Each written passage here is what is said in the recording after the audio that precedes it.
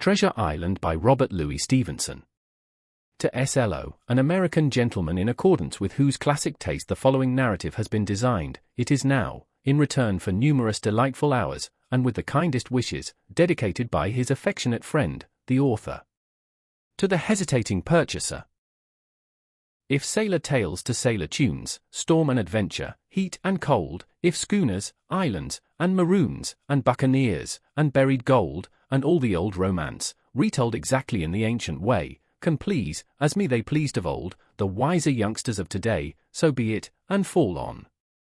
If not, if studious youth no longer crave, his ancient appetites forgot, Kingston, or Ballantine the Brave, or Cooper of the Wood and Wave, so be it, also. And may I and all my pirates share the grave where these and their creations lie. Part 1. The Old Buccaneer. Chapter 1. The Old Sea Dog at the Admiral Benbow. Squire Trelawney, Dr. Livesey, and the rest of these gentlemen having asked me to write down the whole particulars about Treasure Island, from the beginning to the end, keeping nothing back but the bearings of the island, and that only because there is still treasure not yet lifted, I take up my pen in the year of grace 17. And go back to the time when my father kept the Admiral Benbow in, and the brown old seaman with the sabre cut first took up his lodging under our roof. I remember him as if it were yesterday, as he came plodding to the inn door, his sea chest following behind him in a hand-barrow. A tall, strong, heavy, nut-brown man, his tarry pigtail falling over the shoulder of his soiled blue coat, his hands ragged and scarred, with black, broken nails, and the sabre cut across one cheek, a dirty, livid white. I remember him looking round the cove and whistling to himself as he did so, and then breaking out in that old sea song that he sang so often afterwards, 15 men on the dead man's chest, yo-ho-ho, and a bottle of rum. In the high, old tottering voice that seemed to have been tuned and broken at the capstan bars. Then he rapped on the door with a bit of stick like a handspike that he carried, and when my father appeared, called roughly for a glass of rum. This, when it was brought to him, he drank slowly, like a connoisseur, lingering on the taste and still looking about him at the cliffs and up at our signboard. This is a handy cove, says he at length, and a pleasant situated grog shop. Much company, mate. My father told him no, very little company, the more was the pity. Well, then, said he, this is the berth for me. Here you, matey, he cried to the man who trundled the barrow, bring up alongside and help up my chest. I'll stay here a bit, he continued. I'm a plain man, rum and bacon and eggs is what I want, and that head up there for to watch ships off. What you mort call me? You mort call me captain. Oh, I see what you're at there. And he threw down 3 or 4 gold pieces on the threshold. You can tell me when I've worked through that, says he, looking as fierce as a commander. And indeed bad as his clothes were and coarsely as he spoke, he had none of the appearance of a man who sailed before the mast, but seemed like a mate or skipper accustomed to be obeyed or to strike.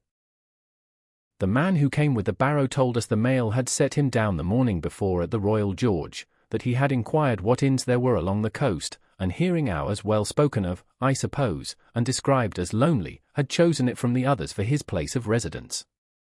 And that was all we could learn of our guest. He was a very silent man by custom. All day he hung round the cove or upon the cliffs with a brass telescope. All evening he sat in a corner of the parlour next the fire and drank rum and water very strong. Mostly he would not speak when spoken to, only look up sudden and fierce and blow through his nose like a foghorn, and we and the people who came about our house soon learned to let him be. Every day when he came back from his stroll he would ask if any seafaring men had gone by along the road. At first we thought it was the want of company of his own kind that made him ask this question, but at last we began to see he was desirous to avoid them. When a seaman did put up at the Admiral Benbow, as now and then some did, making by the coast road for Bristol, he would look in at him through the curtained door before he entered the parlour, and he was always sure to be as silent as a mouse when any such was present. For me, at least, there was no secret about the matter, for I was, in a way, a sharer in his alarms. He had taken me aside one day and promised me a silver 4penny on the 1st of every month if I would only keep my weather eye open for a seafaring man with one leg and let him know the moment he appeared. Often enough when the first of the month came round and I applied to him for my wage, he would only blow through his nose at me and stare me down, but before the week was out he was sure to think better of it, bring me my fourpenny piece, and repeat his orders to look out for the seafaring man with one leg. How that personage haunted my dreams, I need scarcely tell you. On stormy nights, when the wind shook the four corners of the house and the surf roared along the cove and up the cliffs, I would see him in 1,000 forms, and with 1,000 diabolical expressions. Now the leg would be cut off at the knee, now at the hip, now he was a monstrous kind of a creature who had never had but the one leg, and that in the middle of his body. To see him leap and run and pursue me over hedge and ditch was the worst of nightmares. And altogether I paid pretty dear for my monthly fourpenny piece, in the shape of these abominable fancies. But though I was so terrified by the idea of the seafaring man with one leg, I was far less afraid of the captain himself than anybody else who knew him. There were nights when he took a deal more rum and water than his head would carry, and then he would sometimes sit and sing his wicked, old, wild sea songs, minding nobody. But sometimes he would call for glasses round and force all the trembling company to listen to his stories or bear a chorus to his singing.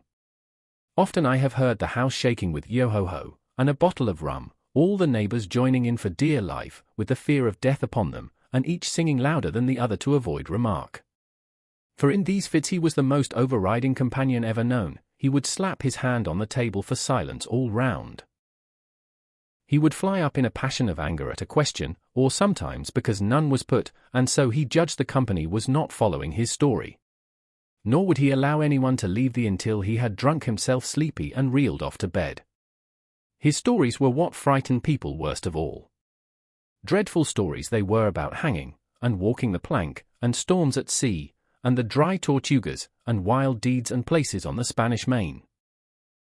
By his own account he must have lived his life among some of the wickedest men that God ever allowed upon the sea, and the language in which he told these stories shocked our plain country people almost as much as the crimes that he described. My father was always saying the inn would be ruined, for people would soon cease coming there to be tyrannized over and put down, and sent shivering to their beds, but I really believe his presence did us good. People were frightened at the time, but on looking back they rather liked it. It was a fine excitement in a quiet country life, and there was even a party of the younger men who pretended to admire him, calling him a true sea dog and a real old salt and such like names, and saying there was the sort of man that made England terrible at sea. In one way, indeed, he bade fair to ruin us, for he kept on staying week after week, and at last month after month, so that all the money had been long exhausted, and still my father never plucked up the heart to insist on having more. If ever he mentioned it, the captain blew through his nose so loudly that you might say he roared, and stared my poor father out of the room. I have seen him wringing his hands after such a rebuff, and I am sure the annoyance and the terror he lived in must have greatly hastened his early and unhappy death. All the time he lived with us the captain made no change whatever in his dress but to buy some stockings from a hawker. One of the cocks of his hat having fallen down, he let it hang from that day forth, though it was a great annoyance when it blew. I remember the appearance of his coat, which he patched himself upstairs in his room, and which, before the end, was nothing but patches. He never wrote or received a letter, and he never spoke with any but the neighbors, and with these, for the most part, only when drunk on rum. The great sea chest none of us had ever seen open. He was only once crossed, and that was towards the end, when my poor father was far gone in a decline that took him off. Dr. Livesey came late one afternoon to see the patient, took a bit of dinner from my mother, and went into the parlour to smoke a pipe until his horse should come down from the hamlet, for we had no stabling at the old Benbow. I followed him in, and I remember observing the contrast the neat, bright doctor, with his powder as white as snow and his bright, black eyes and pleasant manners, made with the coltish country folk, and above all, with that filthy, heavy, blid scarecrow of a pirate of ours, sitting, far gone in rum, with his arms on the table. Suddenly he the captain, that is, began to pipe up his eternal song, 15 men on the dead man's chest, yo-ho-ho, and a bottle of rum. Drink and the devil had done for the rest, yo-ho-ho, and a bottle of rum. At first I had supposed the dead man's chest to be that identical big box of his upstairs in the front room, and the thought had been mingled in my nightmares with that of the one-legged seafaring man. But by this time we had all long ceased to pay any particular notice to the song. It was new, that night, to nobody but Dr. Livesey, and on him I observed it did not produce an agreeable effect, for he looked up for a moment quite angrily before he went on with his talk to old Taylor, the gardener, on a new cure for the rheumatics. In the meantime, the captain gradually brightened up at his own music, and at last flapped his hand upon the table before him in a way we all knew to mean silence. The voices stopped at once, all but Dr. Livesey's. He went on as before, speaking clear and kind and drawing briskly at his pipe between every word or two. The captain glared at him for a while, flapped his hand again, glared still harder, and at last broke out with a villainous, low oath, "Silence, there, between decks! Were you addressing me, sir?" says the doctor. And when the ruffian had told him, with another oath, that this was so, "I have only one thing to say to you, sir," replies the doctor, "that if you keep on drinking rum, the world will soon be quit of a very dirty scoundrel." The old fellow's fury was awful. He sprang to his feet, drew and opened a sailor's clasp knife, and balancing it open on the palm of his hand, threatened to pin the doctor to the wall. The doctor never so much as moved. He spoke to him as before, over his shoulder and in the same tone of voice, rather high, so that all the room might hear, but perfectly calm and steady. "If you do not put that knife this instant in your pocket, I promise, upon my honor, you shall hang at the next assizes." Then followed a battle of looks between them, but the captain soon knuckled under, put up his weapon, and resumed his seat, grumbling like a beaten dog. "And now, sir," continued the doctor, "since I now know there's such a fellow in my district, you may count I'll have an eye upon you day and night. I'm not a doctor only, I'm a magistrate, and if I catch a breath of complaint against you, if it's only for a piece of incivility like tonight's, I'll take effectual means to have you hunted down and routed out of this. Let that suffice." Soon after, Dr. Livesey's horse came to the door and he rode away, but the captain held his peace that evening, and for many evenings to come. Chapter 2, Black Dog Appears and Disappears. It was not very long after this that there occurred the first of the mysterious events that rid us at last of the captain, though not, as you will see, of his affairs. It was a bitter cold winter, with long, hard frosts and heavy gales. And it was plain from the first that my poor father was little likely to see the spring.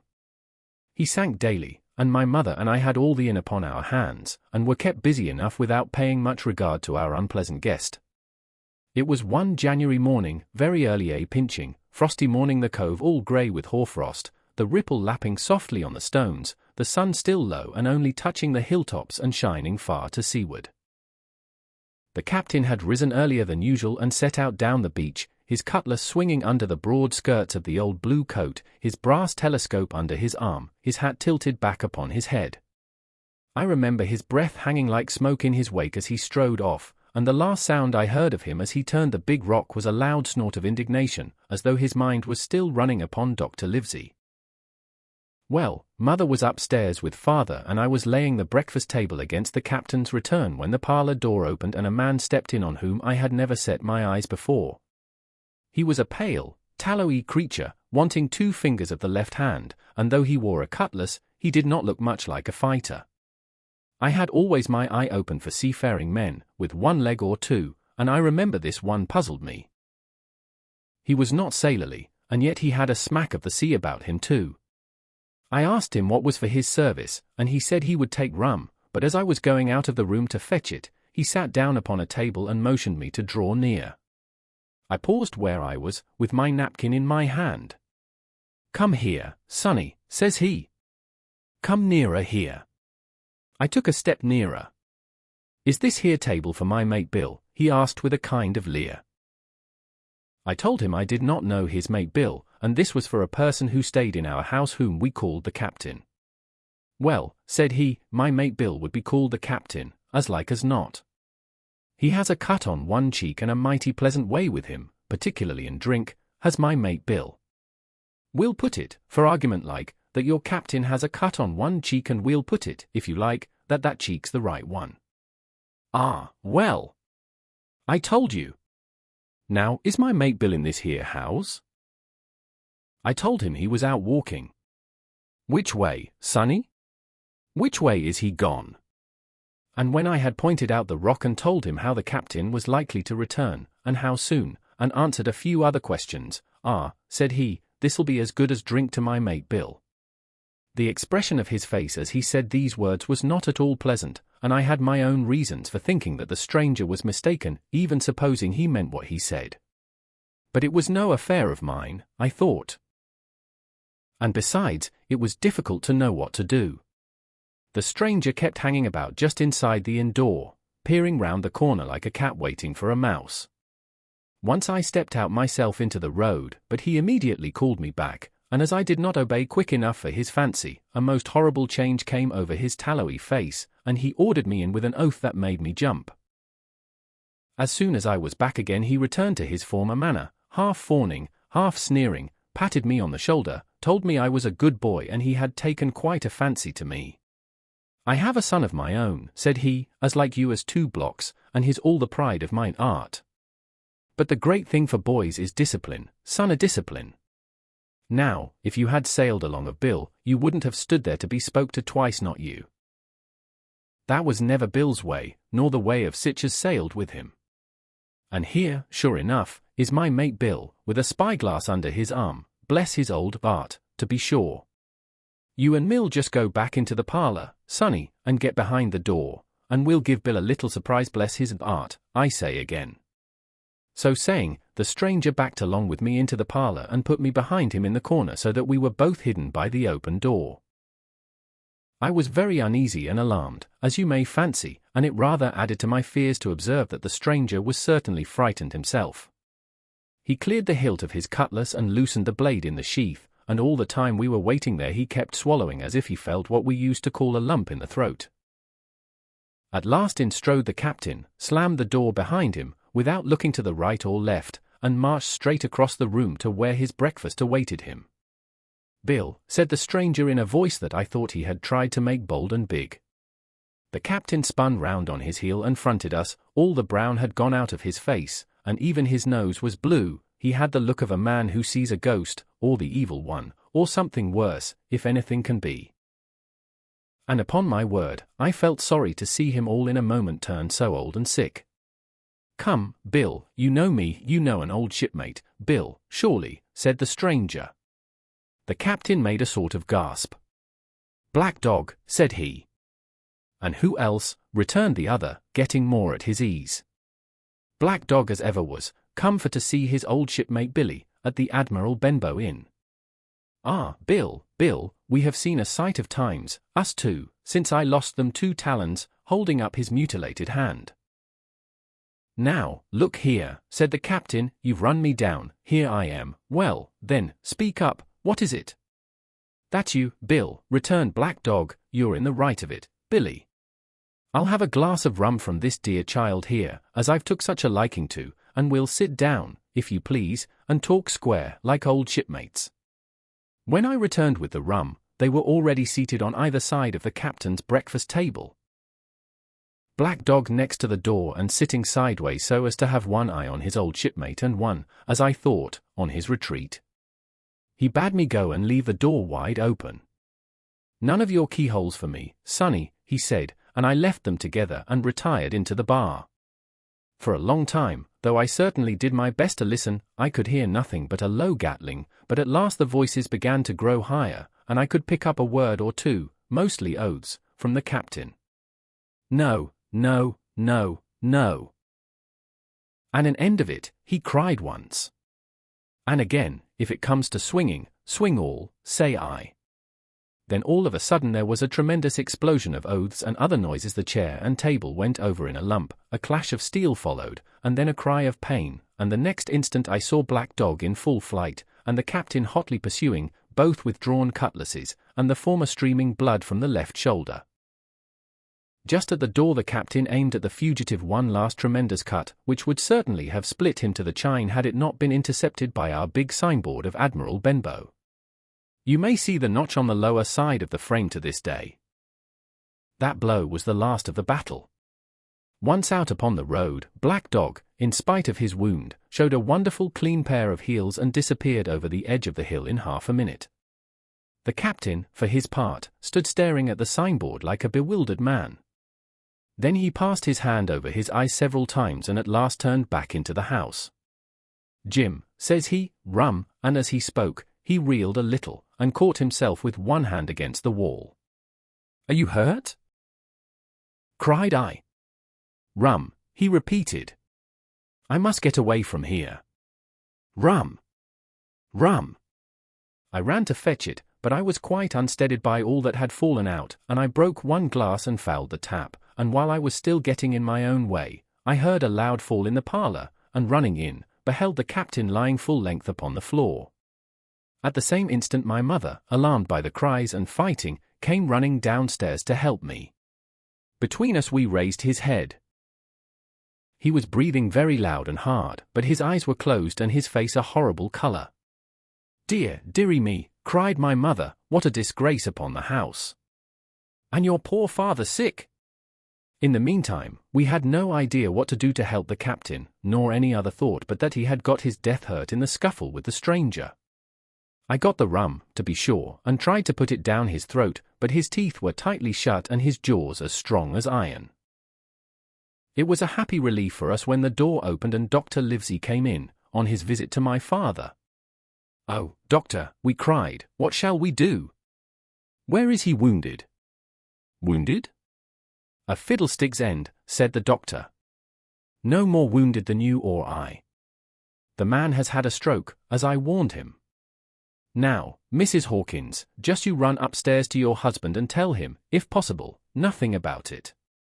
For my part, I must do my best to save this fellow's trebly worthless life. Jim, you get me a basin." When I got back with the basin, the doctor had already ripped up the captain's sleeve and exposed his great sinewy arm. It was tattooed in several places.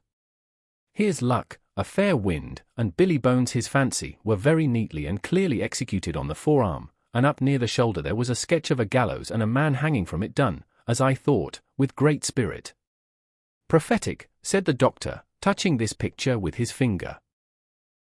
"And now, Master Billy Bones, if that be your name, we'll have a look at the colour of your blood." "Jim," he said, "are you afraid of blood?" "No, sir," said I. "Well, then," said he, "you hold the basin," and with that he took his lancet and opened a vein. A great deal of blood was taken before the captain opened his eyes and looked mistily about him. First he recognized the doctor with an unmistakable frown, then his glance fell upon me, and he looked relieved. But suddenly his colour changed, and he tried to raise himself, crying, "Where's Black Dog?" "There is no black dog here," said the doctor, "except what you have on your own back. You have been drinking rum, you have had a stroke, precisely as I told you, and I have just, very much against my own will, dragged you headforemost out of the grave." "Now, Mr. Bones, that's not my name," he interrupted. "Much I care," returned the doctor. "It's the name of a buccaneer of my acquaintance. And I call you by it for the sake of shortness, and what I have to say to you is this: one glass of rum won't kill you, but if you take one you'll take another and another, and I stake my wig if you don't break off short, you'll die. Do you understand that? Die, and go to your own place, like the man in the Bible. Come, now, make an effort. I'll help you to your bed for once." Between us, with much trouble, we managed to hoist him upstairs, and laid him on his bed, where his head fell back on the pillow as if he were almost fainting. "Now, mind you," said the doctor, "I clear my conscience, the name of rum for you is death." And with that he went off to see my father, taking me with him by the arm. "This is nothing," he said as soon as he had closed the door. "I have drawn blood enough to keep him quiet a while. He should lie for a week where he is. That is the best thing for him and you, but another stroke would settle him."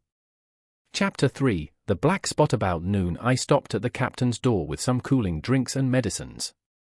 He was lying very much as we had left him, only a little higher, and he seemed both weak and excited. "Jim," he said, "you're the only one here that's worth anything, and you know I've been always good to you. Never a month but I've given you a silver fourpenny for yourself. And now you see, mate, I'm pretty low, and deserted by all, and Jim, you'll bring me one noggin of rum, now, won't you, matey?" "The doctor," I began.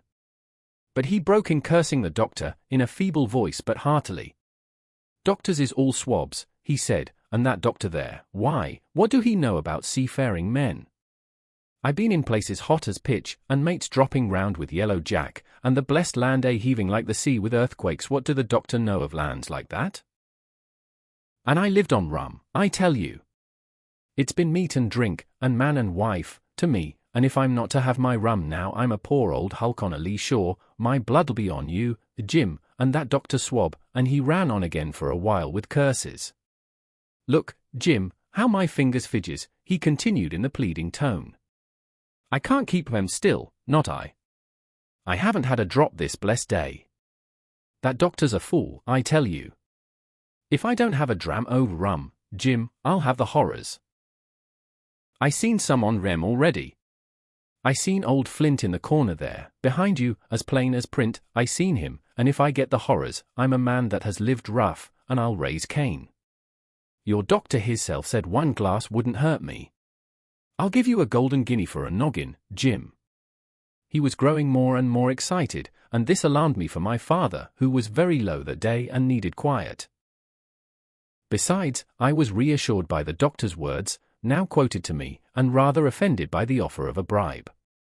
I want none of your money, said I, but what you owe my father. I'll get you 1 glass, and no more. When I brought it to him, he seized it greedily and drank it out. Aye, said he, that's some better, sure enough. And now, matey, did that doctor say how long I was to lie here in this old berth? A week at least, said I. Thunder, he cried. A week? I can't do that. They'd have the black spot on me by then. The lubbers is going about to get the wind of me this blessed moment, lubbers as couldn't keep what they got, and want to nail what is another's. Is that seamanly behaviour, now, I want to know? But I'm a saving soul. I never wasted good money of mine, nor lost it neither, and I'll trick him again. I'm not afraid on wem. I'll shake out another reef, matey, and daddle them again. As he was thus speaking, he had risen from bed with great difficulty, holding to my shoulder with a grip that almost made me cry out, and moving his legs like so much dead weight. His words, spirited as they were in meaning, contrasted sadly with the weakness of the voice in which they were uttered. He paused when he had got into a sitting position on the edge. That doctor's done me, he murmured. My ears is singing. Lay me back. Before I could do much to help him he had fallen back again to his former place, where he lay for a while silent. Jim, he said at length, you saw that seafaring man today? Black Dog? I asked. Ah. Black Dog, says he. He's a bad a-un, but there's worse that put him on. Now, if I can't get away nohow, and they tip me the black spot, mind you, it's my old sea chest thereafter, you get on a horse you can't you? Well, then, you get on a horse, and go to yes, I will. To that eternal Dr. Swab, and tell him to pipe all hands magistrates and sich and he'll leg aboard at the Admiral Benbow old Flint's crew, man and boy, all on that's left. I was first mate, I was old Flint's first mate, and I'm the only one as knows the place. He gave it me at Savannah when he lay dying, like as if I was to now, you see. But you won't peach unless they get the black spot on me, or unless you see that Black Dog again or a seafaring man with 1 leg, Jim. Him above all. But what is the black spot, Captain? I asked. That's a summons, mate. I'll tell you if they get that. But you keep your weather eye open, Jim, and I'll share with you equals, upon my honour. He wandered a little longer, his voice growing weaker, but soon after I had given him his medicine, which he took like a child, with the remark, if ever a seaman wanted drugs, it's me, he fell at last into a heavy, swoon-like sleep, in which I left him. What I should have done had all gone well I do not know. Probably I should have told the whole story to the doctor, for I was in mortal fear lest the captain should repent of his confessions and make an end of me. But as things fell out, my poor father died quite suddenly that evening, which put all other matters on one side. Our natural distress, the visits of the neighbours, the arranging of the funeral, and all the work of the inn to be carried on in the meanwhile kept me so busy that I had scarcely time to think of the captain, far less to be afraid of him. He got downstairs next morning, to be sure, and had his meals as usual, though he ate little and had more, I am afraid, than his usual supply of rum, for he helped himself out of the bar, scowling and blowing through his nose, and no one dared to cross him.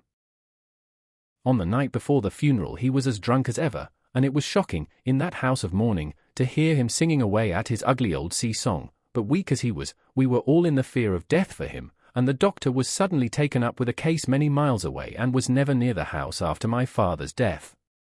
I have said the captain was weak, and indeed he seemed rather to grow weaker than regain his strength. He clambered up and down stairs, and went from the parlour to the bar and back again, and sometimes put his nose out of doors to smell the sea, holding on to the walls as he went for support and breathing hard and fast like a man on a steep mountain. He never particularly addressed me, and it is my belief he had as good as forgotten his confidences, but his temper was more flighty, and allowing for his bodily weakness, more violent than ever. He had an alarming way now when he was drunk of drawing his cutlass and laying it bare before him on the table. But with all that, he minded people less and seemed shut up in his own thoughts and rather wandering. Once, for instance, to our extreme wonder, he piped up to a different air, a kind of country love song that he must have learned in his youth before he had begun to follow the sea. So things passed until, the day after the funeral, and about 3 o'clock of a bitter, foggy, frosty afternoon, I was standing at the door for a moment, full of sad thoughts about my father, when I saw someone drawing slowly near along the road. He was plainly blind, for he tapped before him with a stick and wore a great green shade over his eyes and nose, and he was hunched, as if with age or weakness, and wore a huge old tattered sea cloak with a hood that made him appear positively deformed. I never saw in my life a more dreadful-looking figure. He stopped a little from the inn, and raising his voice in an odd sing-song, addressed the air in front of him. Will any kind friend inform a poor blind man, who has lost the precious sight of his eyes in the gracious defence of his native country, England, and God bless King George, where or in what part of this country he may now be? You are at the Admiral Benbow, Black Hill Cove, my good man, said I. I hear a voice, said he, a young voice. Will you give me your hand, my kind young friend, and lead me in? I held out my hand, and the horrible, soft-spoken, eyeless creature gripped it in a moment like a vice. I was so much startled that I struggled to withdraw, but the blind man pulled me close up to him with a single action of his arm. Now, boy, he said, take me into the captain. Sir, said I, upon my word I dare not. Oh, he sneered, that's it. Take me in straight or I'll break your arm. And he gave it, as he spoke, a wrench that made me cry out. Sir, said I, it is for yourself I mean. The captain is not what he used to be. He sits with a drawn cutlass. Another gentleman come, now, march, interrupted he, and I never heard a voice so cruel, and cold, and ugly as that blind man's. It cowed me more than the pain, and I began to obey him at once, walking straight in at the door and towards the parlour, where our sick old buccaneer was sitting, dazed with rum. The blind man clung close to me, holding me in one iron fist and leaning almost more of his weight on me than I could carry. Lead me straight up to him, and when I'm in view, cry out, here's a friend for you, Bill. If you don't, I'll do this, and with that he gave me a twitch that I thought would have made me faint. Between this and that, I was so utterly terrified of the blind beggar that I forgot my terror of the captain, and as I opened the parlour door, cried out the words he had ordered in a trembling voice. The poor captain raised his eyes, and at one look the rum went out of him and left him staring sober. The expression of his face was not so much of terror as of mortal sickness. He made a movement to rise, but I do not believe he had enough force left in his body. Now, Bill, sit where you are, said the beggar. If I can't see, I can hear a finger stirring. Business is business. Hold out your left hand. Boy, take his left hand by the wrist and bring it near to my right. We both obeyed him to the letter, and I saw him pass something from the hollow of the hand that held his stick into the palm of the captain's, which closed upon it instantly. And now that's done, said the blind man, and at the words he suddenly left hold of me, and with incredible accuracy and nimbleness, skipped out of the parlour and into the road, where, as I still stood motionless, I could hear his stick go tap-tap-tapping into the distance. It was some time before either I or the captain seemed to gather our senses, but at length, and about at the same moment, I released his wrist, which I was still holding, and he drew in his hand and looked sharply into the palm. 10 o'clock, he cried. 6 hours. We'll do them yet, and he sprang to his feet. Even as he did so, he reeled, put his hand to his throat, stood swaying for a moment, and then, with a peculiar sound, fell from his whole height face foremost to the floor. I ran to him at once, calling to my mother. But haste was all in vain. The captain had been struck dead by thundering apoplexy. It is a curious thing to understand, for I had certainly never liked the man, though of late I had begun to pity him, but as soon as I saw that he was dead, I burst into a flood of tears. It was the second death I had known, and the sorrow of the first was still fresh in my heart. Chapter 4: The Sea Chest. I lost no time, of course, in telling my mother all that I knew, and perhaps should have told her long before, and we saw ourselves at once in a difficult and dangerous position. Some of the man's money, if he had any, was certainly due to us, but it was not likely that our captain's shipmates, above all the 2 specimens seen by me, Black Dog and the blind beggar, would be inclined to give up their booty in payment of the dead man's debts. The captain's order to mount at once and ride for Dr. Livesey would have left my mother alone and unprotected, which was not to be thought of. Indeed, it seemed impossible for either of us to remain much longer in the house. The fall of coals in the kitchen grate, the very ticking of the clock, filled us with alarms. The neighborhood, to our ears, seemed haunted by approaching footsteps. And what between the dead body of the captain on the parlor floor and the thought of that detestable blind beggar hovering near at hand and ready to return, there were moments when, as the saying goes, I jumped in my skin for terror. Something must speedily be resolved upon, and it occurred to us at last to go forth together and seek help in the neighboring hamlet. No sooner said than done. Bareheaded as we were, we ran out at once in the gathering evening and the frosty fog. The hamlet lay not many 100 yards away, though out of view, on the other side of the next cove, and what greatly encouraged me, it was in an opposite direction from that whence the blind man had made his appearance and whither he had presumably returned. We were not many minutes on the road, though we sometimes stopped to lay hold of each other and hearken. But there was no unusual sound, nothing but the low wash of the ripple and the croaking of the inmates of the wood. It was already candlelight when we reached the hamlet, and I shall never forget how much I was cheered to see the yellow shine in doors and windows, but that, as it proved, was the best of the help we were likely to get in that quarter. For you would have thought men would have been ashamed of themselves, no soul would consent to return with us to the Admiral Benbow. The more we told of our troubles, the more man, woman, and child they clung to the shelter of their houses. The name of Captain Flint, though it was strange to me, was well enough known to some there and carried a great weight of terror. Some of the men who had been to field work on the far side of the Admiral Benbow remembered, besides, to have seen several strangers on the road, and taking them to be smugglers, to have bolted away, and one at least had seen a little lugger in what we called Kit's Hole. For that matter, anyone who was a comrade of the captain's was enough to frighten them to death. And the short and the long of the matter was, that while we could get several who were willing enough to ride to Dr. Livesey's, which lay in another direction, not one would help us to defend the inn. They say cowardice is infectious, but then argument is, on the other hand, a great emboldener, and so when each had said his say, my mother made them a speech. She would not, she declared, lose money that belonged to her fatherless boy, if none of the rest of you dare, she said, Jim and I dare. Back we will go, the way we came, and small thanks to you big, hulking, chicken-hearted men. We'll have that chest open if we die for it. And I'll thank you for that bag, Mrs. Crossley, to bring back our lawful money in. Of course I said I would go with my mother, and of course they all cried out at our foolhardiness, but even then not a man would go along with us. All they would do was to give me a loaded pistol lest we were attacked, and to promise to have horses ready saddled in case we were pursued on our return, while one lad was to ride forward to the doctor's in search of armed assistance.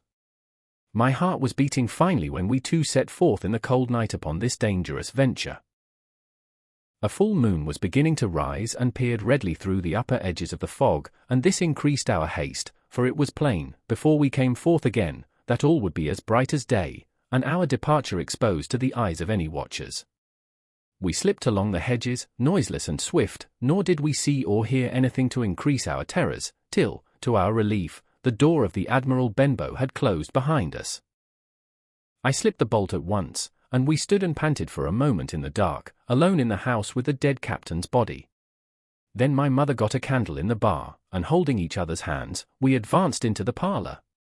He lay as we had left him, on his back, with his eyes open and one arm stretched out. "Draw down the blind, Jim," whispered my mother, "they might come and watch outside." "And now," said she when I had done so, "we have to get the key off underscore that." "Underscore and who's to touch it, I should like to know," and she gave a kind of sob as she said the words. I went down on my knees at once. On the floor close to his hand there was a little round of paper, blackened on the one side. I could not doubt that this was the underscore black spot, underscore, and taking it up, I found written on the other side, in a very good, clear hand, this short message: "You have till 10 tonight." "He had till 10, mother," said I, and just as I said it, our old clock began striking. This sudden noise startled us shockingly, but the news was good, for it was only 6. "Now, Jim," she said, "that key." I felt in his pockets, one after another. A few small coins, a thimble, and some thread and big needles, a piece of pigtail tobacco bitten away at the end, his gully with the crooked handle, a pocket compass, and a tinder box were all that they contained, and I began to despair. "Perhaps it's round his neck," suggested my mother. Overcoming a strong repugnance, I tore open his shirt at the neck, and there, sure enough, hanging to a bit of tarry string, which I cut with his own gully, we found the key. At this triumph we were filled with hope and hurried upstairs without delay to the little room where he had slept so long and where his box had stood since the day of his arrival. It was like any other seaman's chest on the outside, the initial B burned on the top of it with a hot iron, and the corners somewhat smashed and broken as by long, rough usage. "Give me the key," said my mother, and though the lock was very stiff, she had turned it and thrown back the lid in a twinkling. A strong smell of tobacco and tar rose from the interior, but nothing was to be seen on the top except a suit of very good clothes, carefully brushed and folded. They had never been worn, my mother said. Under that, the miscellany began: a quadrant, a tin cannikin, several sticks of tobacco, 2 brace of very handsome pistols, a piece of bar silver, an old Spanish watch and some other trinkets of little value and mostly of foreign make, a pair of compasses mounted with brass, and 5 or 6 curious West Indian shells. I have often wondered since why he should have carried about these shells with him in his wandering, guilty, unhunted life. In the meantime, we had found nothing of any value but the silver and the trinkets, and neither of these were in our way. Underneath there was an old boat cloak, whitened with sea salt on many a harbour bar. My mother pulled it up with impatience, and there lay before us, the last things in the chest, a bundle tied up in oilcloth, and looking like papers, and a canvas bag that gave forth, at a touch, the jingle of gold. "I'll show these rogues that I'm an honest woman," said my mother. "I'll have my dues, and not a farthing over. Hold Mrs. Crossley's bag." And she began to count over the amount of the captain's score from the sailor's bag into the one that I was holding. It was a long, difficult business, for the coins were of all countries and sizes, doubloons, and louis d'ors, and guineas, and pieces of 8, and I know not what besides, all shaken together at random. The guineas, too, were about the scarcest, and it was with these only that my mother knew how to make her count. When we were about halfway through, I suddenly put my hand upon her arm, for I had heard in the silent frosty air a sound that brought my heart into my mouth, the tap-tapping of the blind man's stick upon the frozen road. It drew nearer and nearer, while we sat holding our breath. Then it struck sharp on the inn door, and then we could hear the handle being turned and the bolt rattling as the wretched being tried to enter, and then there was a long time of silence both within and without. At last the tapping recommenced, and, to our indescribable joy and gratitude, died slowly away again until it ceased to be heard. "Mother," said I, "take the whole and let's be going," for I was sure the bolted door must have seemed suspicious and would bring the whole hornet's nest about our ears, though how thankful I was that I had bolted it, none could tell who had never met that terrible blind man. But my mother, frightened as she was, would not consent to take a fraction more than was due to her and was obstinately unwilling to be content with less. It was not yet 7, she said, by a long way. She knew her rights and she would have them, and she was still arguing with me when a little low whistle sounded a good way off upon the hill. That was enough, and more than enough, for both of us. "I'll take what I have," she said, jumping to her feet. "And I'll take this to square the count," said I, picking up the oilskin packet. Next moment we were both groping downstairs, leaving the candle by the empty chest, and the next we had opened the door and were in full retreat. We had not started a moment too soon. The fog was rapidly dispersing, already the moon shone quite clear on the high ground on either side, and it was only in the exact bottom of the dell and round the tavern door that a thin veil still hung unbroken to conceal the first steps of our escape. Far less than halfway to the hamlet, very little beyond the bottom of the hill, we must come forth into the moonlight. Nor was this all, for the sound of several footsteps running came already to our ears, and as we looked back in their direction, a light tossing to and fro and still rapidly advancing showed that one of the newcomers carried a lantern. "My dear," said my mother suddenly, "take the money and run on. I am going to faint." This was certainly the end for both of us, I thought. How I cursed the cowardice of the neighbors. How I blamed my poor mother for her honesty and her greed, for her past foolhardiness and present weakness. We were just at the little bridge, by good fortune, and I helped her, tottering as she was, to the edge of the bank, where, sure enough, she gave a sigh and fell on my shoulder. I do not know how I found the strength to do it at all, and I am afraid it was roughly done, but I managed to drag her down the bank and a little way under the arch. Farther I could not move her, for the bridge was too low to let me do more than crawl below it.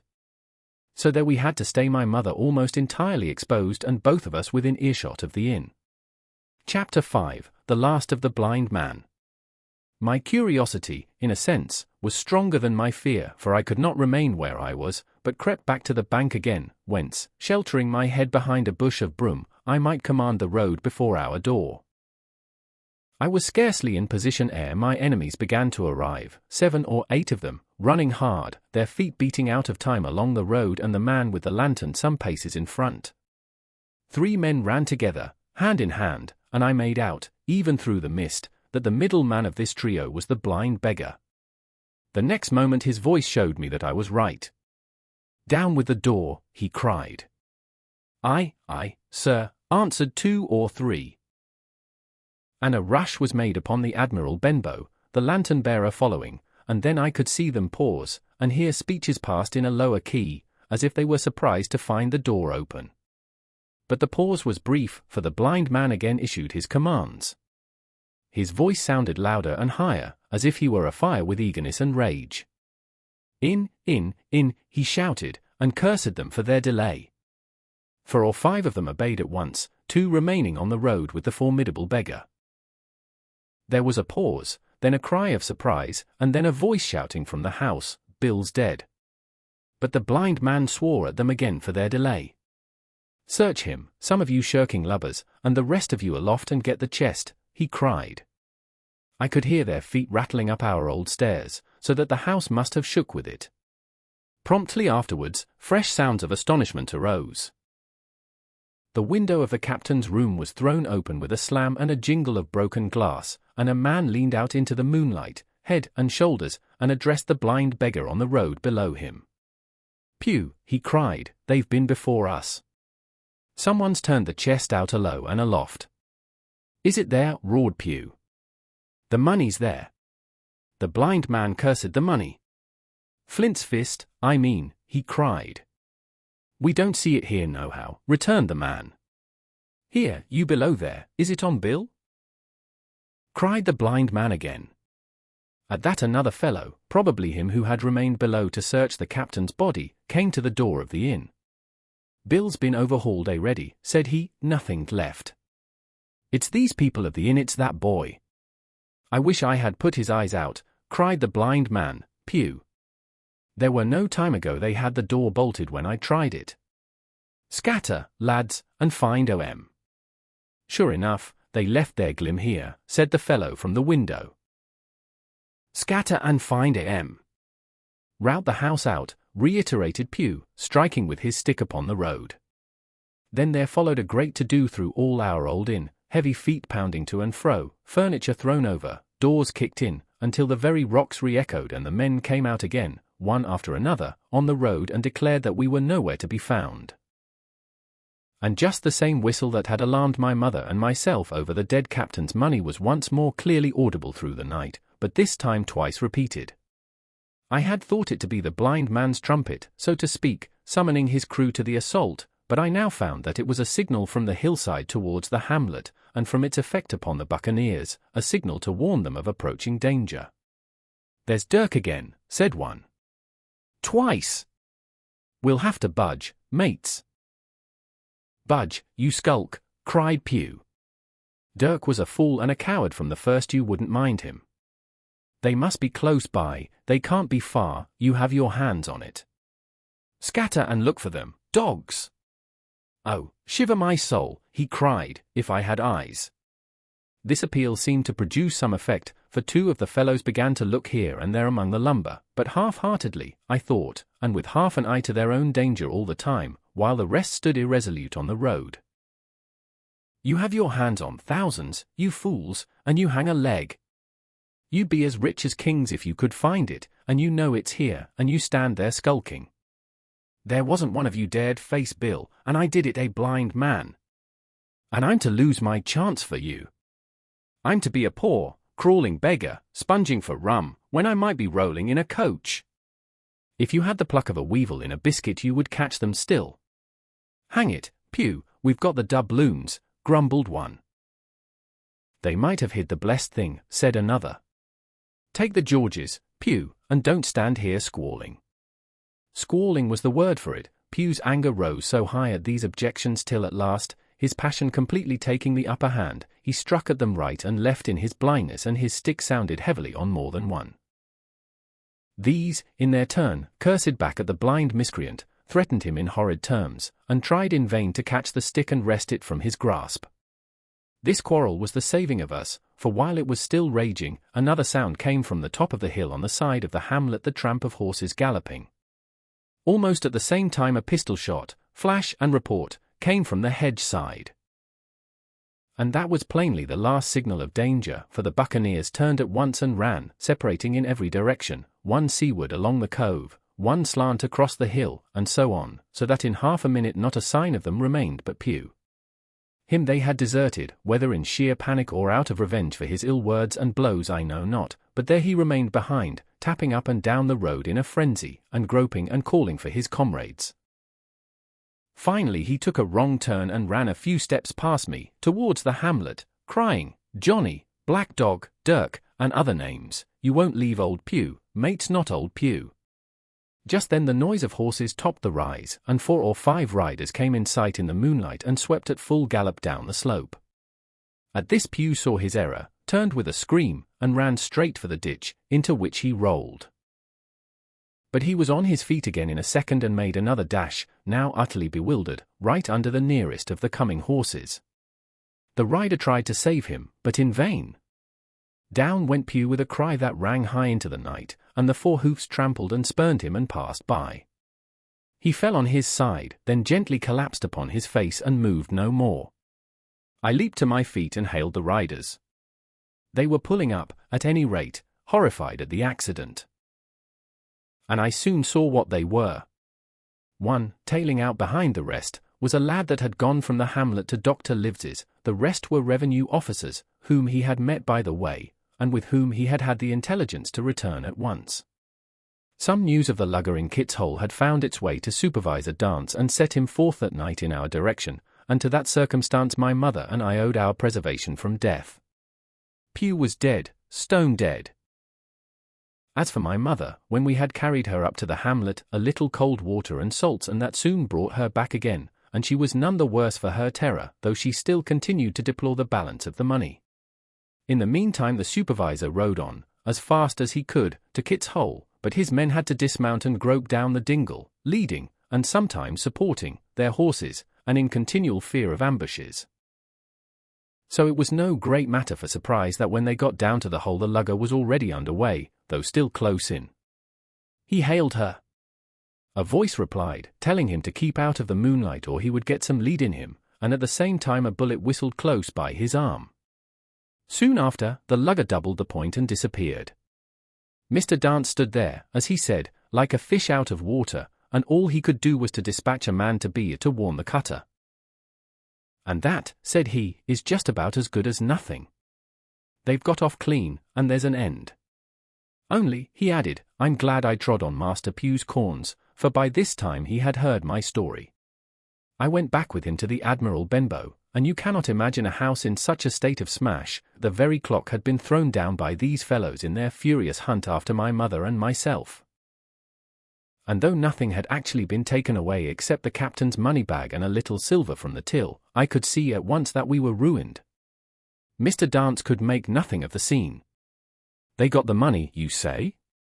Well, then, Hawkins, what in fortune were they after? More money, I suppose. No, sir, not money, I think, replied I. In fact, sir, I believe I have the thing in my breast pocket, and to tell you the truth, I should like to get it put in safety. To be sure, boy. Quite right, said he. I'll take it, if you like. I thought perhaps Dr. Livesey, I began. Perfectly right, he interrupted very cheerily, perfectly right, a gentleman and a magistrate.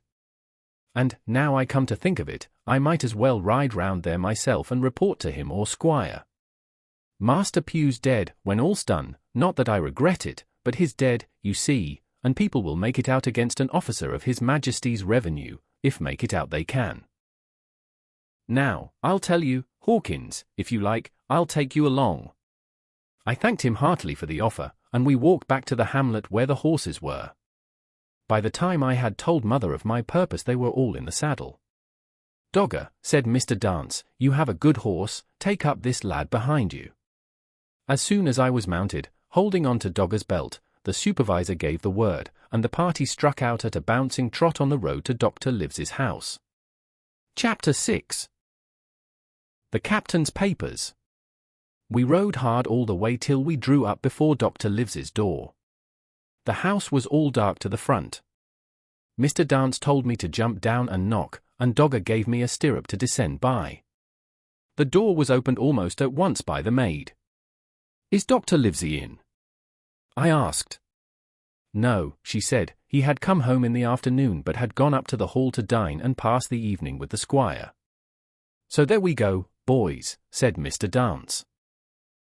This time, as the distance was short, I did not mount, but ran with Dogger's stirrup leather to the lodge gates and up the long, leafless, moonlit avenue to where the white line of the hall buildings looked on either hand on great old gardens. Here Mr. Dance dismounted, and taking me along with him, was admitted at a word into the house. The servant led us down a matted passage and showed us at the end into a great library, all lined with bookcases and busts upon the top of them, where the squire and Dr. Livesey sat, pipe in hand, on either side of a bright fire. I had never seen the squire so near at hand. He was a tall man, over 6 feet high, and broad in proportion, and he had a bluff, rough and ready face, all roughened and reddened and lined in his long travels. His eyebrows were very black, and moved readily, and this gave him a look of some temper, not bad, you would say, but quick and high. Come in, Mr. Dance, says he, very stately and condescending. Good evening, Dance, says the doctor with a nod. And good evening to you, friend Jim. What good wind brings you here? The supervisor stood up straight and stiff and told his story like a lesson. And you should have seen how the two gentlemen leaned forward and looked at each other, and forgot to smoke in their surprise and interest. When they heard how my mother went back to the inn, Dr. Livesey fairly slapped his thigh, and the squire cried "Bravo!" and broke his long pipe against the grate. Long before it was done, Mr. Trelawney, that, you will remember, was the squire's name, had got up from his seat and was striding about the room, and the doctor, as if to hear the better, had taken off his powdered wig and sat there looking very strange indeed with his own close-cropped black poll. At last Mr. Dance finished the story. Mr. Dance, said the squire, you are a very noble fellow. And as for riding down that black, atrocious miscreant, I regard it as an act of virtue, sir, like stamping on a cockroach. This lad Hawkins is a trump, I perceive. Hawkins, will you ring that bell? Mr. Dance must have some ale. And so, Jim, said the doctor, you have the thing that they were after, have you? Here it is, sir, said I, and gave him the oilskin packet. The doctor looked it all over, as if his fingers were itching to open it, but instead of doing that, he put it quietly in the pocket of his coat. "Squire," said he, "when Dance has had his ale he must, of course, be off on his Majesty's service. But I mean to keep Jim Hawkins here to sleep at my house, and with your permission, I propose we should have up the cold pie and let him sup." "As you will, Livesey," said the squire, "Hawkins has earned better than cold pie." So a big pigeon pie was brought in and put on a side table, and I made a hearty supper, for I was as hungry as a hawk, while Mr. Dance was further complimented and at last dismissed. "And now, squire," said the doctor. "And now, Livesey," said the squire in the same breath. One at a time, laughed Dr. Livesey. "You have heard of this Flint, I suppose?" "Heard of him," cried the squire. "Heard of him, you say? He was the bloodthirstiest buccaneer that sailed. Blackbeard was a child to Flint. The Spaniards were so prodigiously afraid of him that, I tell you, sir, I was sometimes proud he was an Englishman. I've seen his topsails with these eyes, off Trinidad, and the cowardly son of a rumpuncheon that I sailed with put back, sir, into port of Spain." "Well, I've heard of him myself, in England," said the doctor. "But the point is, had he money?" "Money," cried the squire. "Have you heard the story? What were these villains after but money? What do they care for but money? For what would they risk their rascal carcasses but money?" "That we shall soon know," replied the doctor. "But you are so confoundedly hot-headed and exclamatory that I cannot get a word in.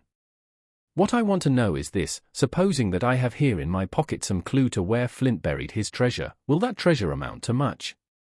"Amount, sir," cried the squire. "It will amount to this. If we have the clue you talk about, I fit out a ship in Bristol dock, and take you and Hawkins here along, and I'll have that treasure if I search a year."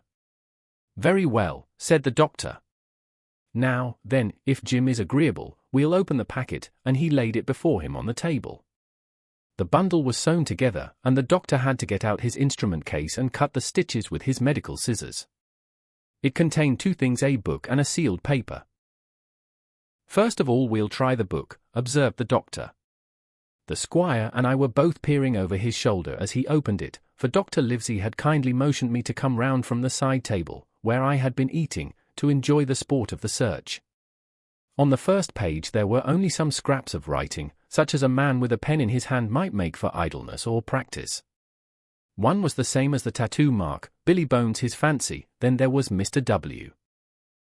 Bones, mate, no more rum, off Palm Key he got it, and some other snatches, mostly single words and unintelligible. I could not help wondering who it was that had got it, and what it was that he got. A knife in his back as like as not. "Not much instruction there," said Dr. Livesey as he passed on. The next 10 or 12 pages were filled with a curious series of entries. There was a date at one end of the line and at the other a sum of money, as in common account books, but instead of explanatory writing, only a varying number of crosses between the two. On the 12th of June, 1745, for instance, a sum of £70 had plainly become due to someone, and there was nothing but 6 crosses to explain the cause. In a few cases, to be sure, the name of a place would be added, as off Caracas, or a mere entry of latitude and longitude, as 62 degrees 17 minutes 20 19 degrees 2 minutes 40. The record lasted over nearly 20 years, the amount of the separate entries growing larger as time went on, and at the end a grand total had been made out after 5 or 6 wrong additions, and these words appended: "Bones, his pile." "I can't make head or tail of this," said Dr. Livesey. "The thing is as clear as noonday," cried the squire. "This is the Black-Hearted Hound's account book. These crosses stand for the names of ships or towns that they sank or plundered. The sums are the scoundrel's share, and where he feared an ambiguity, you see he added something clearer. Off Caracas, now, you see, here was some unhappy vessel boarded off that coast. God help the poor souls that manned her coral long ago." "Right," said the doctor. "See what it is to be a traveller." "Right." "And the amounts increase, you see, as he rose in rank. There was little else in the volume but a few bearings of places noted in the blank leaves towards the end and a table for reducing French, English, and Spanish moneys to a common value. "Thrifty man," cried the doctor. He wasn't the one to be cheated. "And now," said the squire, "for the other." The paper had been sealed in several places with a thimble by way of seal, the very thimble, perhaps, that I had found in the captain's pocket. The doctor opened the seals with great care, and there fell out the map of an island, with latitude and longitude, soundings, names of hills and bays and inlets, and every particular that would be needed to bring a ship to a safe anchorage upon its shores. It was about 9 miles long and 5 across, shaped, you might say, like a fat dragon standing up, and had 2 fine landlocked harbors, and a hill in the center part marked the Spyglass. There were several additions of a later date, but above all, 3 crosses of red ink, 2 on the north part of the island, 1 in the southwest and beside this last, in the same red ink, and in a small, neat hand, very different from the captain's tottery characters, these words, "Bulk of treasure here." Over on the back the same hand had written this further information, "Tall tree, Spyglass shoulder, bearing a point to the N of NNE. Skeleton Island ESE and by E. 10 feet. The bar silver is in the North Cache, you can find it by the trend of the East Hummock, 10 fathoms south of the black crag with the face on it. The arms are easy found, in the Sand Hill, N. Point of North Inlet Cape, bearing E, and a quarter NJF. That was all, but brief as it was, and to me incomprehensible, it filled the squire and Dr. Livesey with delight. "Livesey," said the squire, "you will give up this wretched practice at once. Tomorrow I start for Bristol. In 3 weeks' time. 3 weeks, 2 weeks 10 days will have the best ship, sir, and the choicest crew in England. Hawkins shall come as cabin boy. You'll make a famous cabin boy, Hawkins. You, Livesey, are ship's doctor, I am admiral. We'll take Redruth, Joyce, and Hunter. We'll have favourable winds, a quick passage, and not the least difficulty in finding the spot, and money to eat, to roll in, to play duck and drake with ever after." "Trelawney," said the doctor, "I'll go with you. And I'll go bail for it, so will Jim, and be a credit to the undertaking. There's only one man I'm afraid of." "And who's that?" cried the squire. "Name the dog, sir." "You," replied the doctor, "for you cannot hold your tongue. We are not the only men who know of this paper. These fellows who attacked the inn tonight bold, desperate blades, for sure. And the rest who stayed aboard that lugger, and more, I dare say, not far off, are, one and all, through thick and thin, bound that they'll get that money. We must none of us go alone till we get to sea. Jim and I shall stick together in the meanwhile. You'll take Joyce and Hunter when you ride to Bristol, and from first to last, not one of us must breathe a word of what we've found."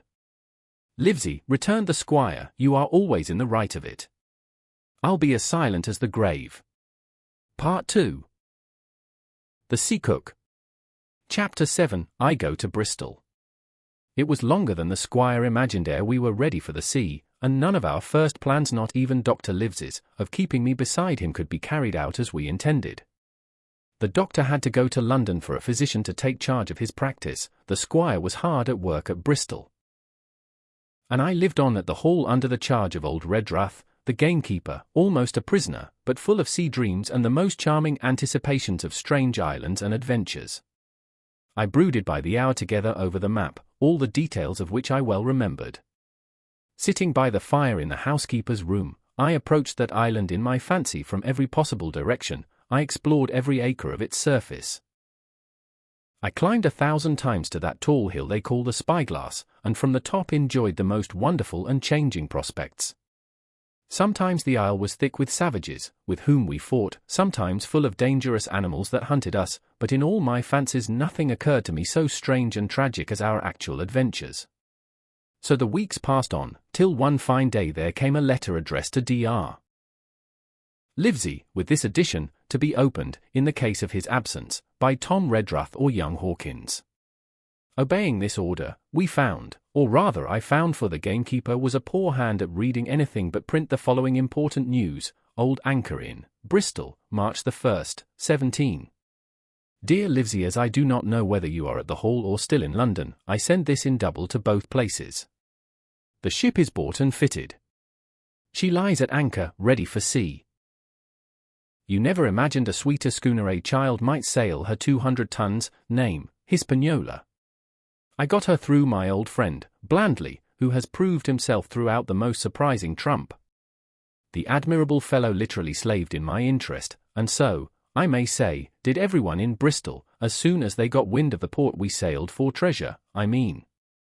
Redruth, said I, interrupting the letter, Dr. Livesey will not like that. The squire has been talking, after all. Well, who's a better right, growled the gamekeeper. A pretty rum go if squire ain't to talk for Dr. Livesey, I should think. At that I gave up all attempts at commentary and read straight on. Blandly himself found the Hispaniola, and by the most admirable management got her for the merest trifle. There is a class of men in Bristol monstrously prejudiced against Blandly. They go the length of declaring that this honest creature would do anything for money, that the Hispaniola belonged to him, and that he sold it me absurdly high, the most transparent calumnies. None of them dare, however, to deny the merits of the ship. So far there was not a hitch. The work people, to be sure, riggers and what not, were most annoyingly slow, but time cured that. It was the crew that troubled me. I wished a round score of men. In case of natives, buccaneers, or the odious French, and I had the worry of the deuce itself to find so much as half a dozen, till the most remarkable stroke of fortune brought me the very man that I required. I was standing on the dock, when, by the merest accident, I fell in talk with him. I found he was an old sailor, kept a public house, knew all the seafaring men in Bristol, had lost his health ashore, and wanted a good berth as cook to get to sea again. He had hobbled down there that morning, he said, to get a smell of the salt. I was monstrously touched, so would you have been, and, out of pure pity, I engaged him on the spot to be ship's cook. Long John Silver, he is called, and has lost a leg, but that I regarded as a recommendation, since he lost it in his country's service, under the immortal Hawke. He has no pension, Livesey. Imagine the abominable age we live in. Well, sir, I thought I had only found a cook, but it was a crew I had discovered. Between Silver and myself we got together in a few days a company of the toughest old salts imaginable, not pretty to look at, but fellows, by their faces, of the most indomitable spirit. I declare we could fight a frigate. Long John even got rid of 2 out of the 6 or 7 I had already engaged. He showed me in a moment that they were just the sort of freshwater swabs we had to fear in an adventure of importance. I am in the most magnificent health and spirits, eating like a bull, sleeping like a tree, yet I shall not enjoy a moment till I hear my old tarpaulins tramping round the capstan. Seaward, ho! Hang the treasure! It's the glory of the sea that has turned my head. So now, Livesey, come post, do not lose an hour, if you respect me. Let young Hawkins go at once to see his mother, with Redruth for a guard, and then both come full speed to Bristol. John Trelawney postscript, I did not tell you that Blandly, who, by the way, is to send a consort after us if we don't turn up by the end of August, had found an admirable fellow for sailing master, a stiff man, which I regret, but in all other respects a treasure. Long John Silver unearthed a very competent man for a mate, a man named Arrow. I have a boatswain who pipes, Livesey.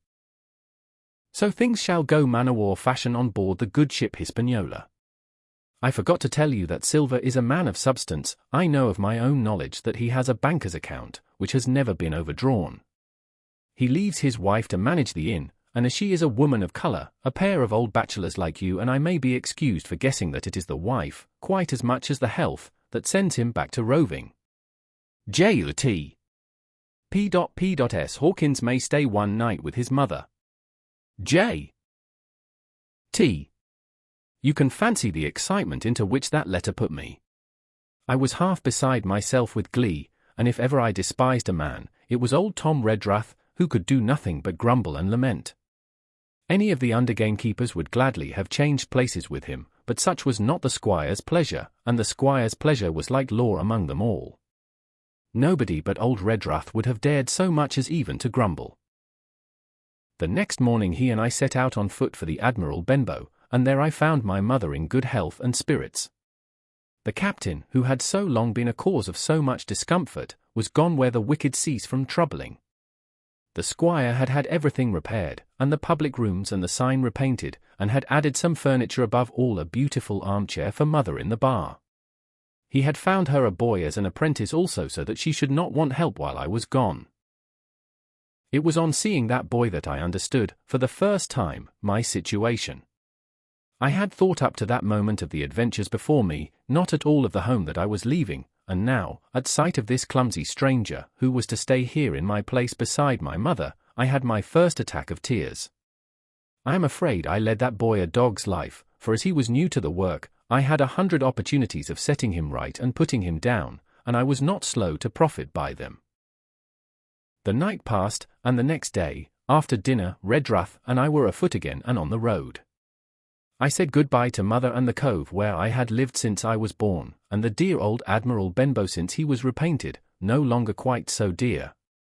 One of my last thoughts was of the captain, who had so often strode along the beach with his cocked hat, his sabre-cut cheek, and his old brass telescope. Next moment we had turned the corner and my home was out of sight. The mail picked us up about dusk at the Royal George on the Heath. I was wedged in between Redruth and a stout old gentleman, and in spite of the swift motion and the cold night air, I must have dozed a great deal from the very first, and then slept like a log up hill and down dale through stage after stage, for when I was awakened at last it was by a punch in the ribs, and I opened my eyes to find that we were standing still before a large building in a city street and that the day had already broken a long time. "Where are we?" I asked. "Bristol," said Tom. "Get down." Mr. Trelawney had taken up his residence at an inn far down the docks to superintend the work upon the schooner. Thither we had now to walk. An hour way, to my great delight, lay along the quays and beside the great multitude of ships of all sizes and rigs and nations. In one, sailors were singing at their work, in another there were men aloft, high over my head, hanging to threads that seemed no thicker than a spider's. Though I had lived by the shore all my life, I seemed never to have been near the sea till then. The smell of tar and salt was something new. I saw the most wonderful figureheads, that had all been far over the ocean.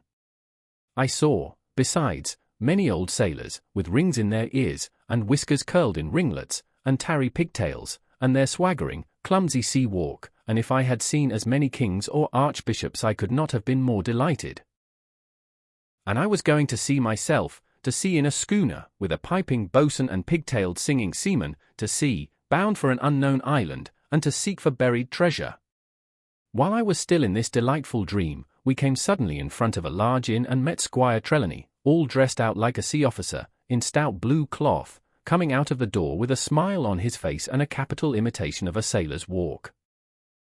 "Here you are," he cried, "and the doctor came last night from London."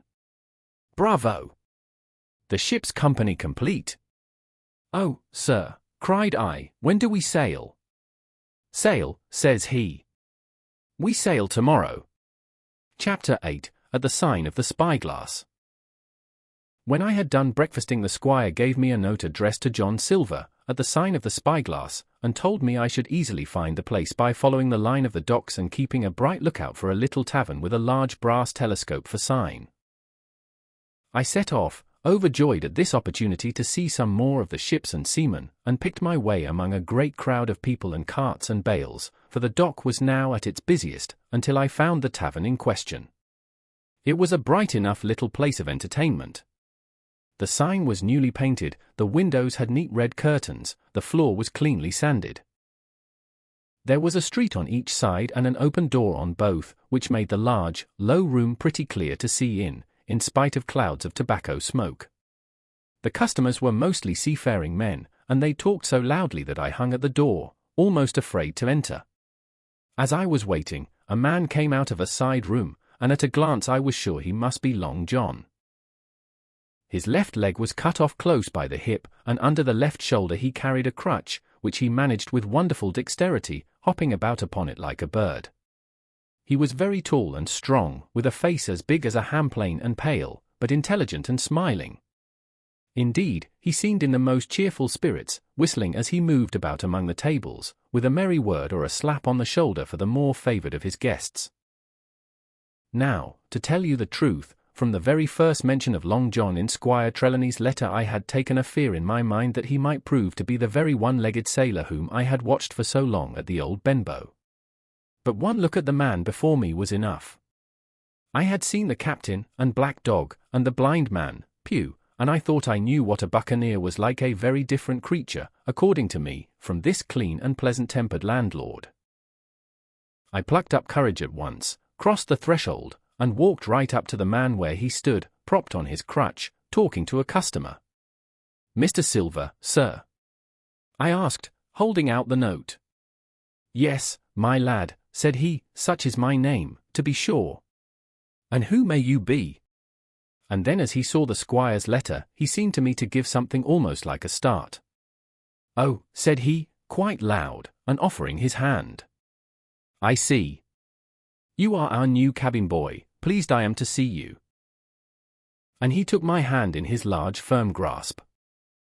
Just then one of the customers at the far side rose suddenly and made for the door. It was close by him, and he was out in the street in a moment. But his hurry had attracted my notice, and I recognized him at glance. It was the tallow-faced man, wanting 2 fingers, who had come first to the Admiral Benbow. "Oh," I cried, "stop him. It's Black Dog." "I don't care 2 coppers who he is," cried Silver. "But he hasn't paid his score. Harry, run and catch him." One of the others who was nearest the door leaped up and started in pursuit. "If he were Admiral Hawke he shall pay his score," cried Silver, and then, relinquishing my hand, "Who did you say he was?" he asked. "Black what?" "Dog, sir," said I. "Has Mr. Trelawney not told you of the buccaneers? He was one of them." "So," cried Silver. "In my house. Ben, run and help Harry. One of those swabs, was he? Was that you drinking with him, Morgan? Step up here." The man whom he called Morgan? An old, grey-haired, mahogany-faced sailor came forward pretty sheepishly, rolling his quid. "Now, Morgan," said Long John very sternly, "you never clapped your eyes on that black dog before, did you, now?" "Not I, sir," said Morgan with a salute. "You didn't know his name, did you?" "No, sir." "By the powers, Tom Morgan, it's as good for you," exclaimed the landlord. "If you had been mixed up with the like of that, you would never have put another foot in my house, you may lay to that." "And what was he saying to you?" "I don't rightly know, sir," answered Morgan. "Do you call that a head on your shoulders, or a blessed dead-eye?" cried Long John. "Don't rightly know, don't you? Perhaps you don't happen to rightly know who you were speaking to, perhaps? Come, now, what was he during the ages, Cap N.S. ships? Pipe up. What was it?" "We was talkings of keel-hauling," answered Morgan. "Keel-hauling, was you? And a mighty suitable thing, too, and you may lay to that. Get back to your place for a lubber, Tom." And then, as Morgan rolled back to his seat, Silver added to me in a confidential whisper that was very flattering, as I thought, "He's quite an honest man, Tom Morgan, onny stupid." "And now," he ran on again, aloud, "let's see Black Dog. No, I don't know the name, not I.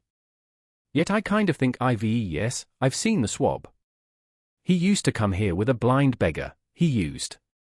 "That he did, you may be sure," said I. "I knew that blind man too. His name was Pew." "It was," cried Silver, now quite excited. "Pew. That were his name for certain. Ah, he looked a shark, he did. If we run down this Black Dog, now, there'll be news for Cap'n Trelawney. Ben's a good runner, few seamen run better than Ben. He should run him down, hand over hand, by the powers. He talked over keel-hauling, did he? I'll keel-haul him." All the time he was jerking out these phrases he was stumping up and down the tavern on his crutch, slapping tables with his hand, and giving such a show of excitement as would have convinced an Old Bailey judge or a Bow Street runner. My suspicions had been thoroughly reawakened on finding Black Dog at the spyglass, and I watched the cook narrowly. But he was too deep, and too ready, and too clever for me, and by the time the two men had come back out of breath and confessed that they had lost the track in a crowd, and been scolded like thieves, I would have gone bail for the innocence of Long John Silver. "See here, now, Hawkins," said he, "here's a blessed hard thing on a man like me, now, ain't it? There's Captain Trelawney, what's he to think? Here I have this confounded son of a Dutchman sitting in my own house drinking of my own rum. Here you comes and tells me of it plain, and here I let him give us all the slip before my blessed deadlights. Now, Hawkins, you do me justice with the Cap'n. You're a lad, you are, but you're as smart as paint. I see that when you first come in. Now, here it is, what could I do with this old timber I hobble on? When I was an A.B. master mariner I'd have come up alongside of him, hand over hand, and broached him to in a brace of old shakes, I would, but now. And then, all of a sudden, he stopped, and his jaw dropped as though he had remembered something.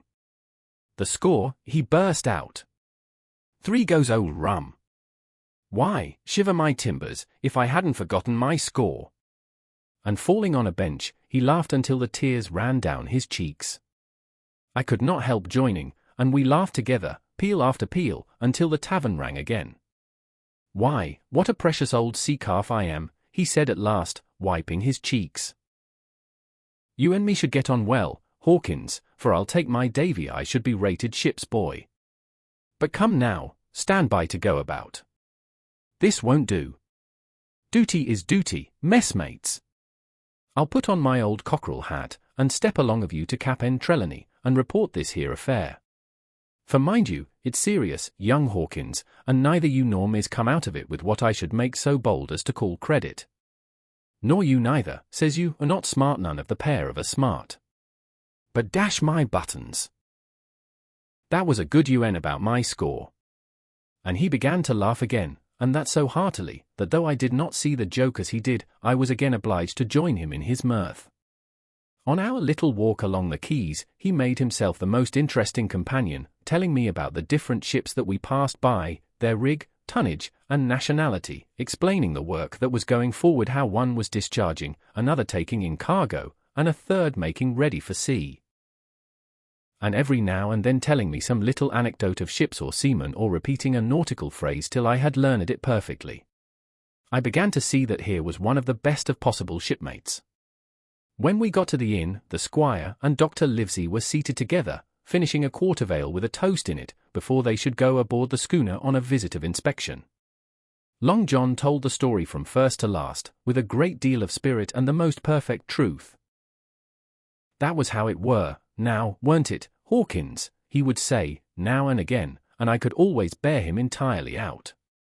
The two gentlemen regretted that black dog had got away, but we all agreed there was nothing to be done, and after he had been complimented, Long John took up his crutch and departed. All hands aboard by for this afternoon, shouted the squire after him. Aye, sir, cried the cook, in the passage. Well, squire, said Dr. Livesey, I don't put much faith in your discoveries, as a general thing, but I will say this, John Silver suits me. The man's a perfect trump, declared the squire. And now, added the doctor, Jim may come on board with us, may he not? To be sure he may, says squire. Take your hat, Hawkins, and we'll see the ship. Chapter 9, Powder and Arms. The Hispaniola lay some way out, and we went under the figureheads and round the sterns of many other ships, and their cables sometimes grated underneath our keel, and sometimes swung above us. At last, however, we got alongside, and were met and saluted as we stepped aboard by the mate, Mr. Arrow, a brown old sailor with earrings in his ears and a squint. He and the squire were very thick and friendly, but I soon observed that things were not the same between Mr. Trelawney and the captain. This last was a sharp-looking man who seemed angry with everything on board and was soon to tell us why, for we had hardly got down into the cabin when a sailor followed us. Captain Smollett, sir, axing to speak with you, said he. I am always at the captain's orders. Show him in, said the squire. The captain, who was close behind his messenger, entered at once and shut the door behind him. Well, Captain Smollett, what have you to say? All well, I hope, all shipshape and seaworthy. Well, sir, said the captain, better speak plain, I believe, even at the risk of offence. I don't like this cruise, I don't like the men, and I don't like my officer. That's short and sweet. Perhaps, sir, you don't like the ship, inquired the squire, very angry, as I could see. I can't speak as to that, sir, not having seen her tried, said the captain. She seems a clever craft, more I can't say. Possibly, sir, you may not like your employer, either, says the squire. But here Dr. Livesey cut in. Stay a bit, said he, stay a bit. No use of such questions as that but to produce ill feeling. The captain has said too much or he has said too little, and I'm bound to say that I require an explanation of his words. You don't, you say, like this cruise. Now, why? I was engaged, sir, on what we call sealed orders, to sail this ship for that gentleman where he should bid me, said the captain. So far so good. But now I find that every man before the mast knows more than I do. I don't call that fair, now, do you? No, said Dr. Livesey, I don't. Next, said the captain, I learn we are going after treasure, hear it from my own hands, mind you. Now, treasure is ticklish work. I don't like treasure voyages on any account, and I don't like them, above all, when they are secret and when, begging your pardon, Mr. Trelawney, the secret has been told to the parrot. Silver's parrot, asked the squire. It's a way of speaking, said the captain. Blabbed, I mean. It's my belief neither of you gentlemen know what you are about, but I'll tell you my way of it, life or death, and a close run. That is all clear, and, I dare say, true enough, replied Dr. Livesey. We take the risk, but we are not so ignorant as you believe us. Next, you say you don't like the crew. Are they not good seamen? I don't like them, sir, returned Captain Smollett. And I think I should have had the choosing of my own hands, if you go to that. Perhaps you should, replied the doctor. My friend should, perhaps, have taken you along with him, but the slight, if there be one, was unintentional. And you don't like Mr. Arrow? I don't, sir. I believe he's a good seaman, but he's too free with the crew to be a good officer. A mate should keep himself to himself, shouldn't he drink with the men before the mast? Do you mean he drinks? Cried the squire. No, sir, replied the captain, only that he's too familiar. Well, now, and the short and long of it, captain, asked the doctor. Tell us what you want. Well, gentlemen, are you determined to go on this cruise? Like iron, answered the squire. Very good, said the captain. Then, as you've heard me very patiently, saying things that I could not prove, hear me a few words more. They are putting the powder and the arms in the forehold. Now, you have a good place under the cabin, why not put them there, first point? Then, you are bringing 4 of your own people with you, and they tell me some of them are to be berthed forward. Why not give them the berths here beside the cabin, second point? Any more? Asked Mr. Trelawney. One more, said the captain. There's been too much blabbing already. Far too much, agreed the doctor. I'll tell you what I've heard myself, continued Captain Smollett, that you have a map of an island, that there's crosses on the map to show where treasure is, and that the island lies, and then he named the latitude and longitude exactly. I never told that, cried the squire, to a soul. The hands know it, sir, returned the captain. Livesey, that must have been you or Hawkins, cried the squire. It doesn't much matter who it was, replied the doctor. And I could see that neither he nor the captain paid much regard to Mr. Trelawney's protestations. Neither did I, to be sure, he was so loose a talker, yet in this case I believe he was really right and that nobody had told the situation of the island. Well, gentlemen, continued the captain, I don't know who has this map, but I make it a point, it shall be kept secret even from me and Mr. Arrow. Otherwise I would ask you to let me resign. I see, said the doctor. You wish us to keep this matter dark and to make a garrison of the stern part of the ship, manned with my friend's own people, and provided with all the arms and powder on board. In other words, you fear a mutiny. Sir, said Captain Smollett, with no intention to take offence, I deny your right to put words into my mouth. No captain, sir, would be justified in going to sea at all if he had ground enough to say that. As for Mr. Arrow, I believe him thoroughly honest. Some of the men are the same, all may be for what I know. But I am responsible for the ship's safety and the life of every man jack aboard of her. I see things going, as I think, not quite right. And I ask you to take certain precautions or let me resign my berth. And that's all. Captain Smollett, began the doctor with a smile, did ever you hear the fable of the mountain and the mouse? You'll excuse me, I dare say, but you remind me of that fable. When you came in here, I'll stake my wig, you meant more than this. Doctor, said the captain, you are smart. When I came in here I meant to get discharged. I had no thought that Mr. Trelawney would hear a word. No more I would, cried the squire. Had Livesey not been here I should have seen you to the deuce. As it is, I have heard you. I will do as you desire, but I think the worse of you. That's as you please, sir, said the captain. You'll find I do my duty. And with that he took his leave.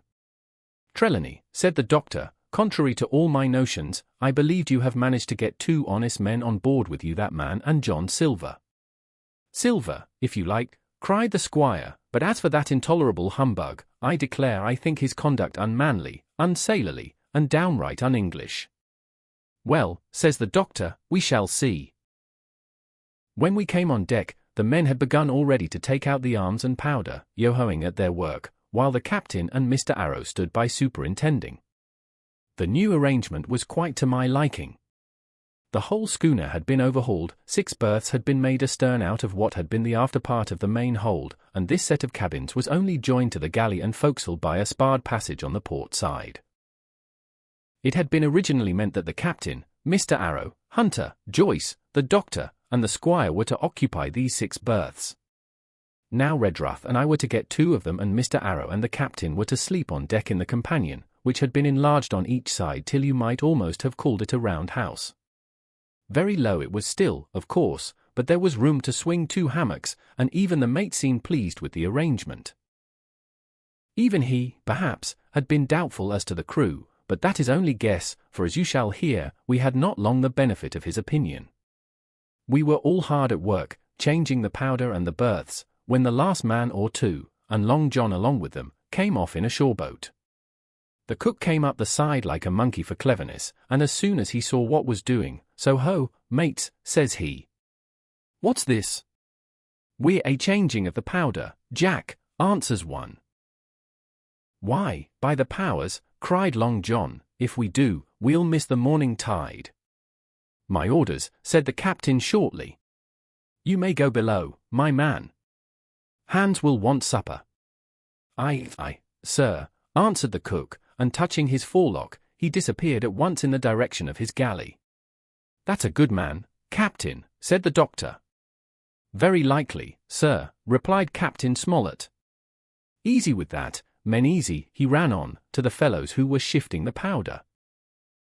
And then suddenly observing me examining the swivel we carried amidships, a long brass 9, "Here you, ship's boy," he cried, "out or that. Off with you to the cook and get some work." And then as I was hurrying off I heard him say, quite loudly, to the doctor, "I'll have no favourites on my ship." I assure you I was quite of the squire's way of thinking, and hated the captain deeply. Chapter 10, The Voyage. All that night we were in a great bustle getting things stowed in their place, and boatfuls of the squire's friends, Mr. Blandley and the like, coming off to wish him a good voyage and a safe return. We never had a night at the Admiral Benbow when I had half the work, and I was dog-tired when, a little before dawn, the boatswain sounded his pipe and the crew began to man the capstan bars. I might have been twice as weary, yet I would not have left the deck, all was so new and interesting to me, the brief commands, the shrill note of the whistle, the men bustling to their places in the glimmer of the ship's lanterns. "Now, barbecue, tip us a stave," cried one voice. "The old one," cried another. Aye, mates," said Long John, who was standing by, with his crutch under his arm, and at once broke out in the air and words I knew so well, 15 men on the dead man's chest. And then the whole crew bore chorus yo-ho-ho, and a bottle of rum. and at the third hoe, drove the bars before them with a will. Even at that exciting moment it carried me back to the old Admiral Benbow in a second, and I seemed to hear the voice of the captain piping in the chorus. But soon the anchor was short up, soon it was hanging dripping at the bows, soon the sails began to draw, and the land and shipping to flit by on either side. And before I could lie down to snatch an hour of slumber the Hispaniola had begun her voyage to the Isle of Treasure. I am not going to relate that voyage in detail. It was fairly prosperous. The ship proved to be a good ship, the crew were capable seamen, and the captain thoroughly understood his business. But before we came the length of Treasure Island, 2 or 3 things had happened which require to be known. Mr. Arrow, first of all, turned out even worse than the captain had feared. He had no command among the men, and people did what they pleased with him. But that was by no means the worst of it, for after a day or 2 at sea he began to appear on deck with hazy eye, red cheeks, stuttering tongue, and other marks of drunkenness. Time after time he was ordered below in disgrace. Sometimes he fell and cut himself, sometimes he lay all day long in his little bunk at one side of the companion. Sometimes for a day or 2 he would be almost sober and attend to his work at least passably. In the meantime, we could never make out where he got the drink. That was the ship's mystery. Watch him as we pleased, we could do nothing to solve it, and when we asked him to his face, he would only laugh if he were drunk, and if he were sober deny solemnly that he ever tasted anything but water. He was not only useless as an officer and a bad influence amongst the men, but it was plain that at this rate he must soon kill himself outright, so nobody was much surprised, nor very sorry, when one dark night, with a head sea, he disappeared entirely and was seen no more. "Overboard," said the captain. "Well, gentlemen, that saves the trouble of putting him in irons." But there we were, without a mate, and it was necessary, of course, to advance one of the men. The boatswain, Job Anderson, was the likeliest man aboard, and though he kept his old title, he served in a way as mate. Mr. Trelawney had followed the sea, and his knowledge made him very useful, for he often took a watch himself in easy weather. And the coxswain, Israel Hands, was a careful, wily, old, experienced seaman who could be trusted at a pinch with almost anything. He was a great confidant of Long John Silver, and so the mention of his name leads me on to speak of our ship's cook, Barbecue, as the men called him. Aboard ship he carried his crutch by a lanyard round his neck, to have both hands as free as possible. It was something to see him wedge the foot of the crutch against a bulkhead, and propped against it, yielding to every movement of the ship, get on with his cooking like someone safe ashore. Still more strange was it to see him in the heaviest of weather cross the deck. He had a line or 2 rigged up to help him across the widest spaces. Long John's earrings, they were called. And he would hand himself from one place to another, now using the crutch, now trailing it alongside by the lanyard, as quickly as another man could walk. Yet some of the men who had sailed with him before expressed their pity to see him so reduced. "He's no common man, Barbecue," said the coxswain to me. "He had good schooling in his young days and can speak like a book when so minded, and brave lions nothing alongside of Long John. I seen him grapple for and knock their heads together. Him unarmed. All the crew respected and even obeyed him. He had a way of talking to each and doing everybody some particular service. To me he was unweariedly kind, and always glad to see me in the galley, which he kept as clean as a new pin, the dishes hanging up burnished and his parrot in a cage in one corner. 'Come away, Hawkins,' he would say, 'come and have a yarn with John. Nobody more welcome than yourself, my son. Sit you down and hear the news. Here's Cap'n Flint.' I calls my parrot Cap'n Flint, after the famous buccaneer. Here's Cap'n Flint predicting success to our voyage. Wasn't you, Cap'n?" And the parrot would say, with great rapidity, "Pieces of 8. Pieces of 8. Pieces of 8, till you wondered that it was not out of breath, or till John threw his handkerchief over the cage. Now, that bird, he would say, is, maybe, 200 years old. Hawkins, they live forever mostly. And if anybody's seen more wickedness, it must be the devil himself. She's sailed with England, the great Cap'n England, the pirate. She's been at Madagascar, and at Malabar, and Surinam, and Providence, and Portobello. She was at the fishing up of the wrecked plate ships. It's there she learned a pieces of 8, and little wonder, 350,000 of M. Hawkins. She was at the boarding of the Viceroy of the Indies out of Goa, she was. And to look at her you would think she was a babby. But you smelt powder, didn't you, Cap'n? Stand by to go about, the parrot would scream. Ah, she's a handsome craft, she is, the cook would say, and give her sugar from his pocket, and then the bird would peck at the bars and swear straight on, passing belief for wickedness. There, John would add, you can't touch pitch and not be mucked, lad. Here's this poor old innocent bird of mine swearing blue fire, and none the wiser, you may lay to that. She would swear the same, in a manner of speaking, before Chaplain. And John would touch his forelock with a solemn way he had that made me think he was the best of men. In the meantime, the squire and Captain Smollett were still on pretty distant terms with one another. The squire made no bones about the matter, he despised the captain. The captain, on his part, never spoke but when he was spoken to, and then sharp and short and dry, and not a word wasted. He owned, when driven into a corner, that he seemed to have been wrong about the crew, that some of them were as brisk as he wanted to see and all had behaved fairly well. As for the ship, he had taken a downright fancy to her. She'll lie a point nearer the wind than a man has a right to expect of his own married wife, sir. But, he would add, all I say is, we're not home again, and I don't like the cruise. The squire, at this, would turn away and march up and down the deck, chin in air.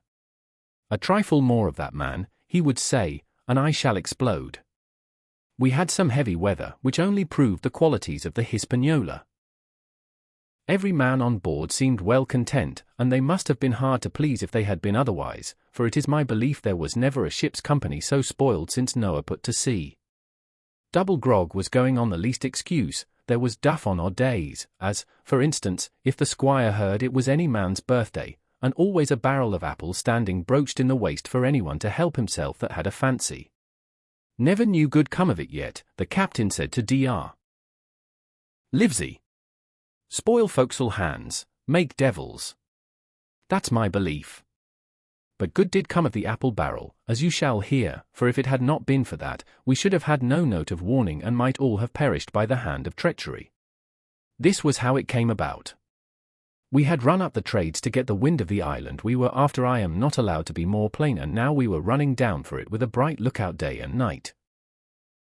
It was about the last day of our outward voyage by the largest computation, some time that night, or at latest before noon of the morrow, we should sight the treasure island. We were heading SSW and had a steady breeze abeam and a quiet sea. The Hispaniola rolled steadily, dipping her bowsprit now and then with a whiff of spray. All was drawing alow and aloft, everyone was in the bravest spirits because we were now so near an end of the first part of our adventure. Now, just after sundown, when all my work was over and I was on my way to my berth, it occurred to me that I should like an apple. I ran on deck. The watch was all forward looking out for the island. The man at the helm was watching the luff of the sail and whistling away gently to himself, and that was the only sound excepting the swish of the sea against the bows and around the sides of the ship. In I got bodily into the apple barrel, and found there was scarce an apple left. But sitting down there in the dark, what with the sound of the waters and the rocking movement of the ship, I had either fallen asleep or was on the point of doing so when a heavy man sat down with rather a clash close by. The barrel shook as he leaned his shoulders against it, and I was just about to jump up when the man began to speak. It was Silver's voice, and before I had heard a dozen words, I would not have shown myself for all the world, but lay there, trembling and listening, in the extreme of fear and curiosity, for from these dozen words I understood that the lives of all the honest men aboard depended upon me alone. Chapter 11. What I Heard in the Apple Barrel. No, not I, said Silver. Flint was cap'n, I was quartermaster, along of my timber leg. The same broadside I lost my leg, old Pew lost his deadlights. It was a master surgeon, him that amputated me out of college and all Latin by the bucket, and what not, but he was hanged like a dog, and sun-dried like the rest, at Corso Castle. That was Robert's men, that was, and comed of changing names to their ship's royal fortune and so on. Now, what a ship was christened, so let her stay, I says. So it was with the Cassandra as brought us all safe home from Malabar, after England took the Viceroy of the Indies. So it was with the old Walrus, Flint's old ship, as I've seen amuck with the red blood and fit to sink with gold. Ah, he cried another voice, that of the youngest hand on board, and evidently full of admiration. He was the flower of the flock, was Flint. Davis was a man too, by all accounts, said Silver. I never sailed along of him, first with England, then with Flint, that's my story, and now here on my own account, in a manner of speaking. I laid by 900 safe, from England, and 2,000 after Flint. That ain't bad for a man before the mast all safe in bank. Tain't he earning now, it's saving does it, you may lay to that. Where's all England's men now? I dunno. Where's Flint's? Why, most on Rem aboard here, and glad to get the duff been begging before that, some on Lem. Old Pugh, as had lost his sight, and might have thought shame, spends £1,200 in a year, like a lord in Parliament. Where is he now? Well, he's dead now and under hatches, but for 2 years before that, shiver my timbers, the man was starving. He begged, and he stole, and he cut throats, and starved at that, by the powers. Well, it ain't much use, after all, said the young seaman. Tain't he much use for fools, you may lay to it that, nor nothing, cried Silver. But now, you look here, you're young, you are, but you're as smart as paint. I see that when I set my eyes on you, and I'll talk to you like a man. You may imagine how I felt when I heard this abominable old rogue addressing another in the very same words of flattery as he had used to myself. I think, if I had been able, that I would have killed him through the barrel. Meantime, he ran on, little supposing he was overheard. Here it is about gentlemen of fortune.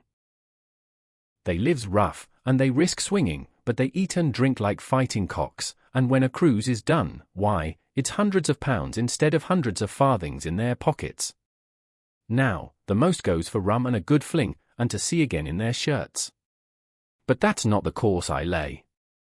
I puts it all away, some here, some there, and none too much anywheres, by reason of suspicion. I'm 50, mark you, once back from this cruise, I set up gentleman in earnest. Time enough too, says you. Ah, but I've lived easy in the meantime, never denied myself owed nothing heart desires, and slept soft and ate dainty all my days but when at sea. And how did I begin? Before the mast, like you. Well, said the other, but all the other money's gone now, ain't it? You daren't show face in Bristol after this. Why, where might you suppose it was? Asked Silver derisively. At Bristol, in banks and places, answered his companion. It were, said the cook. It were when we weighed anchor. But my old missus has it all by now. And the spyglass is sold, lease and goodwill and rigging, and the old girl's off to meet me. I would tell you where, for I trust you, but it'd make jealousy among the mates. And can you trust your missus? Asked the other.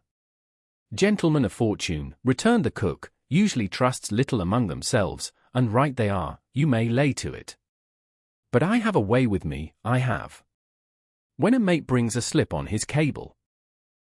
One as knows me, I mean it won't be in the same world with old John. There were some that was feared of Pugh, and some that was feared of Flint, but Flint his own self was feared of me. Feared he was, and proud. They was the roughest crew afloat, was Flint's, the devil himself would have been feared to go to sea with them. Well now, I tell you, I'm not a boasting man, and you seen yourself how easy I keep company, but when I was quartermaster, lambs wasn't the word for Flint's old buccaneers. Ah, you may be sure of yourself in old John's ship. Well, I tell you now, replied the lad, I didn't half a quarter like the job till I had this talk with you, John, but there's my hand on it now. And a brave lad you were, and smart too, answered Silver, shaking hands so heartily that all the barrel shook, and a finer figurehead for a gentleman of fortune I never clapped my eyes on. By this time I had begun to understand the meaning of their terms. By a gentleman of fortune they plainly meant neither more nor less than a common pirate, and the little scene that I had overheard was the last act in the corruption of one of the honest hands, perhaps of the last one left aboard. But on this point I was soon to be relieved, for Silver giving a little whistle, a third man strolled up and sat down by the party. "Dick Square," said Silver.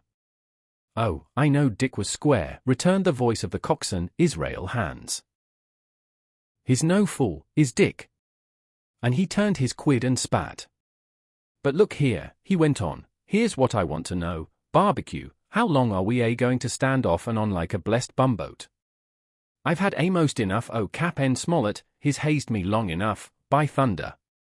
I want to go into that cabin, I do. I want their pickles and wines, and that."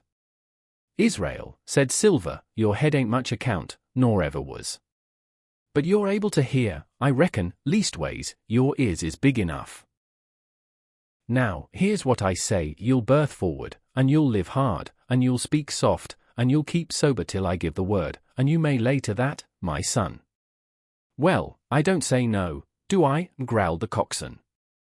"What I say is, when?" "That's what I say." "When?" "By the powers," cried Silver. "Well now, if you want to know, I'll tell you when. The last moment I can manage, and that's when. Here's a first-rate seaman, Cap'n Smollett, sails the blessed ship for us. Here's this squire and doctor with a map and such. I don't know where it is, do I?" "No more do you," says you. "Well then, I mean this squire and doctor shall find the stuff, and help us to get it aboard, by the powers. Then we'll see. If I was sure of you all, sons of double Dutchmen, I'd have Cap'n Smollett navigate us halfway back again before I struck." "Why, we're all seamen aboard here, I should think," said the lad Dick. "We're all forecastle hands, you mean," snapped Silver. "We can steer a course, but who's to set one? That's what all you gentlemen split on, first and last. If I had my way, I'd have Cap'n Smollett work us back into the trades at least, then we'd have no blessed miscalculations and a spoonful of water a day. But I know the sort you are. I'll finish with them at the island, as soon's the blunt's on board, and a pity it is. But you're never happy till you're drunk. Split my sides, I've a sick heart to sail with the likes of you." "Easy all, Long John," cried Israel. "Who's a crossing of you? Why, how many tall ships, think ye, now, have I seen laid aboard? And how many brisk lads drying in the sun at Execution Dock," cried Silver. "And all for this same hurry and hurry and hurry. You hear me? I seen a thing or two at sea, I have. If you would only lay your course, and a peant to windward, you would ride in carriages, you would. But not you. I know you. You'll have your mouthful of rum tomorrow, and go hang. Everybody knowed you was a kind of a chapling, John, but there's others as could hand and steer as well as you," said Israel. "They liked a bit o'er fun, they did. They wasn't so high and dry, nohow, but took their fling, like jolly companions every one." "So," says Silver. "Well, and where are they now?" "Pugh was that sort, and he died a beggar man. Flint was, and he died of rum at Savannah. Ah, they was a sweet crew, they was. Onny, where are they?" "But," asked Dick, "when we do lay them athwart, what are we to do with them, anyhow?" "There's the man for me," he cried the cook admiringly. "That's what I call business. Well, what would you think? Put them ashore like maroons? That would have been England's way. Or cut them down like that much pork? That would have been Flint's, or Billy Bones's. Billy was the man for that," said Israel. "Dead men don't bite," says he. "Well, he's dead now hisself, he knows the long and short on it now. And if ever a rough hand come to port, it was Billy." "Right you are," said Silver, "rough and ready. But mark you here, I'm an easy man, I am quite the gentleman," says you, "but this time it's serious. Duty is duty, mates. I give my vote death. When I'm in Parliament and riding in my coach, I don't want none of these sea lawyers in the cabinet coming home, unlooked for, like the devil at prayers. Wait is what I say, but when the time comes, why, let her rip." "John," cries the coxswain, "you're a man." "You'll say so, Israel, when you see," said Silver. "Only one thing I claim Trelawney. I'll wring his calf's head off his body with these hands, Dick, he added, breaking off. You just jump up, like a sweet lad, and get me an apple, to wet my pipe like. You may fancy the terror I was in. I should have leaped out and run for it if I had found the strength, but my limbs and heart alike misgave me. I heard Dick begin to rise, and then someone seemingly stopped him, and the voice of Hans exclaimed, "Oh, stow that. Don't you get sucking of that bilge, John. Let's have a go of the rum." "Dick," said Silver, "I trust you. I've a gauge on the keg, mind. There's the key, you fill a pannikin and bring it up."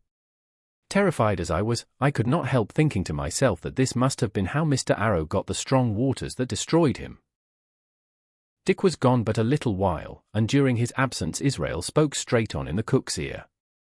It was but a word or two that I could catch, and yet I gathered some important news, for besides other scraps that tended to the same purpose, this whole clause was audible, not another man of them will join.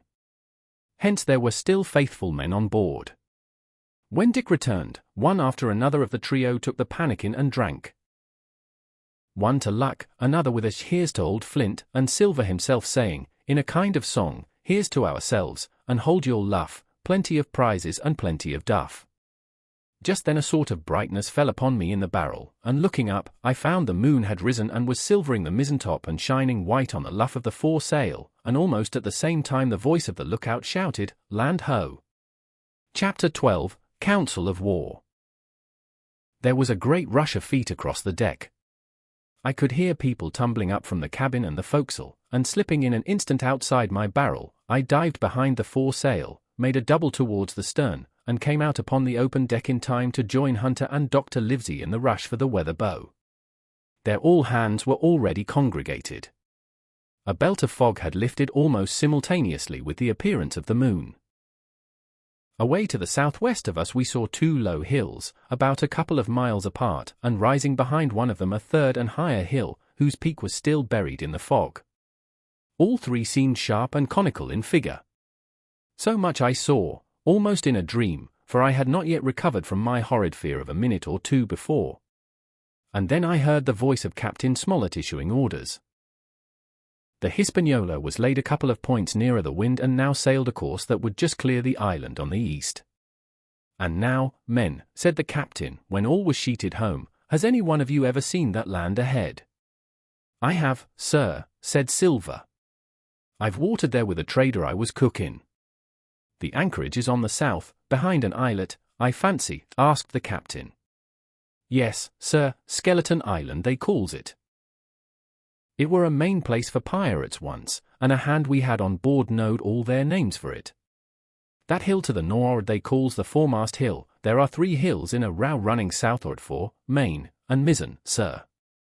But the main that's the big UN, with the cloud on it they usually calls the spyglass, by reason of a lookout they kept when they was in the anchorage cleaning, for it's there they cleaned their ships, sir, asking your pardon." "I have a chart here," says Captain Smollett. "See if that's the place." Long John's eyes burned in his head as he took the chart, but by the fresh look of the paper I knew he was doomed to disappointment. This was not the map we found in Billy Bones's chest, but an accurate copy, complete in all things names and heights and soundings with the single exception of the red crosses and the written notes. Sharp as must have been his annoyance, Silver had the strength of mind to hide it. "Yes, sir," said he, "this is the spot, to be sure, and very prettily draught out. Who might have done that, I wonder? The pirates were too ignorant, I reckon. Here it is, Captain Kidd's Anchorage, just the name my shipmate called it. There's a strong current runs along the south, and then away nor'ard up the west coast. Right you was, sir," says he, "to haul your wind and keep the weather of the island. Leastways, if such was your intention as to enter and careen, and there ain't no better place for that in these waters." "Thank you, my man," says Captain Smollett. "I'll ask you later on to give us a help. You may go." I was surprised at the coolness with which John avowed his knowledge of the island, and I own I was half frightened when I saw him drawing nearer to myself.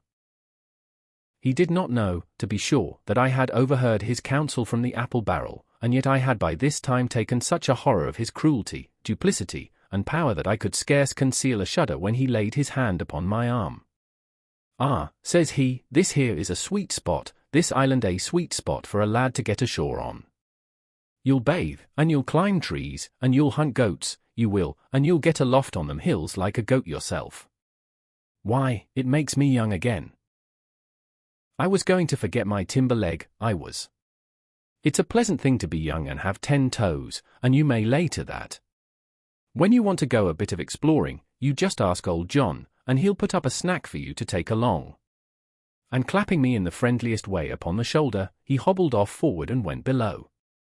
Captain Smollett, the squire, and Dr. Livesey were talking together on the quarter-deck, and anxious as I was to tell them my story, I durst not interrupt them openly. While I was still casting about in my thoughts to find some probable excuse, Dr. Livesey called me to his side. He had left his pipe below, and being a slave to tobacco, had meant that I should fetch it, but as soon as I was near enough to speak and not to be overheard, I broke immediately. "Doctor, let me speak. Get the captain and squire down to the cabin, and then make some pretence to send for me. I have terrible news." The doctor changed countenance a little, but next moment he was master of himself. "Thank you, Jim," said he quite loudly, "that was all I wanted to know," as if he had asked me a question. And with that he turned on his heel and rejoined the other two. They spoke together for a little, and though none of them started, or raised his voice, or so much as whistled, it was plain enough that Dr. Livesey had communicated my request, for the next thing that I heard was the captain giving an order to Job Anderson, and all hands were piped on deck. "My lads," said Captain Smollett, "I've a word to say to you. This land that we have sighted is the place we have been sailing for. Mr. Trelawney, being a very open-handed gentleman, as we all know, has just asked me a word or two, and as I was able to tell him that every man on board had done his duty, alow and aloft, as I never asked to see it done better, why, he and I and the doctor are going below to the cabin to drink your health and luck, and you'll have grog served out for you to drink our health and luck. I'll tell you what I think of this, I think it handsome. And if you think as I do, you'll give a good sea cheer for the gentleman that does it." The cheer followed that was a matter of course, but it rang out so full and hearty that I confess I could hardly believe these same men were plotting for our blood. "One more cheer for Captain Smollett," cried Long John when the first had subsided. And this also was given with a will. On the top of that the 3 gentlemen went below, and not long after, word was sent forward that Jim Hawkins was wanted in the cabin. I found them all 3 seated round the table, a bottle of Spanish wine and some raisins before them, and the doctor smoking away, with his wig on his lap, and that, I knew, was a sign that he was agitated. The stern window was open, for it was a warm night, and you could see the moon shining behind on the ship's wake. "Now, Hawkins," said the squire, "you have something to say. Speak up." I did as I was bid, and as short as I could make it, told the whole details of Silver's conversation. Nobody interrupted me till I was done, nor did any one of the 3 of them make so much as a movement, but they kept their eyes upon my face from first to last. "Jim," said Dr. Livesey, "take a seat." And they made me sit down at table beside them, poured me out a glass of wine, filled my hands with raisins, and all 3, one after the other, and each with a bow, drank my good health, and their service to me for my luck and courage. "Now, Captain," said the squire, "you were right, and I was wrong. I own myself an ass, and I await your orders." "No more an ass than I, sir," returned the captain. "I never heard of a crew that meant to mutiny but what showed signs before, for any man that had an eye in his head to see the mischief and take steps according. But this crew," he added, "beats me." "Captain," said the doctor, "with your permission, that's Silver. A very remarkable man." "He'd look remarkably well from a yardarm, sir," returned the captain. "But this is talk, this don't lead to anything. I see 3 or 4 points, and with Mr. Trelawney's permission, I'll name them." "You, sir, are the captain. It is for you to speak," says Mr. Trelawney grandly. "First point," began Mr. Smollett. "We must go on, because we can't turn back. If I gave the word to go about, they would rise at once. Second point, we have time before us at least until this treasure's found. Third point, there are faithful hands. Now, sir, it's got to come to blows sooner or later, and what I propose is to take time by the forelock, as the saying is, and come to blows some fine day when they least expect it. We can count, I take it, on your own home servants, Mr. Trelawney. As upon myself, declared the squire. 3, reckoned the captain, ourselves make 7, counting Hawkins here. Now, about the honest hands. Most likely Trelawney's own men, said the doctor. Those he had picked up for himself before he lit on silver. Nay, replied the squire. Hans was one of mine. I did think I could have trusted Hans, added the captain. And to think that they're all Englishmen, broke out the squire. Sir, I could find it in my heart to blow the ship up. Well, gentlemen, said the captain, the best that I can say is not much. We must lay to, if you please, and keep a bright lookout. It's trying on a man, I know. It would be pleasanter to come to blows. But there's no help for it till we know our men. Lay to, and whistle for a wind, that's my view. Jim here, said the doctor, can help us more than anyone. The men are not shy with him, and Jim is a noticing lad. Hawkins, I put prodigious faith in you, added the squire. I began to feel pretty desperate at this, for I felt altogether helpless, and yet, by an odd train of circumstances, it was indeed through me that safety came. In the meantime, talk as we pleased, there were only 7 out of the 26 on whom we knew we could rely, and out of these 7 one was a boy, so that the grown men on our side were 6 to their 19. Part 3 My Shore Adventure. Chapter 13 How I Began My Shore Adventure. The appearance of the island when I came on deck next morning was altogether changed. Although the breeze had now utterly ceased, we had made a great deal of way during the night and were now lying becalmed about half a mile to the southeast of the low eastern coast. Grey-coloured woods covered a large part of the surface. This even tint was indeed broken up by streaks of yellow sand-break in the lower lands, and by many tall trees of the pine family, out-topping the others some singly, some in clumps, but the general colouring was uniform and sad. The hills ran up clear above the vegetation in spires of naked rock.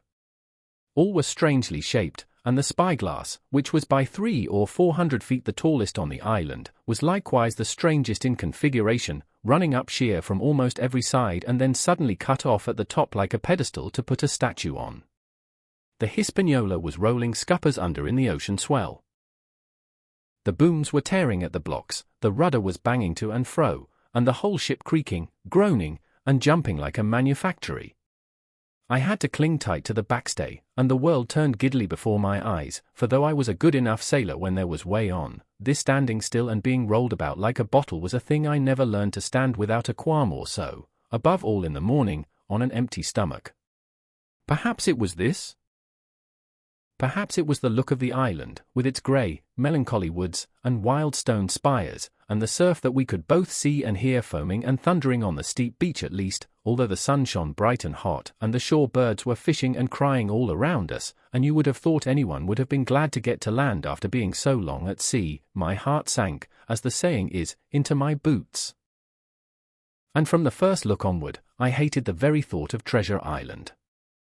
We had a dreary morning's work before us, for there was no sign of any wind, and the boats had to be got out and manned, and the ship walked 3 or 4 miles round the corner of the island and up the narrow passage to the haven behind Skeleton Island. I volunteered for one of the boats, where I had, of course, no business. The heat was sweltering, and the men grumbled fiercely over their work. Anderson was in command of my boat, and instead of keeping the crew in order, he grumbled as loud as the worst. Well, he said with an oath, it's not forever. I thought this was a very bad sign, for up to that day the men had gone briskly and willingly about their business, but the very sight of the island had relaxed the cords of discipline. All the way in, Long John stood by the steersman and conned the ship. He knew the passage like the palm of his hand, and though the man in the chains got everywhere more water than was down in the chart, John never hesitated once. There's a strong scour with the ebb, he said, and this here passage has been dug out, in a manner of speaking, with a spade. We brought up just where the anchor was in the chart, about 1/3 of a mile from each shore, the mainland on one side and Skeleton Island on the other. The bottom was clean sand. The plunge of our anchor sent up clouds of birds wheeling and crying over the woods, but in less than a minute they were down again and all was once more silent. The place was entirely landlocked, buried in woods, the trees coming right down to high water mark, the shores mostly flat, and the hilltops standing round at a distance in a sort of amphitheatre, one here, one there. 2 little rivers, or rather 2 swamps, emptied out into this pond, as you might call it. And the foliage round that part of the shore had a kind of poisonous brightness. From the ship we could see nothing of the house or stockade, for they were quite buried among trees, and if it had not been for the chart on the companion, we might have been the first that had ever anchored there since the island arose out of the seas. There was not a breath of air moving, nor a sound but that of the surf booming half a mile away along the beaches and against the rocks outside. A peculiar stagnant smell hung over the anchorage, a smell of sodden leaves and rotting tree trunks. I observed the doctor sniffing and sniffing, like someone tasting a bad egg. "I don't know about treasure," he said, "but I'll stake my wig there's fever here." If the conduct of the men had been alarming in the boat, it became truly threatening when they had come aboard. They lay about the deck growling together in talk. The slightest order was received with a black look and grudgingly and carelessly obeyed. Even the honest hands must have caught the infection, for there was not one man aboard to mend another. Mutiny, it was plain, hung over us like a thundercloud. And it was not only we of the cabin party who perceived the danger. Long John was hard at work going from group to group, spending himself in good advice, and as for example no man could have shown a better. He fairly outstripped himself in willingness and civility, he was all smiles to everyone. If an order were given, John would be on his crutch in an instant, with the cheeriest "Aye, sir," in the world, and when there was nothing else to do, he kept up one song after another, as if to conceal the discontent of the rest. Of all the gloomy features of that gloomy afternoon, this obvious anxiety on the part of Long John appeared the worst. We held a council in the cabin. "Sir," said the captain, "if I risk another order, the whole ship will come about our ears by the run. You see, sir, here it is. I get a rough answer, do I not? Well, if I speak back, Pikes will be going in 2 shakes, if I don't, Silver will see there's something under that, and the game's up. Now, we've only one man to rely on." "And who is that?" asked the squire. "Silver, sir," returned the captain, "he's as anxious as you and I to smother things up. This is a tiff. He'd soon talk Wem out of it if he had the chance, and what I propose to do is to give him the chance. Let's allow the men an afternoon ashore. If they all go, why we'll fight the ship. If they none of them go, well then, we hold the cabin, and God defend the right. If some go, you mark my words, sir, Silver'll bring Em aboard again as mild as lambs." It was so decided, loaded pistols were served out to all the shore men. Hunter, Joyce, and Redruth were taken into our confidence and received the news with less surprise and a better spirit than we had looked for, and then the captain went on deck and addressed the crew. "My lads," said he, "we've had a hot day and are all tired and out of sorts. A turn ashall hurt nobody, the boats are still in the water, you can take the gigs, and as many as please may go ashore for the afternoon. I'll fire a gun half an hour before sundown." I believe the silly fellows must have thought they would break their shins over treasure as soon as they were landed, for they all came out of their sulks in a moment and gave a cheer that started the echo in a faraway hill and sent the birds once more flying and squalling round the anchorage. The captain was too bright to be in the way. He whipped out of sight in a moment, leaving Silver to arrange the party, and I fancy it was as well he did so. Had he been on deck, he could no longer so much as have pretended not to understand the situation. It was as plain as day. Silver was the captain, and a mighty rebellious crew he had of it. The honest hands and I were soon to see it proved that there were such on board must have been very stupid fellows. Or rather, I suppose the truth was this, that all hands were disaffected by the example of the ringleaders, only some more, some less. And a few, being good fellows in the main, could neither be led nor driven any further. It is one thing to be idle and skulk and quite another to take a ship and murder a number of innocent men. At last, however, the party was made up. 6 fellows were to stay on board, and the remaining 13, including Silver, began to embark. Then it was that there came into my head the first of the mad notions that contributed so much to save our lives. If 6 men were left by Silver, it was plain our party could not take and fight the ship, and since only 6 were left, it was equally plain that the cabin party had no present need of my assistance.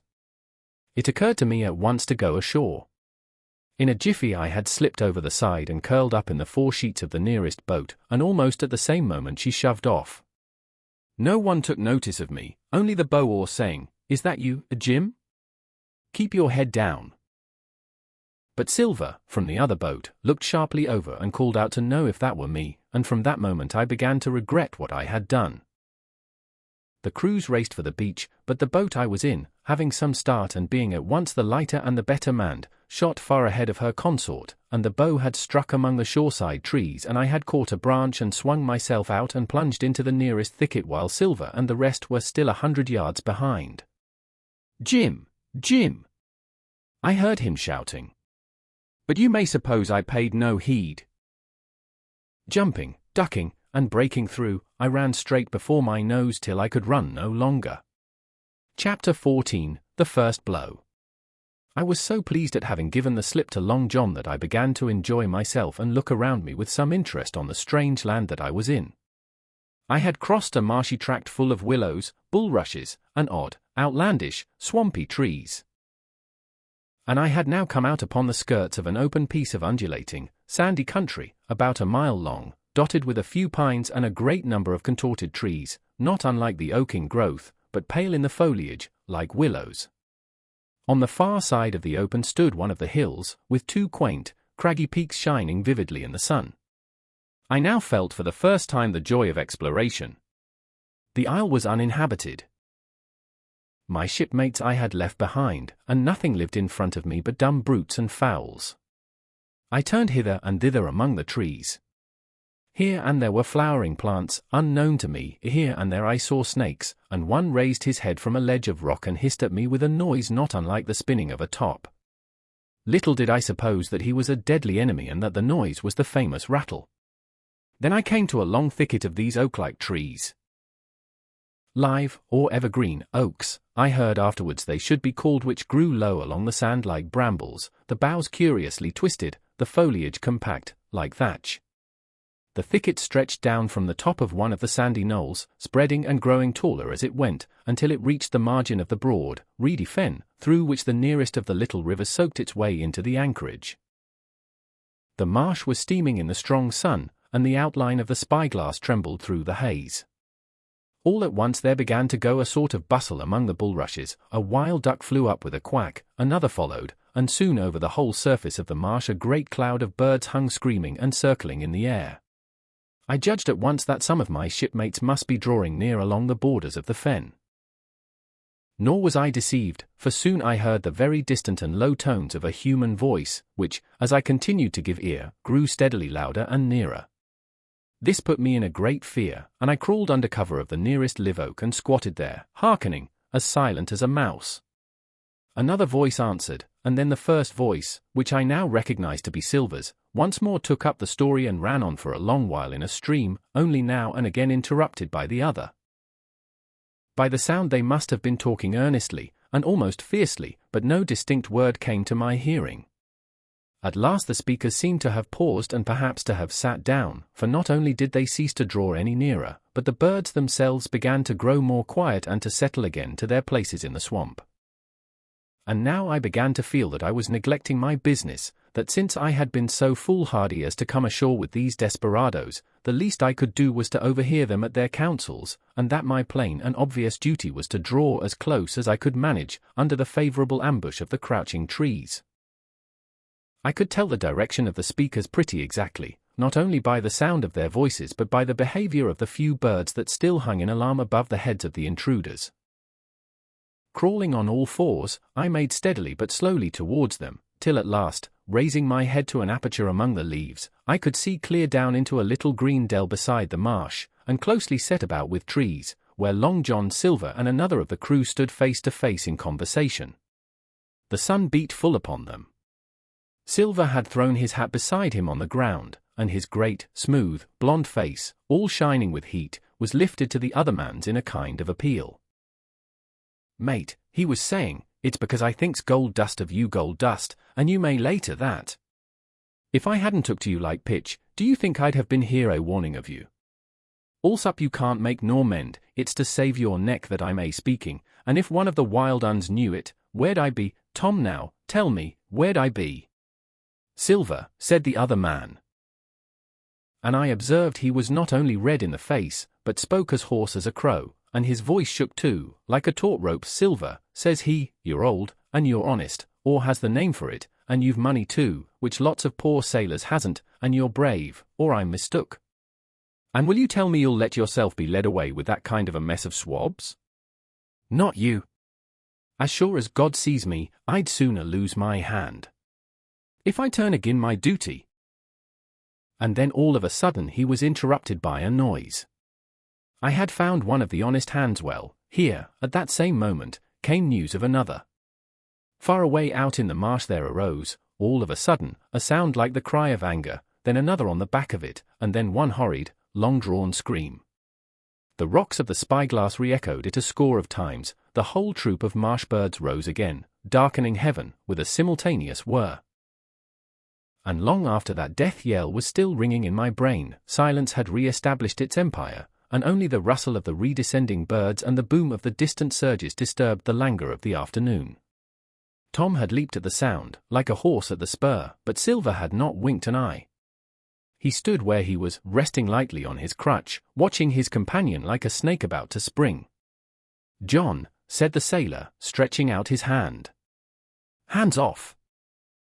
Cried Silver, leaping back a yard, as it seemed to me, with the speed and security of a trained gymnast. Hands off, if you liked, John. Silver, said the other. It's a black conscience that can make you feared of me. But in heaven's name, tell me, what was that? That, returned Silver, smiling away, but warier than ever, his eye a mere pinpoint in his big face, but gleaming like a crumb of glass.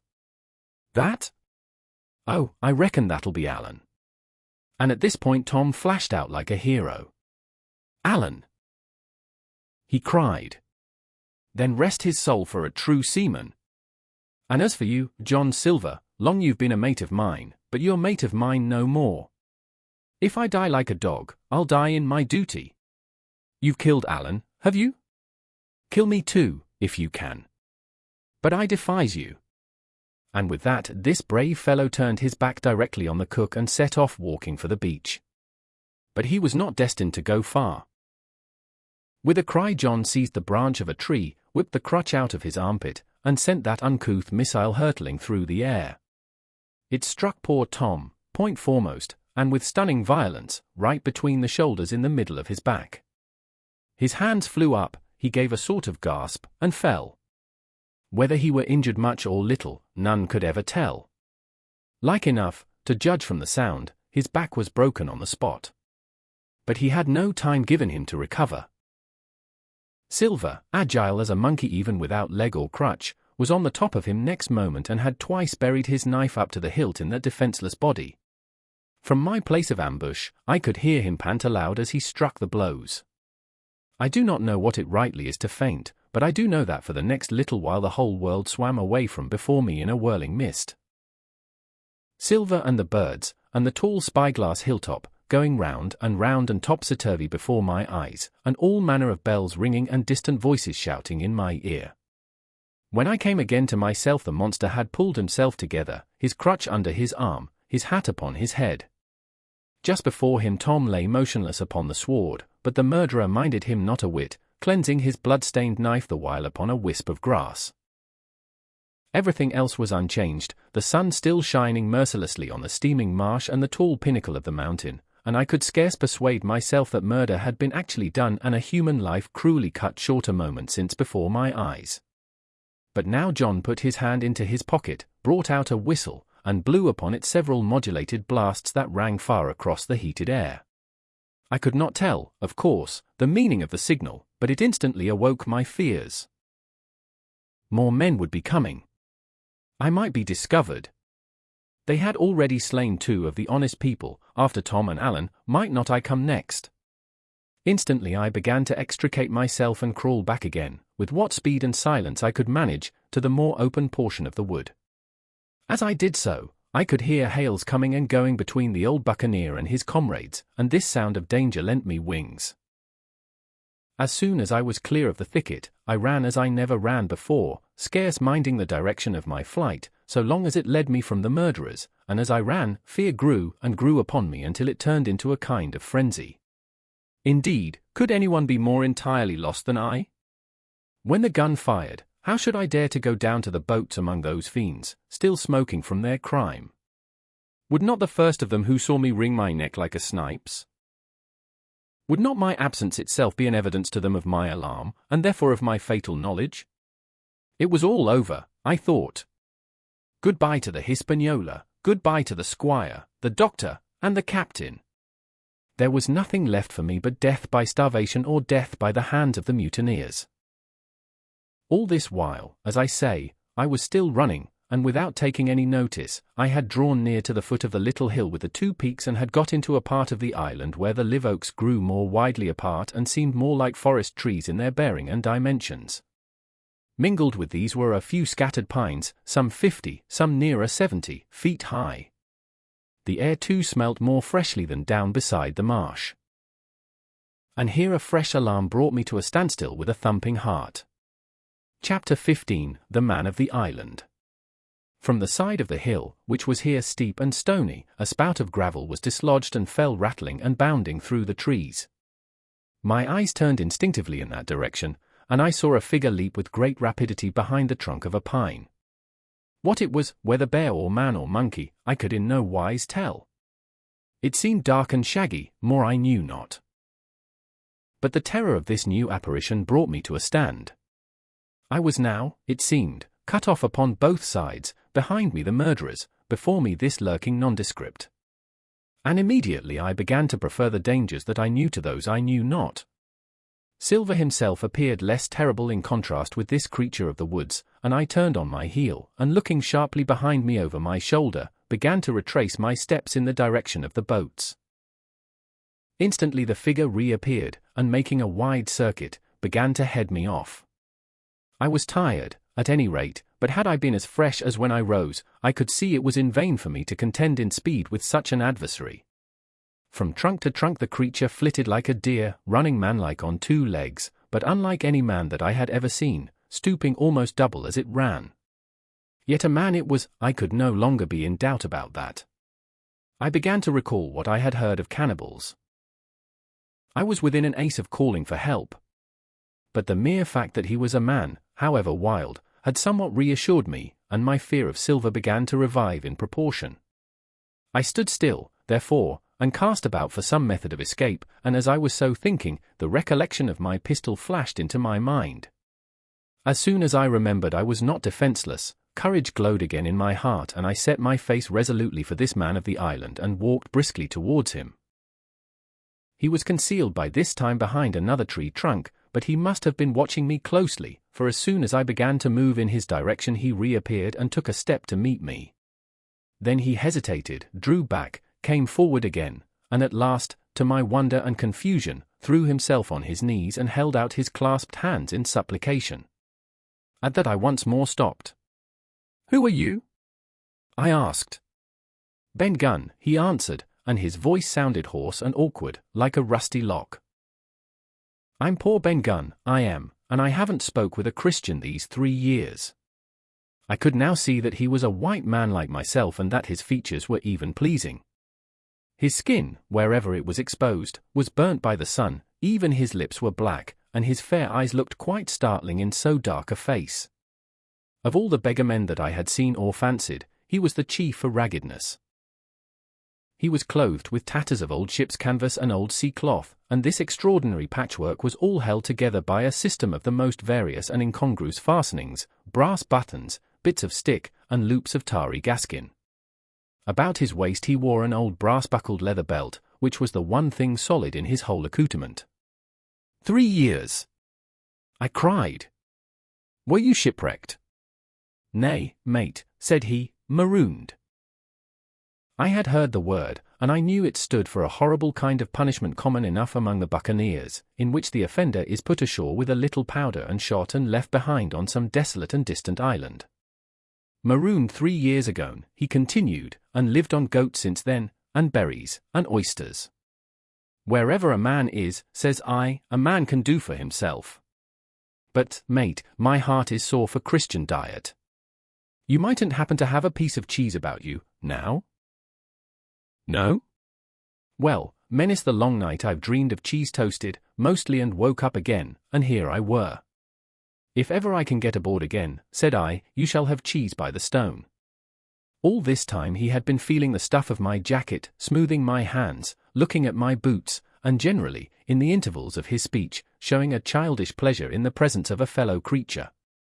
But at my last words he perked up into a kind of startled slyness. If ever you can get aboard again, says you, he repeated. Why, now, who's to hinder you? Not you, I know, was my reply.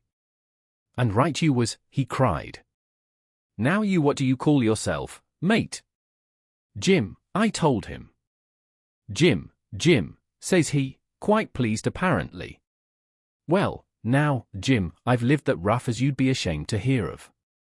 Now, for instance, you wouldn't think I had had a pious mother to look at me, he asked.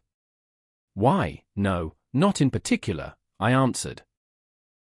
Ah, well, said he, but I had _markable pious. And I was a civil, pious boy, and could rattle off my catechism that fast, as you couldn't tell one word from another. And here's what it come to, Jim, and it begun with chuck farthen on the blessed gravestones. That's what it begun with, but it went further than that, and so my mother told me, and predict the whole, she did, the pious woman. But it were Providence that put me here. I've thought it all out in this here lonely island, and I'm back on piety. You don't catch me tasting rum so much, but just a thimbleful for luck, of course, the first chance I have. I'm bound I'll be good, and I see the way to. And, Jim, looking all round him and lowering his voice to a whisper, I'm rich. I now felt sure that the poor fellow had gone crazy in his solitude, and I suppose I must have shown the feeling in my face, for he repeated the statement hotly, rich. Rich? I says. And I'll tell you what, I'll make a man of you, Jim. Ah, Jim, you'll bless your stars, you will, you was the first that found me. And at this there came suddenly a lowering shadow over his face, and he tightened his grasp upon my hand and raised a forefinger threateningly before my eyes. Now, Jim, you tell me true, that ain't Flint's ship, he asked. At this I had a happy inspiration. I began to believe that I had found an ally, and I answered him at once. It's not Flint's ship, and Flint is dead, but I'll tell you true, as you ask me, there are some of Flint's hands aboard, worse luck for the rest of us. Not a man with one leg, he gasped. Silver? I asked. Ah, Silver, says he. That were his name. He's the cook, and the ringleader too. He was still holding me by the wrist, and at that he give it quite a ring. If you were sent by Long John, he said, I'm as good as pork, and I know it. But where was you, do you suppose? I had made my mind up in a moment, and by way of answer told him the whole story of our voyage and the predicament in which we found ourselves. He heard me with the keenest interest, and when I had done he patted me on the head. You're a good lad, Jim, he said, and you're all in a clove hitch, ain't you? Well, you just put your trust in Ben Gun's the man to do it. Would you think it likely, now, that your squire would prove a liberal-minded one in case of help? Him being in a clove hitch, as you remark. I told him the squire was the most liberal of men. Aye, but you see, returned Ben Gunn, I didn't mean giving me a gate to keep, and a suit of livery clothes, and such, that's not my mark, Jim. What I mean is, would he be likely to come down to the tune of, say, £1,000 out of money that's as good as a man's own already? I am sure he would, said I, as it was, all hands were to share. And a passage home? He added with a look of great shrewdness. Why, I cried, the squire's a gentleman. And besides, if we got rid of the others, we should want you to help work the vessel home. Ah, said he, so you would. And he seemed very much relieved. Now, I'll tell you what, he went on. So much I'll tell you, and no more. I were in Flint's ship when he buried the treasure, he and 6 strong seamen. They was ashore nigh on a week, and a standing off and on in the old Walrus. One fine day up went the signal, and here come Flint by himself in a little boat, and his head done up in a blue scarf. The sun was getting up, and mortal white he looked about the cutwater. But there he was, you mind, and the 6 all dead and buried. How he done it, not a man aboard us could make out. It was battle, murder, and sudden death, leastways him against 6. Billy Bones was the mate, Long John, he was quartermaster, and they asked him where the treasure was. "Ah," says he, "you can go ashore, if you like, and stay," he says, "but as for the ship, she'll beat up for more, by thunder." That's what he said. Well, I was in another ship 3 years back, and we sighted this island. "Boys," said I, "here's Flint's treasure, let's land and find it." The cap'n was displeased at that, but my messmates were all of a mind and landed. 12 days they looked for it, and every day they had the worst word for me, until one fine morning all hands went aboard. "As for you, Benjamin Gunn," says they, "here's a musket," they says, "and a spade, and pickaxe. You can stay here and find Flint's money for yourself," they says. Well, Jim, 3 years have I been here, and not a bite of Christian diet from that day to this. But now, you look here, look at me. Do I look like a man before the mast? No, says you. Nor I weren't, neither, I says. And with that he winked and pinched me hard. Just you mention them words to your squire, Jim, he went on. Nor he weren't, neither that's the words. 3 years he were the man of this island, light and dark, fair and rain, and sometimes he would maybe think upon a prayer, says you, and sometimes he would maybe think of his old mother, so be as she's alive, you'll say, but the most part of Gunn's time, this is what you'll say, the most part of his time was took up with another matter. And then you'll give him a nip, like I do. And he pinched me again in the most confidential manner. Then, he continued, then you'll up, and you'll say this, Gunn is a good man, you'll say, and he puts a precious sight more confidence a precious sight, mind that in a gentleman born than in these gentlemen of fortune, having been one hisself. Well, I said, I don't understand one word that you've been saying. But that's neither here nor there, for how am I to get on board? Ah, said he, that's the hitch, for sure. Well, there's my boat, that I made with my 2 hands. I keep her under the White Rock. If the worst come to the worst, we might try that after dark. Hi, he broke out. What's that? For just then, although the sun had still an hour or 2 to run, all the echoes of the island awoke and bellowed to the thunder of a cannon. They have begun to fight. I cried. Follow me. And I began to run towards the anchorage, my terrors all forgotten, while close at my side the marooned man in his goatskins trotted easily and lightly. Left, left, says he. Keep to your left hand, mate Jim. Under the trees with you. There's where I killed my first goat. They don't come down here now, they're all masthead on them mountings for the fear of Benjamin Gunn. Ah.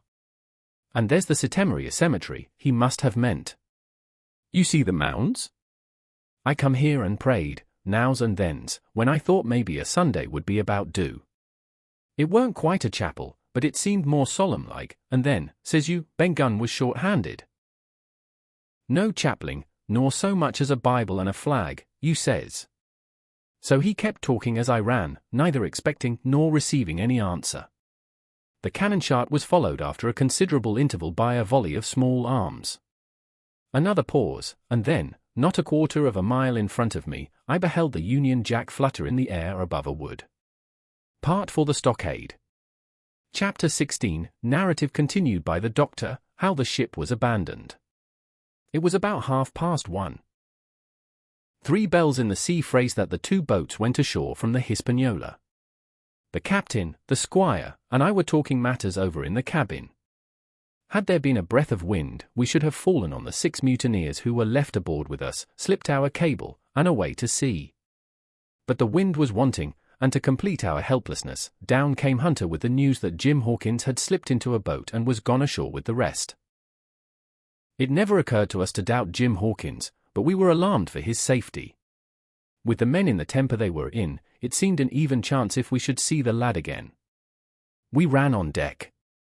The pitch was bubbling in the seams, the nasty stench of the place turned me sick. If ever a man smelt fever and dysentery, it was in that abominable anchorage. The 6 scoundrels were sitting grumbling under a sail in the forecastle. Ashore we could see the gigs made fast and a man sitting in each, hard by where the river runs in. One of them was whistling Lillibolero. Waiting was a strain, and it was decided that Hunter and I should go ashore with the jollyboat in quest of information. The gigs had leaned to their right, but Hunter and I pulled straight in the direction of the stockade upon the chart. The 2 who were left guarding their boat seemed in a bustle at our appearance. Lillibolero stopped off, and I could see the pair discussing what they ought to do. Had they gone and told Silver, all might have turned out differently, but they had their orders, I suppose, and decided to sit quietly where they were and hark back again to Lillibolero. There was a slight bend in the coast, and I steered so as to put it between us. Even before we landed we had thus lost sight of the gigs. I jumped out and came as near running as I durst, with a big silk handkerchief under my hat for coolness' sake and a brace of pistols ready primed for safety. I had not gone 100 yards when I reached the stockade. This was how it was. A spring of clear water rose almost at the top of a knoll. Well, on the knoll, and enclosing the spring, they had clapped a stout log house fit to hold 2 score of people on a pinch and loophole for musketry on either side. All round this they had cleared a wide space, and then the thing was completed by a paling 6 feet high, without door or opening, too strong to pull down without time and labor and too open to shelter the besiegers. The people in the log house had them in every way. They stood quiet in shelter and shot the others like partridges. All they wanted was a good watch and food, for, short of a complete surprise, they might have held the place against a regiment. What particularly took my fancy was the spring. For though we had a good enough place of it in the cabin of the Hispaniola, with plenty of arms and ammunition, and things to eat, and excellent wines, there had been one thing overlooked: we had no water. I was thinking this over when there came ringing over the island the cry of a man at the point of death. I was not new to violent death. I have served His Royal Highness the Duke of Cumberland, and got a wound myself at Fontenoy. But I know my pulse went dot and carry one. Jim Hawkins is gone, was my first thought. It is something to have been an old soldier, but more still to have been a doctor. There is no time to dilly-dally in our work. And so now I made up my mind instantly, and with no time lost returned to the shore and jumped on board the jollyboat. By good fortune Hunter pulled a good oar. We made the water fly, and the boat was soon alongside and I aboard the schooner. I found them all shaken, as was natural. The squire was sitting down, as white as a sheet, thinking of the harm he had led us to, the good soul. And one of the 6 forecastle hands was little better. "There's a man," says Captain Smollett, nodding towards him, new to this work. He came nigh-hand fainting, "Doctor," when he heard the cry. Another touch of the rudder and that man would join us. I told my plan to the captain, and between us we settled on the details of its accomplishment. We put old Redruth in the gallery between the cabin and the forecastle, with 3 orfer-loaded muskets and a mattress for protection. Hunter brought the boat round under the stern port, and Joyce and I set to work loading her with powder tins, muskets, bags of biscuits, kegs of pork, a cask of cognac, and my invaluable medicine chest. In the meantime, the squire and the captain stayed on deck, and the latter hailed the coxswain, who was the principal man aboard. "Mr. Hands," he said, "here are 2 of us with a brace of pistols each. If any one of you 6 make a signal of any description, that man's dead."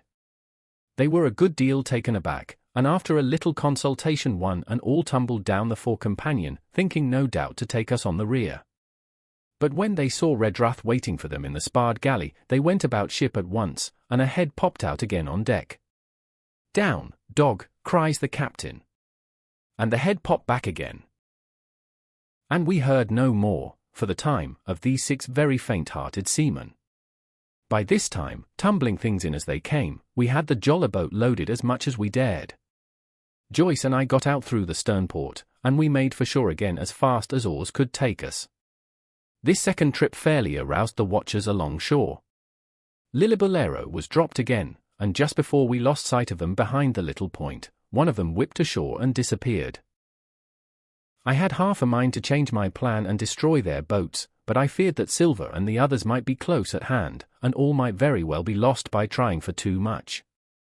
We had soon touched land in the same place as before and set to provision the blockhouse. All three made the first journey, heavily laden, and tossed our stores over the palisade. Then, leaving Joyce to guard them, one man, to be sure, but with half a dozen muskets, Hunter and I returned to the jollyboat and loaded ourselves once more. So we proceeded without pausing to take breath, till the whole cargo was bestowed, when the two servants took up their position in the blockhouse, and I, with all my power, sculled back to the Hispaniola. That we should have risked a second boat load seems more daring than it really was. They had the advantage of numbers, of course, but we had the advantage of arms. Not one of the men ashore had a musket, and before they could get within range for pistol shooting, we flattered ourselves we should be able to give a good account of a half-dozen at least.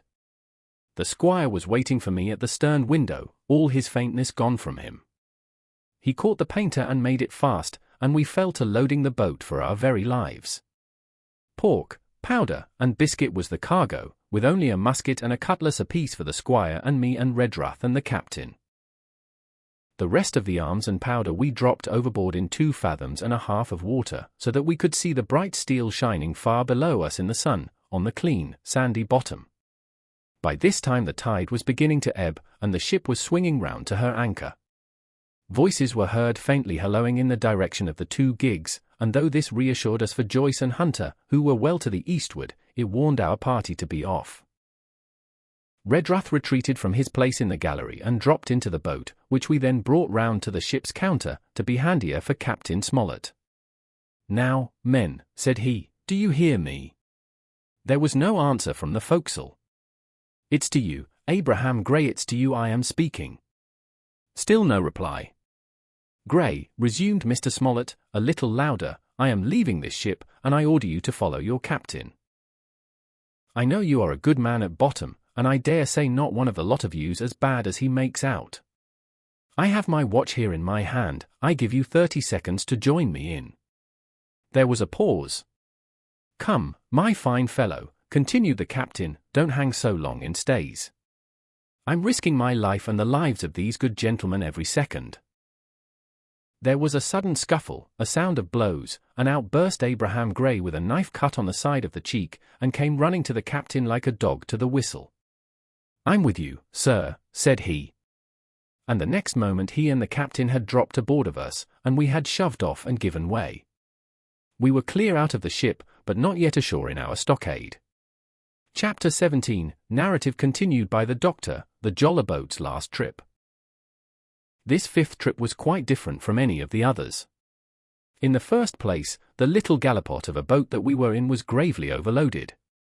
5 grown men, and 3 of them Trelawney, Redruth, and the captain over 6 feet high, was already more than she was meant to carry. Add to that the powder, pork, and bread bags. The gunwale was lipping astern. Several times we shipped a little water, and my breeches and the tails of my coat were all soaking wet before we had gone 100 yards. The captain made us trim the boat, and we got her to lie a little more evenly. All the same, we were afraid to breathe.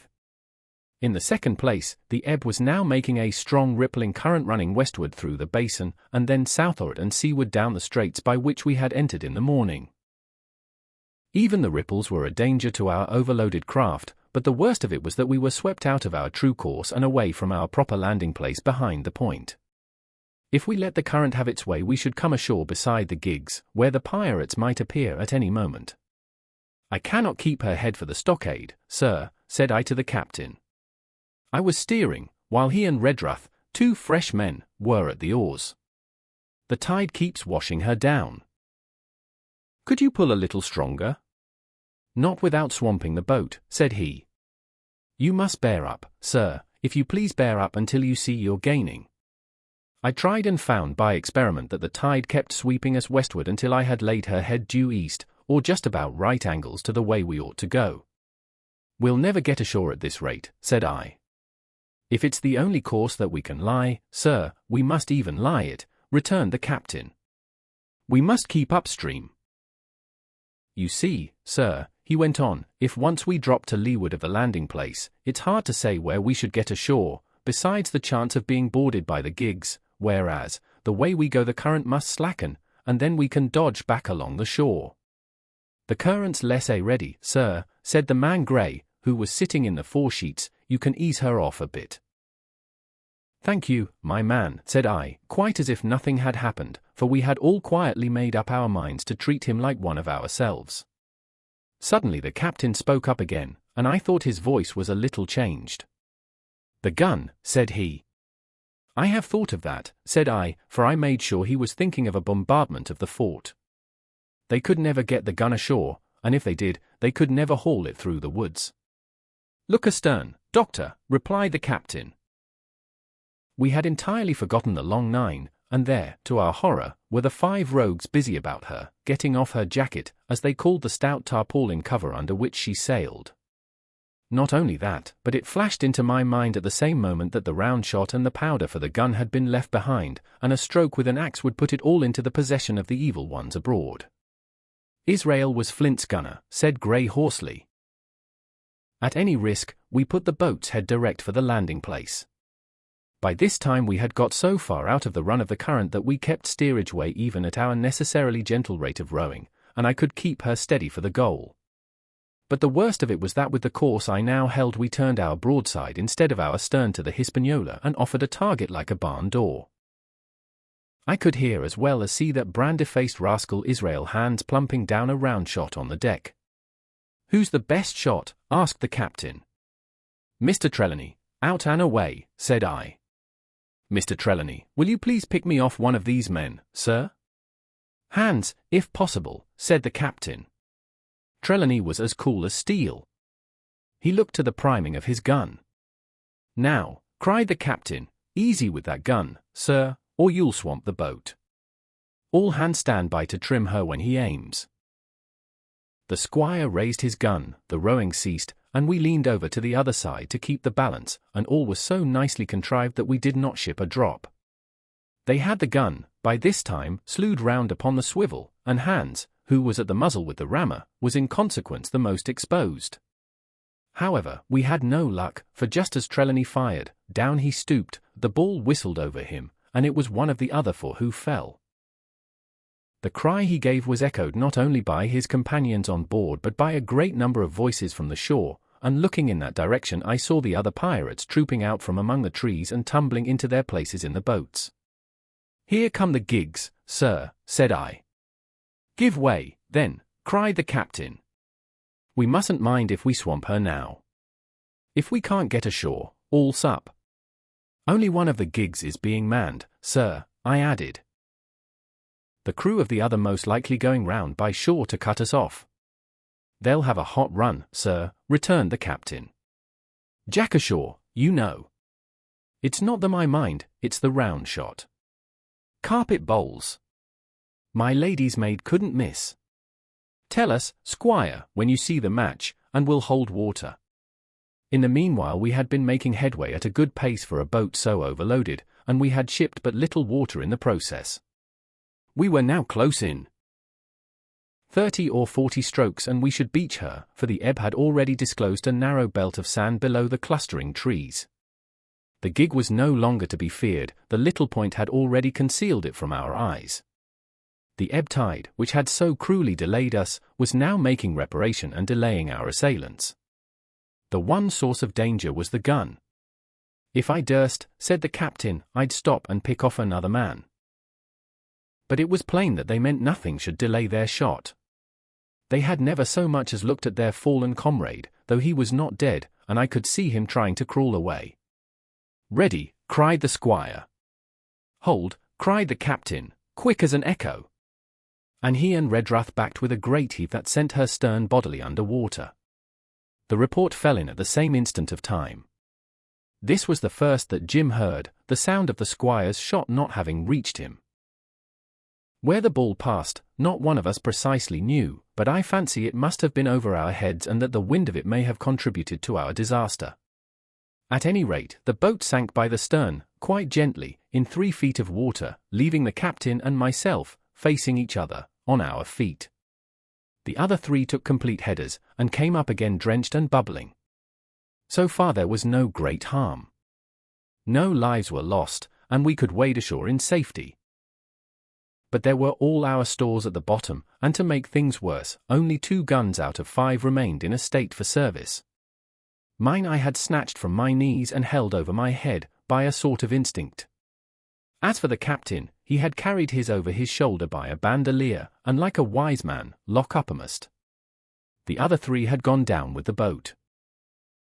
To add to our concern, we heard voices already drawing near us in the woods along shore, and we had not only the danger of being cut off from the stockade in our half-crippled state but the fear before us whether, if Hunter and Joyce were attacked by half a dozen, they would have the sense and conduct to stand firm. Hunter was steady, that we knew. Joyce was a doubtful case, a pleasant, polite man for a valet and to brush one's clothes, but not entirely fitted for a man of war.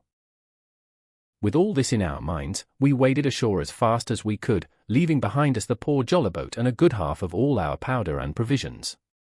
Chapter 18, narrative continued by the Doctor, end of the first day's fighting. We made our best speed across the strip of wood that now divided us from the stockade, and at every step we took the voices of the buccaneers rang nearer. Soon we could hear their footfalls as they ran and the cracking of the branches as they breasted across a bit of thicket. I began to see we should have a brush for it in earnest and looked to my priming. "Captain," said I, "Trelawney is the dead shot. Give him your gun, his own is useless." They exchanged guns, and Trelawney, silent and cool as he had been since the beginning of the bustle, hung a moment on his heel to see that all was fit for service. At the same time, observing Grey to be unarmed, I handed him my cutlass. It did all our hearts good to see him spit in his hand, knit his brows, and make the blade sing through the air. It was plain from every line of his body that our new hand was worth his salt. 40 paces farther we came to the edge of the wood and saw the stockade in front of us. We struck the enclosure about the middle of the south side, and almost at the same time, 7 mutineers. Job Anderson, the boatswain, at their head appeared in full cry at the southwestern corner. They paused as if taken aback, and before they recovered, not only the squire and I, but Hunter and Joyce from the blockhouse, had time to fire. The first shots came in rather a scattering volley, but they did the business. One of the enemy actually fell, and the rest, without hesitation, turned and plunged into the trees. After reloading, we walked down the outside of the palisade to see to the fallen enemy. He was stone dead shot through the heart. We began to rejoice over our good success when just at that moment a pistol cracked in the bush, a ball whistled close past my ear, and poor Tom Redruth stumbled and fell his length on the ground. Both the squire and I returned the shot, but as we had nothing to aim at, it is probable we only wasted powder. Then we reloaded and turned our attention to poor Tom. The captain and Grey were already examining him, and I saw with half an eye that all was over. I believe the readiness of our return volley had scattered the mutineers once more, for we were suffered without further molestation to get the poor old gamekeeper hoisted over the stockade and carried, groaning and bleeding, into the log house. Poor old fellow, he had not uttered one word of surprise, complaint, fear, or even acquiescence from the very beginning of our troubles till now, when we had laid him down in the log house to die. He had lain like a Trojan behind his mattress in the gallery, he had followed every order silently, doggedly, and well, he was the oldest of our party by a score of years, and now, sullen, old, serviceable servant, it was he that was to die. The squire dropped down beside him on his knees and kissed his hand, crying like a child. "Be I going, doctor?" he asked. "Tom, my man," said I, "you're going home." "I wish I had had a lick at them with the gun first," he replied. "Tom," said the squire, "say you forgive me, won't you?" "Would that be respectful like, from me to you, squire?" was the answer. "Howsoever, so be it, amen." After a little while of silence, he said he thought somebody might read a prayer. "It's the custom, sir," he added apologetically. And not long after, without another word, he passed away. In the meantime the captain, whom I had observed to be wonderfully swollen about the chest and pockets, had turned out a great many various stores, the British colours, a Bible, a coil of stoutish rope, pen, ink, the log-book, and pounds of tobacco. He had found a longish fir tree lying felled and trimmed in the enclosure, and with the help of Hunter he had set it up at the corner of the log house where the trunks crossed and made an angle. Then, climbing on the roof, he had with his own hand bent and run up the colors. This seemed mightily to relieve him. He re-entered the log house and set about counting up the stores as if nothing else existed. But he had an eye on Tom's passage for all that, and as soon as all was over, came forward with another flag and reverently spread it on the body. "Don't you take on, sir," he said, shaking the squire's hand. "All's well with him, no fear for a hand that's been shot down in his duty to captain and owner. It meant be good divinity, but it's a fact." Then he pulled me aside. "Dr. Livesey," he said, "in how many weeks do you and Squire expect the consort?" I told him it was a question not of weeks but of months, that if we were not back by the end of August Blandley was to send to find us, but neither sooner nor later. "You can calculate for yourself," I said. "Why, yes," returned the captain, scratching his head, and making a large allowance, "sir, for all the gifts of Providence, I should say we were pretty close hauled." "How do you mean?" I asked. "It's a pity, sir, we lost that second load." "That's what I mean," replied the captain. "As for powder and shot, we'll do. But the rations are short, very short, so short, Dr. Livesey, that we're perhaps as well without that extra mouth." And he pointed to the dead body under the flag. Just then, with a roar and a whistle, a round shot passed high above the roof of the log house and plumped far beyond us in the wood. "Aho," said the captain. "Blaze away. You've little enough powder already, my lads." At the second trial, the aim was better, and the ball descended inside the stockade, scattering a cloud of sand but doing no further damage. "Captain," said the squire, "the house is quite invisible from the ship. It must be the flag they are aiming at. Would it not be wiser to take it in?" "Strike my colors," cried the captain. "No, sir, not I," and as soon as he had said the words, I think we all agreed with him.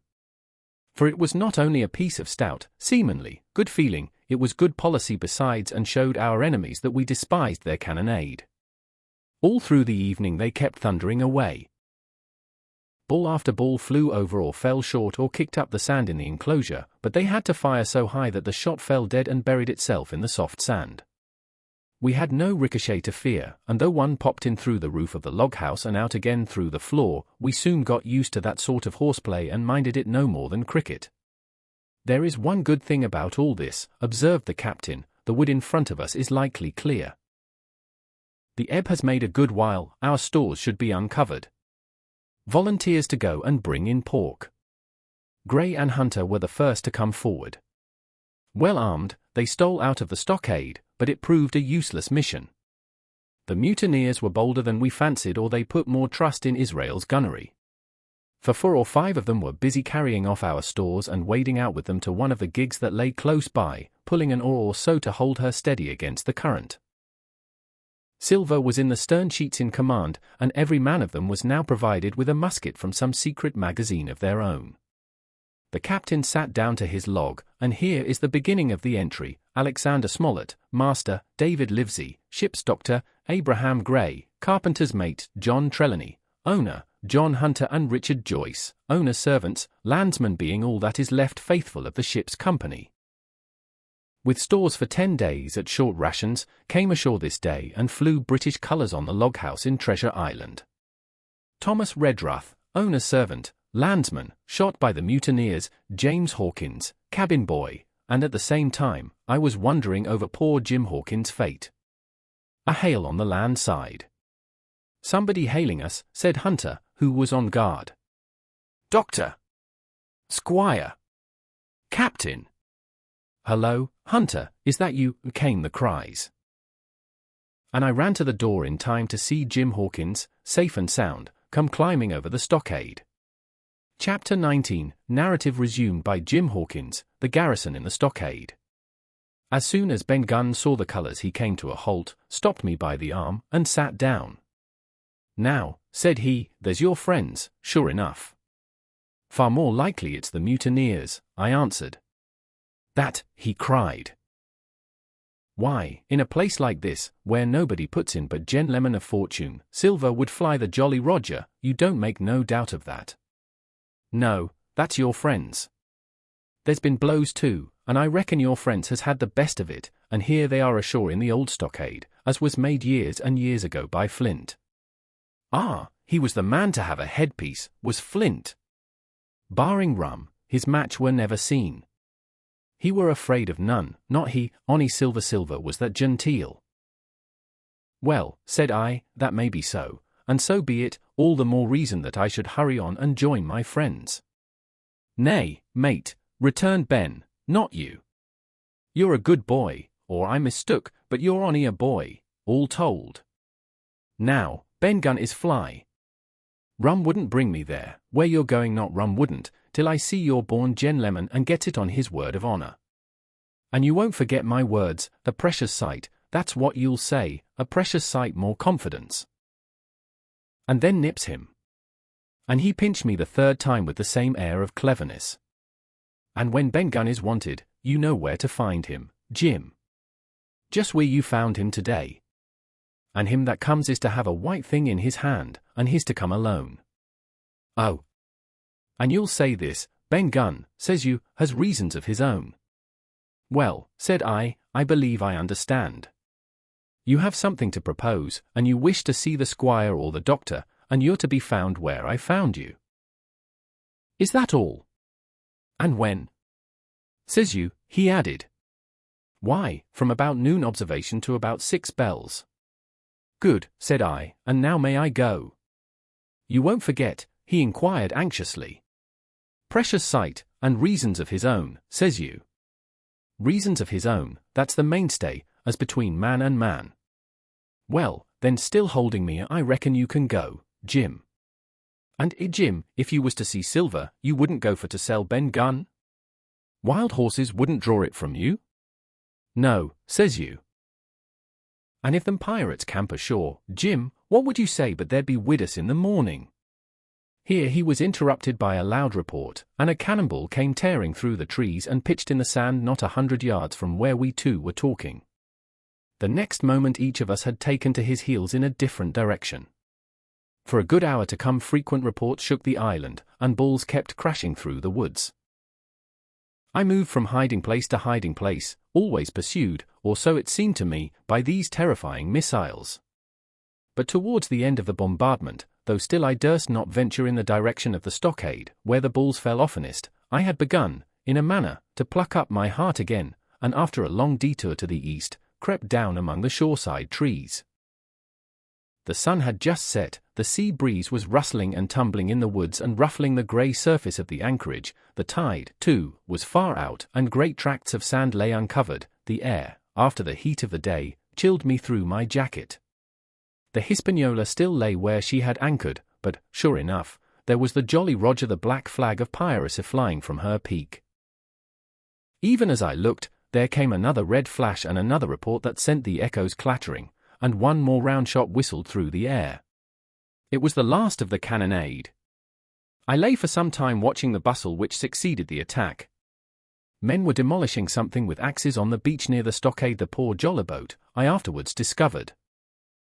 Away, near the mouth of the river, a great fire was glowing among the trees, and between that point and the ship one of the gigs kept coming and going, the men, whom I had seen so gloomy, shouting at the oars like children.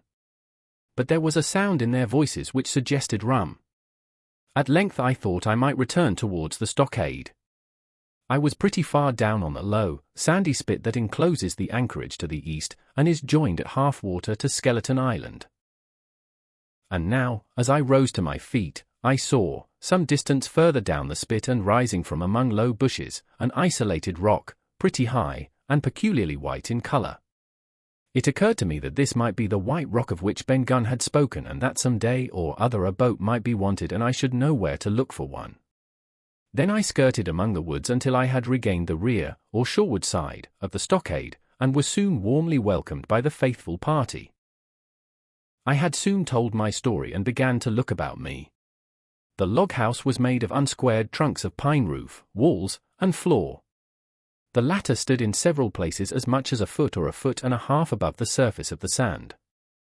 There was a porch at the door, and under this porch the little spring welled up into an artificial basin of a rather odd kind, no other than a great ship's kettle of iron, with the bottom knocked out and sunk to her bearings, as the captain said, among the sand. Little had been left besides the framework of the house, but in one corner there was a stone slab laid down by way of hearth and an old rusty iron basket to contain the fire.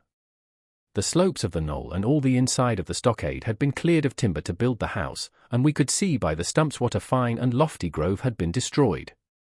Most of the soil had been washed away or buried in drift after the removal of the trees.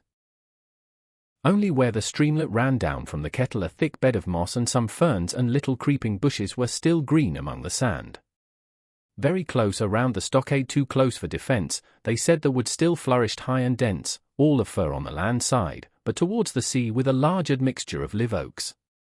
The cold evening breeze, of which I have spoken, whistled through every chink of the rude building and sprinkled the floor with a continual rain of fine sand. There was sand in our eyes, sand in our teeth, sand in our suppers, sand dancing in the spring at the bottom of the kettle, for all the world like porridge beginning to boil. Our chimney was a square hole in the roof. It was but a little part of the smoke that found its way out, and the rest eddied about the house and kept us coughing and piping the eye. Add to this that Gray, the new man, had his face tied up in a bandage for a cut he had got in breaking away from the mutineers, and that poor old Tom Redruth, still unburied, lay along the wall, stiff and stark, under the Union Jack. If we had been allowed to sit idle, we should all have fallen in the blues, but Captain Smollett was never the man for that. All hands were called up before him, and he divided us into watches. The doctor and Gray and I for one. The squire, Hunter, and Joyce upon the other. Tired though we all were, 2 were sent out for firewood, 2 more were set to dig a grave for Redruth, the doctor was named cook, I was put sentry at the door, and the captain himself went from one to another, keeping up our spirits and lending a hand wherever it was wanted. From time to time the doctor came to the door for a little air and to rest his eyes, which were almost smoked out of his head, and whenever he did so, he had a word for me. "That man Smollett," he said once, "is a better man than I am. And when I say that it means a deal, Jim." Another time he came and was silent for a while. Then he put his head on one side and looked at me. "Is this Ben Gunn a man?" he asked. "I do not know, sir," said I am not very sure whether he's sane." "If there's any doubt about the matter, he is," returned the doctor. "A man who has been 3 years biting his nails on a desert island, Jim, can't expect to appear as sane as you or me. It doesn't lie in human nature. Was it cheese you said he had a fancy for?"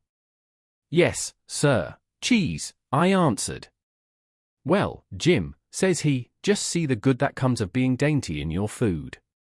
You've seen my snuff box, haven't you? And you never saw me take snuff, the reason being that in my snuff box I carry a piece of Parmesan cheese, a cheese made in Italy, very nutritious. Well, that's for Ben Gunn." Before supper was eaten we buried old Tom in the sand and stood round him for a while bareheaded in the breeze. A good deal of firewood had been got in, but not enough for the captain's fancy, and he shook his head over it and told us we must get back to this tomorrow rather livelier. Then, when we had eaten our pork and each had a good stiff glass of brandy grog, the 3 chiefs got together in a corner to discuss our prospects. It appears they were at their wits' end what to do, the stores being so low that we must have been starved into surrender long before help came. But our best hope, it was decided, was to kill off the buccaneers until they either hauled down their flag or ran away with the Hispaniola. From 19 they were already reduced to 15, 2 others were wounded, and one at least the man shot beside the gun severely wounded, if he were not dead. Every time we had a crack at them, we were to take it, saving our own lives, with the extremest care. And besides that, we had 2 able allies, rum and the climate. As for the first, though we were about half a mile away, we could hear them roaring and singing late into the night, and as for the second, the doctor staked his wig that, camped where they were in the marsh and unprovided with remedies, the half of them would be on their backs before a week. So, he added, if we are not all shot down first they'll be glad to be packing in the schooner. It's always a ship, and they can get to buccaneering again, I suppose. "First ship that ever I lost," said Captain Smollett. "I was dead tired, as you may fancy, and when I got to sleep, which was not till after a great deal of tossing, I slept like a log of wood. The rest had long been up and had already breakfasted and increased the pile of firewood by about half as much again when I was wakened by a bustle and the sound of voices. "Flag of truce!" I heard someone say, and then, immediately after, with a cry of surprise, Silver himself. And at that, up I jumped, and rubbing my eyes, ran to a loophole in the wall. Chapter 20, Silver's Embassy.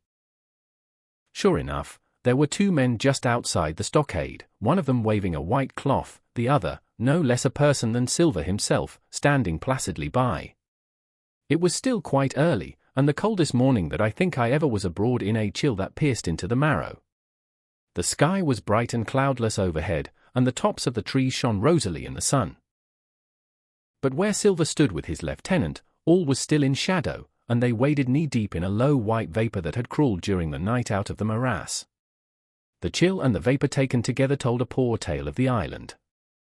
It was plainly a damp, feverish, unhealthy spot. "Keep indoors, men," said the captain. 10 to 1 this is a trick." Then he hailed the buccaneer. "Who goes?" "Stand, or we fire." "Flag of truce," cried Silver. The captain was in the porch, keeping himself carefully out of the way of a treacherous shot, should any be intended. He turned and spoke to us. "Doctors, watch on the lookout. Dr. Livesey, take the north side, if you please, Jim, the east, Gray, west. The watch below, all hands to load muskets. Lively, men, and careful." And then he turned again to the mutineers. "And what do you want with your flag of truce?" he cried. This time it was the other man who replied. "Cap'n Silver, sir, to come on board and make terms," he shouted. "Cap'n Silver? Don't know him." "Who's he?" cried the captain. And we could hear him adding to himself, "Cap'n, is it? My heart, and here's promotion." Long John answered for himself. "Me, sir. These poor lads have chosen me cap'n, after your desertion," sir, laying a particular emphasis upon the word desertion. "We're willing to submit, if we can come to terms, and no bones about it. All I ask is your word, Cap'n Smollett, to let me safe and sound out of this here stockade, and 1 minute to get out o' shot before a gun is fired." "My man," said Captain Smollett, "I have not the slightest desire to talk to you. If you wish to talk to me, you can come, that's all. If there's any treachery, it'll be on your side, and the Lord help you." "That's enough, Cap'n," shouted Long John cheerily. "A word from you's enough. I know a gentleman, and you may lay to that." We could see the man who carried the flag of truce attempting to hold Silver back.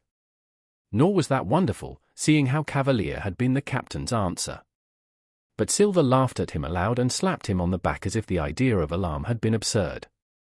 Then he advanced to the stockade, threw over his crutch, got a leg up, and with great vigor and skill succeeded in surmounting the fence and dropping safely to the other side. I will confess that I was far too much taken up with what was going on to be of the slightest use as sentry. Indeed, I had already deserted my eastern loophole and crept up behind the captain, who had now seated himself on the threshold, with his elbows on his knees, his head in his hands, and his eyes fixed on the water as it bubbled out of the old iron kettle in the sand. He was whistling "Come, lasses and lads." Silver had terrible hard work getting up the knoll. What with the steepness of the incline, the thick tree stumps, and the soft sand, he and his crutch were as helpless as a ship in stays. But he stuck to it like a man in silence, and at last arrived before the captain, whom he saluted in the handsomest style. He was tricked out in his best, an immense blue coat, thick with brass buttons, hung as low as to his knees, and a fine laced hat was set on the back of his head. "Here you are, my man," said the captain, raising his head. "You had better sit down." "You ain't going to let me inside, Cap'n," complained Long John. "It's a main cold morning, to be sure, sir, to sit outside upon the sand." "Why, Silver," said the captain, "if you had pleased to be an honest man, you might have been sitting in your galley. It's your own doing. You're either my ship's cook and then you were treated handsome, or Cap'n Silver, a common mutineer and pirate, and then you can go hang." Well, well, Cap'n, returned the sea cook, sitting down as he was bidden on the sand, you'll have to give me a hand up again, that's all. A sweet pretty place you have of it here. Ah, there's Jim. The top of the morning to you, Jim. Doctor, here's my service. Why, there you all are together like a happy family, in a manner of speaking. If you have anything to say, my man, better say it, said the captain. Right you were, Cap'n Smollett, replied Silver. Duty is duty, to be sure. Well now, you look here, that was a good lay of yours last night. I don't deny it was a good lay. Some of you pretty handy with the handspike end. And I'll not deny neither but what some of my people was shook, maybe all was shook, maybe I was shook myself, maybe that's why I'm here for terms. But you mark me, Cap'n, it won't do twice, by thunder. We'll have to do Centrigo and ease off a point or so on the rum. Maybe you think we were all a sheet in the wind's eye. But I'll tell you I was sober. I was only dog-tired, and if I'd awoke a second sooner, I'd be caught you at the act, I would. He wasn't dead when I got round to him, not he. Well, says Captain Smollett as cool as can be. All that Silver said was a riddle to him, but you would never have guessed it from his tone. As for me, I began to have an inkling. Ben Gunn's last words came back to my mind. I began to suppose that he had paid the buccaneers a visit while they all lay drunk together round their fire, and I reckoned up with glee that we had only 14 enemies to deal with. Well, here it is, said Silver. We want that treasure, and we'll have it, that's our point. You would just as soon save your lives, I reckon, and that's yours. You have a chart, haven't you? That's as may be, replied the captain. Oh, well, you have, I know that, returned Long John. You needn't be so husky with a man, there ain't a particle of service in that, and you may lay to it. What I mean is, we want your chart. Now, I never meant you no harm, myself. That won't do with me, my man, interrupted the captain. We know exactly what you meant to do, and we don't care, for now, you see, you can't do it. And the captain looked at him calmly and proceeded to fill a pipe. If a grey Silver broke out. Avast there, cried Mr. Smollett. Grey told me nothing, and I asked him nothing, and what's more, I would see you and him and this whole island blown clean out of the water into blazes first. So there's my mind for you, my man, on that. This little whiff of temper seemed to cool Silver down. He had been growing nettled before, but now he pulled himself together. Like enough, said he. I would set no limits to what gentlemen might consider shipshape, or might not, as the case were. And seeing as how you are about to take a pipe, Cap'n, I'll make so free as do likewise. And he filled a pipe and lighted it, and the two men sat silently smoking for quite a while, now looking each other in the face, now stopping their tobacco, now leaning forward to spit. It was as good as the play to see them. Now, resumed Silver, here it is. You give us the chart to get the treasure by, and drop shooting poor seamen and stoving of their heads in while asleep. You do that, and we'll offer you a choice. Either you come aboard along of us, once the treasure shipped, and then I'll give you my affidavy, upon my word of honor, to clap you somewhere safe ashore. Or if that ain't to your fancy, some of my hands being rough and having old scores on account of hazing, then you can stay here, you can. We'll divide stores with you, man for man, and I'll give my affidavy, as before to speak the first ship I sight, and send O.M. here to pick you up. Now, you'll own that's talking. Handsomer you couldn't look to get, now you. And I hope raising his voice that all hands in this here blockhouse will overhaul my words, for what is spoke to one is spoke to all. Captain Smollett rose from his seat and knocked out the ashes of his pipe in the palm of his left hand. Is that all? He asked. Every last word, by thunder, answered John. Refuse that, and you've seen the last of me but musket balls. Very good, said the captain. Now you'll hear me. If you'll come up one by one, unarmed, I'll engage to clap you all in irons and take you home to a fair trial in England. If you won't, my name is Alexander Smollett, I've flown my sovereign's colours, and I'll see you all to Davy Jones. You can't find the treasure. You can't sail the ship, there's not a man among you fit to sail the ship. You can't fight us, Grey, there, got away from 5 of you. Your ship's in irons, Master Silver. You're on a lee shore, and so you'll find. I stand here and tell you so, and they're the last good words you'll get from me, for in the name of heaven, I'll put a bullet in your back when next I meet you. Tramp, my lad. Bundle out of this, please, hand over hand, and double quick. Silver's face was a picture, his eyes started in his head with wrath. He shook the fire out of his pipe. Give me a hand up, he cried. Not I, returned the captain. Who'll give me a hand up, he roared. Not a man among us moved. Growling the foulest imprecations, he crawled along the sand till he got hold of the porch and could hoist himself again upon his crutch. Then he spat into the spring. There, he cried. That's what I think of ye. Before an hour's out, I'll stove in your old blockhouse like a rum puncheon. Laugh, by thunder, laugh. Before an hour's out, ye'll laugh upon the other side. Them that die'll be the lucky ones.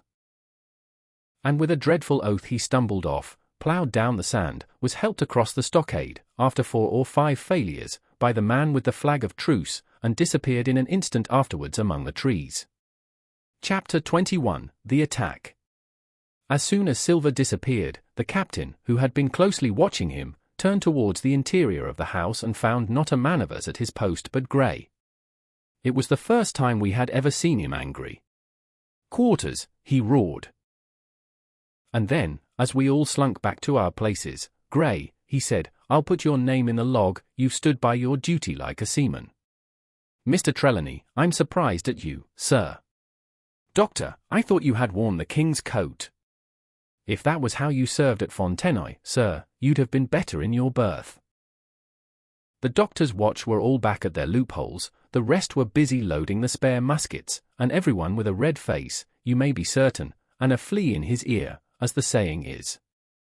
The captain looked on for a while in silence. Then he spoke. My lads, said he, I've given Silver a broadside. I pitched it in red hot on purpose, and before the hour's out, as he said, we shall be boarded. We're outnumbered, I needn't tell you that, but we fight in shelter. And a minute ago I should have said we fought with discipline. I've no manner of doubt that we can drub them, if you choose. Then he went the rounds and saw, as he said, that all was clear. On the 2 short sides of the house, east and west, there were only 2 loopholes, on the south side where the porch was, 2 again, and on the north side, 5. There was a round score of muskets for the 7 of us, the firewood had been built into 4 piles tables, you might say. One about the middle of each side, and on each of these tables some ammunition and 4 loaded muskets were laid ready to the hand of the defenders. In the middle, the cutlasses lay ranged. Toss out the fire, said the captain, the chill is past, and we mustn't have smoke in our eyes. The iron fire basket was carried bodily out by Mr. Trelawney, and the embers smothered among sand. Hawkins hasn't had his breakfast. Hawkins, help yourself, and back to your post to eat it, continued Captain Smollett. Lively, now, my lad, you'll want it before you've done. Hunter, serve out a round of brandy to all hands. And while this was going on, the captain completed, in his own mind, the plan of the defense. Doctor, you will take the door, he resumed. See, and don't expose yourself, keep within, and fire through the porch.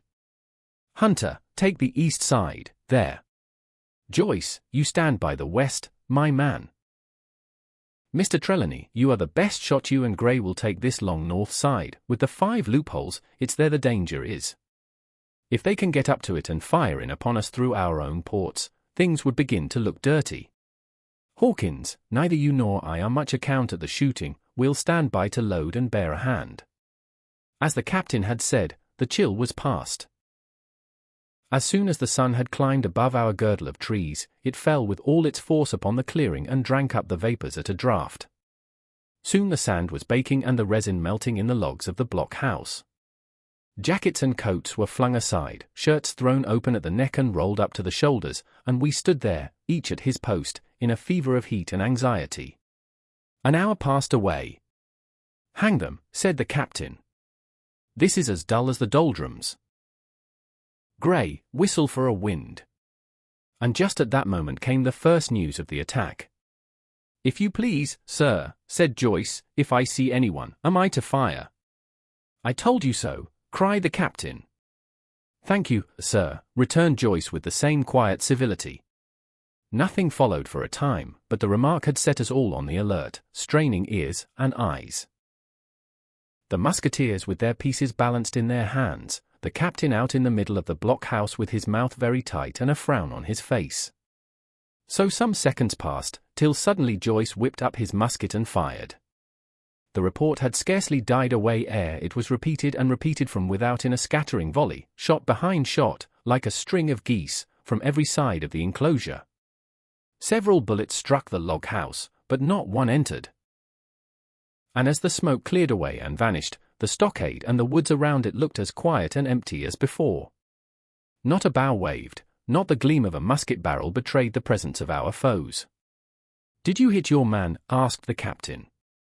"No, sir," replied Joyce. "I believe not, sir." "Next best thing to tell the truth," muttered Captain Smollett. "Load his gun, Hawkins." "How many should say there were on your side, Doctor?" "I know precisely," said Dr. Livesey. 3 shots were fired on this side. I saw the 3 flashes too close together, one farther to the west. 3, repeated the captain. "And how many on yours, Mr. Trelawney?" But this was not so easily answered. There had come many from the north, 7 by the squire's computation, 8 or 9 according to Gray. From the east and west only a single shot had been fired. It was plain, therefore, that the attack would be developed from the north and that on the other 3 sides we were only to be annoyed by a show of hostilities. But Captain Smollett made no change in his arrangements. If the mutineers succeeded in crossing the stockade, he argued, they would take possession of any unprotected loophole and shoot us down like rats in our own stronghold. Nor had we much time left to us for thought. Suddenly, with a loud huzzah, a little cloud of pirates leaped from the woods on the north side and ran straight on the stockade. At the same moment, the fire was once more opened from the woods, and a rifle ball sang through the doorway and knocked the doctor's musket into bits. The boarders swarmed over the fence like monkeys. Squire and Gray fired again and yet again. 3 men fell, 1 forwards into the enclosure, 2 back on the outside. But of these, 1 was evidently more frightened than hurt, for he was on his feet again in a crack and instantly disappeared among the trees. 2 had bit the dust, 1 had fled, for had made good their footing inside our defences, while from the shelter of the wood 7 or 8 men, each evidently supplied with several muskets, kept up a hot though useless fire on the log house. The 4 who had boarded made straight before them for the building, shouting as they ran, and the men among the trees shouted back to encourage them. Several shots were fired, but such was the hurry of the marksmen that not one appears to have taken effect. In a moment, the 4 pirates had swarmed up the mound and were upon us. The head of Job Anderson, the boatswain, appeared at the middle loophole. "At them, all hands," he roared in a voice of thunder. At the same moment, another pirate grasped Hunter's musket by the muzzle, wrenched it from his hands, plucked it through the loophole, and with one stunning blow, laid the poor fellow senseless on the floor. Meanwhile a third, running unharmed all around the house, appeared suddenly in the doorway and fell with his cutlass on the doctor. Our position was utterly reversed. A moment since we were firing, under cover, at an exposed enemy, now it was we who lay uncovered and could not return a blow. The log house was full of smoke, to which we owed our comparative safety. Cries and confusion, the flashes and reports of pistol shots, and one loud groan rang in my ears. "Out, lads, out, and fight them in the open!" "Cutlasses!" cried the captain. I snatched a cutlass from the pile, and someone, at the same time snatching another, gave me a cut across the knuckles which I hardly felt. I dashed out of the door into the clear sunlight. Someone was close behind, I knew not whom. Right in front, the doctor was pursuing his assailant down the hill, and just as my eyes fell upon him, beat down his guard and sent him sprawling on his back with a great slash across the face. "Round the house, lads!" "Round the house!" cried the captain, and even in the hurly-burly, I perceived a change in his voice. Mechanically, I obeyed, turned eastwards, and with my cutlass raised, ran round the corner of the house. Next moment I was face to face with Anderson. He roared aloud, and his hanger went up above his head, flashing in the sunlight. I had not time to be afraid, but as the blow still hung impending, leaped in a trice upon one side, and missing my foot in the soft sand, rolled headlong down the slope. When I had first sallied from the door, the other mutineers had been already swarming up the palisade to make an end of us. One man, in a red nightcap, with his cutlass in his mouth, had even got upon the top and thrown a leg across. Well, so short had been the interval that when I found my feet again all was in the same posture, the fellow with the red nightcap still halfway over, another still just showing his head above the top of the stockade. And yet, in this breath of time, the fight was over and the victory was ours. Gray, following close behind me, had cut down the big boatswain ere he had time to recover from his last blow. Another had been shot at a loophole in the very act of firing into the house and now lay in agony, the pistol still smoking in his hand. A third, as I had seen, the doctor had disposed of at a blow. Of the 4 who had scaled the palisade, one only remained unaccounted for, and he, having left his cutlass on the field, was now clambering out again with the fear of death upon him. "Fire, fire from the house," cried the doctor. "And you, lads, back into cover." But his words were unheeded, no shot was fired, and the last boarder made good his escape and disappeared with the rest into the wood. In 3 seconds nothing remained of the attacking party but the 5 who had fallen, 4 on the inside and 1 on the outside of the palisade. The doctor and Gray and I ran full speed for shelter. The survivors would soon be back where they had left their muskets, and at any moment the fire might recommence. The house was by this time somewhat cleared of smoke, and we saw at a glance the price we had paid for victory. Hunter lay beside his loophole, stunned, Joyce by his, shot through the head, never to move again, while right in the centre, the squire was supporting the captain, one as pale as the other. "The captain's wounded," said Mr. Trelawney. "Have they run?" asked Mr. Smollett. "All that could, you may be bound," returned the doctor, "but there's 5 of them will never run again." "5!" cried the captain. "Come, that's better. 5 against 3 leaves us 4 to 9. That's better odds than we had at starting. We were 7 to 19 then, or thought we were, and that's as bad to bear." The mutineers were soon only 8 in number, for the man shot by Mr. Trelawney on board the schooner died that same evening of his wound. But this was, of course, not known till after by the faithful party. Part 5 My Sea Adventure Chapter 22. How I began my sea adventure. There was no return of the mutineers, not so much as another shot out of the woods. They had got their rations for that day, as the captain put it, and we had the place to ourselves and a quiet time to overhaul the wounded and get dinner. Squire and I cooked outside in spite of the danger, and even outside we could hardly tell what we were at, for horror of the loud groans that reached us from the doctor's patients. Out of the 8 men who had fallen in the action, only 3 still breathed, that one of the pirates who had been shot at the loophole, Hunter, and Captain Smollett, and of these, the first 2 were as good as dead. The mutineer indeed died under the doctor's knife, and Hunter, do what we could, never recovered consciousness in this world. He lingered all day, breathing loudly like the old buccaneer at home in his apoplectic fit, but the bones of his chest had been crushed by the blow and his skull fractured in falling, and sometime in the following night, without sign or sound, he went to his Maker. As for the captain, his wounds were grievous indeed, but not dangerous. No organ was fatally injured. Anderson's ball, for it was Job that shot him first, had broken his shoulder blade and touched the lung, not badly. The second had only torn and displaced some muscles in the calf. He was sure to recover, the doctor said, but in the meantime, and for weeks to come, he must not walk nor move his arm, nor so much as speak when he could help it. My own accidental cut across the knuckles was a flea bite. Dr. Livesey patched it up with plaster and pulled my ears for me into the bargain. After dinner the squire and the doctor sat by the captain's side a while in consultation. And when they had talked to their heart's content, it being then a little past noon, the doctor took up his hat and pistols, girt on a cutlass, put the chart in his pocket, and with a musket over his shoulder crossed the palisade on the north side and set off briskly through the trees. Gray and I were sitting together at the far end of the blockhouse, to be out of earshot of our officers consulting. And Gray took his pipe out of his mouth and fairly forgot to put it back again, so thunderstruck he was at this occurrence. "Why, in the name of Davy Jones," said he, "is Dr. Livesey mad?" "Why no," says I, "he's about the last of this crew for that, I take it." "Well, shipmate," said Gray, "mad he may not be, but if he's not, you mark my words, I am." "I take it," replied I, "the doctor has his idea, and if I am right, he's going now to see Ben Gunn." I was right, as appeared later. But in the meantime, the house being stifling hot and the little patch of sand inside the palisade ablaze with midday sun, I began to get another thought into my head, which was not by any means so right.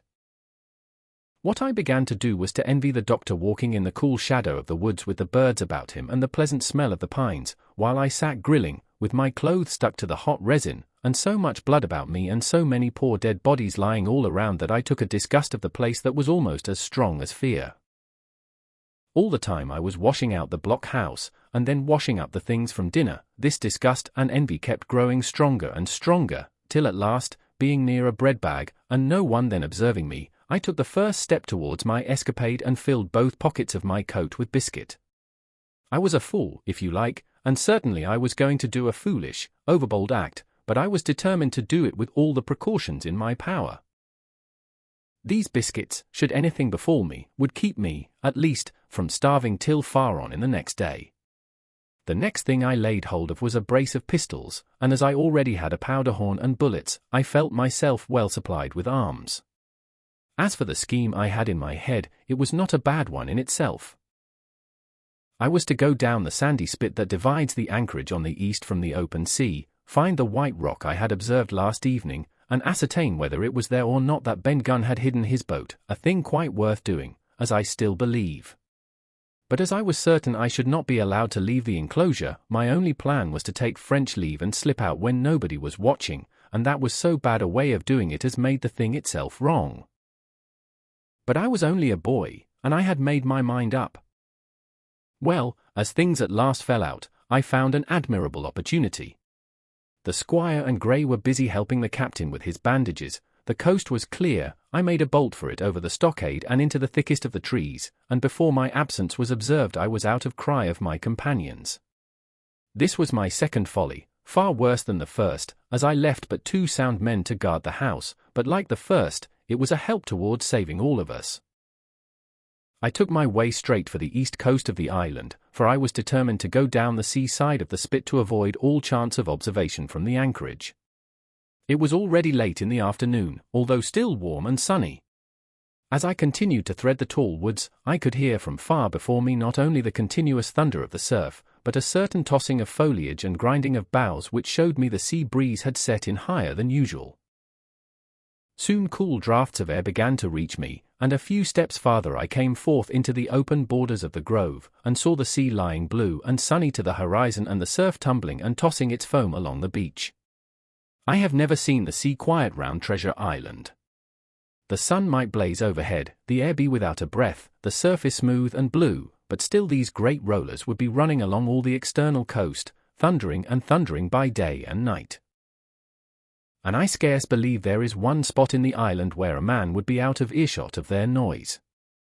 I walked along beside the surf with great enjoyment, till, thinking I was now got far enough to the south, I took the cover of some thick bushes and crept warily up to the ridge of the spit. Behind me was the sea, in front the anchorage. The sea breeze, as though it had the sooner blown itself out by its unusual violence, was already at an end.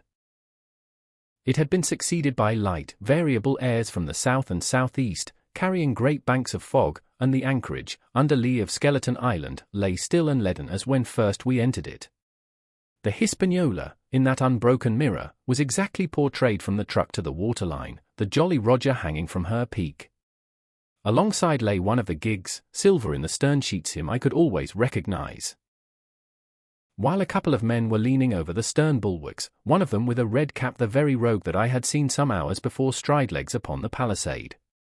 Apparently they were talking and laughing, though at that distance upwards of a mile I could, of course, hear no word of what was said. All at once there began the most horrid, unearthly screaming, which at first startled me badly, though I had soon remembered the voice of Captain Flint and even thought I could make out the bird by her bright plumage as she sat perched upon her master's wrist. Soon after, the jolly-boat shoved off and pulled for shore, and the man with the red cap and his comrade went below by the cabin companion. Just about the same time, the sun had gone down behind the spyglass, and as the fog was collecting rapidly, it began to grow dark in earnest. I saw I must lose no time if I were to find the boat that evening. The white rock, visible enough above the brush, was still some eighth of a mile further down the spit, and it took me a goodish while to get up with it, crawling, often on all fours, among the scrub. Night had almost come when I laid my hand on its rough sides. Right below it there was an exceedingly small hollow of green turf, hidden by banks and a thick underwood about knee-deep, that grew there very plentifully, and in the centre of the dell, sure enough, a little tent of goat skins, like what the gypsies carry about with them in England. I dropped into the hollow, lifted the side of the tent, and there was Ben Gunn's boat homemade if ever anything was homemade. A rude, lopsided framework of tough wood, and stretched upon that a covering of goatskin, with the hair inside. The thing was extremely small, even for me, and I can hardly imagine that it could have floated with a full-sized man. There was one thwart set as low as possible, a kind of stretcher in the bows, and a double paddle for propulsion. I had not then seen a coracle, such as the ancient Britons made, but I have seen one since, and I can give you no fairer idea of Ben Gunn's boat than by saying it was like the first and the worst coracle ever made by man. But the great advantage of the coracle it certainly possessed, for it was exceedingly light and portable. Well, now that I had found the boat, you would have thought I had had enough of truantry for once, but in the meantime I had taken another notion and become so obstinately fond of it that I would have carried it out, I believe, in the teeth of Captain Smollett himself. This was to slip out under cover of the night, cut the Hispaniola adrift, and let her go ashore where she fancied. I had quite made up my mind that the mutineers, after their repulse of the morning, had nothing nearer their hearts than to up anchor and away to sea. This, I thought, it would be a fine thing to prevent, and now that I had seen how they left their watchman unprovided with a boat, I thought it might be done with little risk. Down I sat to wait for darkness, and made a hearty meal of biscuit. It was a night out of 10,000 for my purpose. The fog had now buried all heaven. As the last rays of daylight dwindled and disappeared, absolute blackness settled down on Treasure Island. And when, at last, I shouldered the coracle and groped my way stumblingly out of the hollow where I had supped, there were but 2 points visible on the whole anchorage. One was the great fire on shore, by which the defeated pirates lay carousing in the swamp. The other, a mere blur of light upon the darkness, indicated the position of the anchored ship. She had swung round to the ebb. Her bow was now towards me. The only lights on board were in the cabin, and what I saw was merely a reflection on the fog of the strong rays that flowed from the stern window. The ebb had already run some time, and I had to wade through a long belt of swampy sand, where I sank several times above the ankle, before I came to the edge of the retreating water, and wading a little way in, with some strength and dexterity, set my coracle, keel downwards, on the surface. Chapter 23. The ebb tide runs. The coracle, as I had ample reason to know before I was done with her, was a very safe boat for a person of my height and weight, both buoyant and clever in a seaway, but she was the most cross-grained, lopsided craft to manage. Do as you pleased, she always made more leeway than anything else, and turning round and round was the manoeuvre she was best at. Even Ben Gunn himself has admitted that she was queer to handle till you knew her way. Certainly I did not know her way. She turned in every direction but the one I was bound to go, the most part of the time we were broadside on, and I am very sure I never should have made the ship at all but for the tide. By good fortune, paddle as I pleased, the tide was still sweeping me down, and there lay the Hispaniola right in the fairway, hardly to be missed.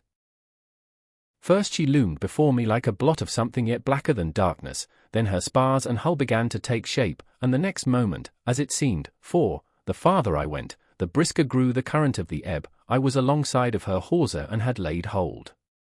The hawser was as taut as a bowstring, and the current so strong she pulled upon her anchor.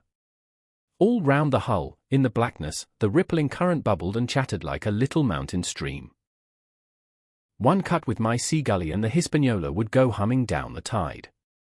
So far so good, but it next occurred to my recollection that a taut hawser, suddenly cut, is a thing as dangerous as a kicking horse.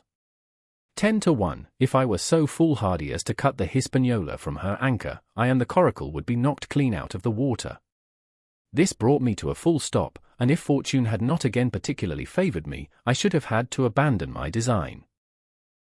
But the light airs which had begun blowing from the southeast and south had hauled round after nightfall into the southwest.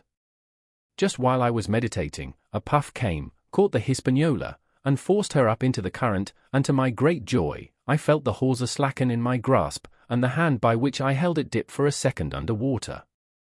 With that I made my mind up, took out my gully, opened it with my teeth, and cut one strand after another, till the vessel swung only by 2. Then I lay quiet, waiting to sever these last when the strain should be once more lightened by a breath of wind. All this time I had heard the sound of loud voices from the cabin, but to say truth, my mind had been so entirely taken up with other thoughts that I had scarcely given ear. Now, however, when I had nothing else to do, I began to pay more heed. One I recognized for the coxswain's, Israel Hands, that had been Flint's gunner in former days. The other was, of course, my friend of the red nightcap. Both men were plainly the worse of drink, and they were still drinking, for even while I was listening, one of them, with a drunken cry, opened the stern window and threw out something, which I divined to be an empty bottle. But they were not only tipsy, it was plain that they were furiously angry. Oaths flew like hailstones, and every now and then there came forth such an explosion as I thought was sure to end in blows. But each time the quarrel passed off and the voices grumbled lower for a while, until the next crisis came and in its turn passed away without result. On shore, I could see the glow of the great campfire burning warmly through the shoreside trees. Someone was singing, a dull, old, droning sailor's song, with a droop and a quaver at the end of every verse, and seemingly no end to it at all but the patience of the singer. I had heard it on the voyage more than once and remembered these words. But one man of her crew alive, what put to sea with 75? And I thought it was a ditty rather too dolefully appropriate for a company that had met such cruel losses in the morning.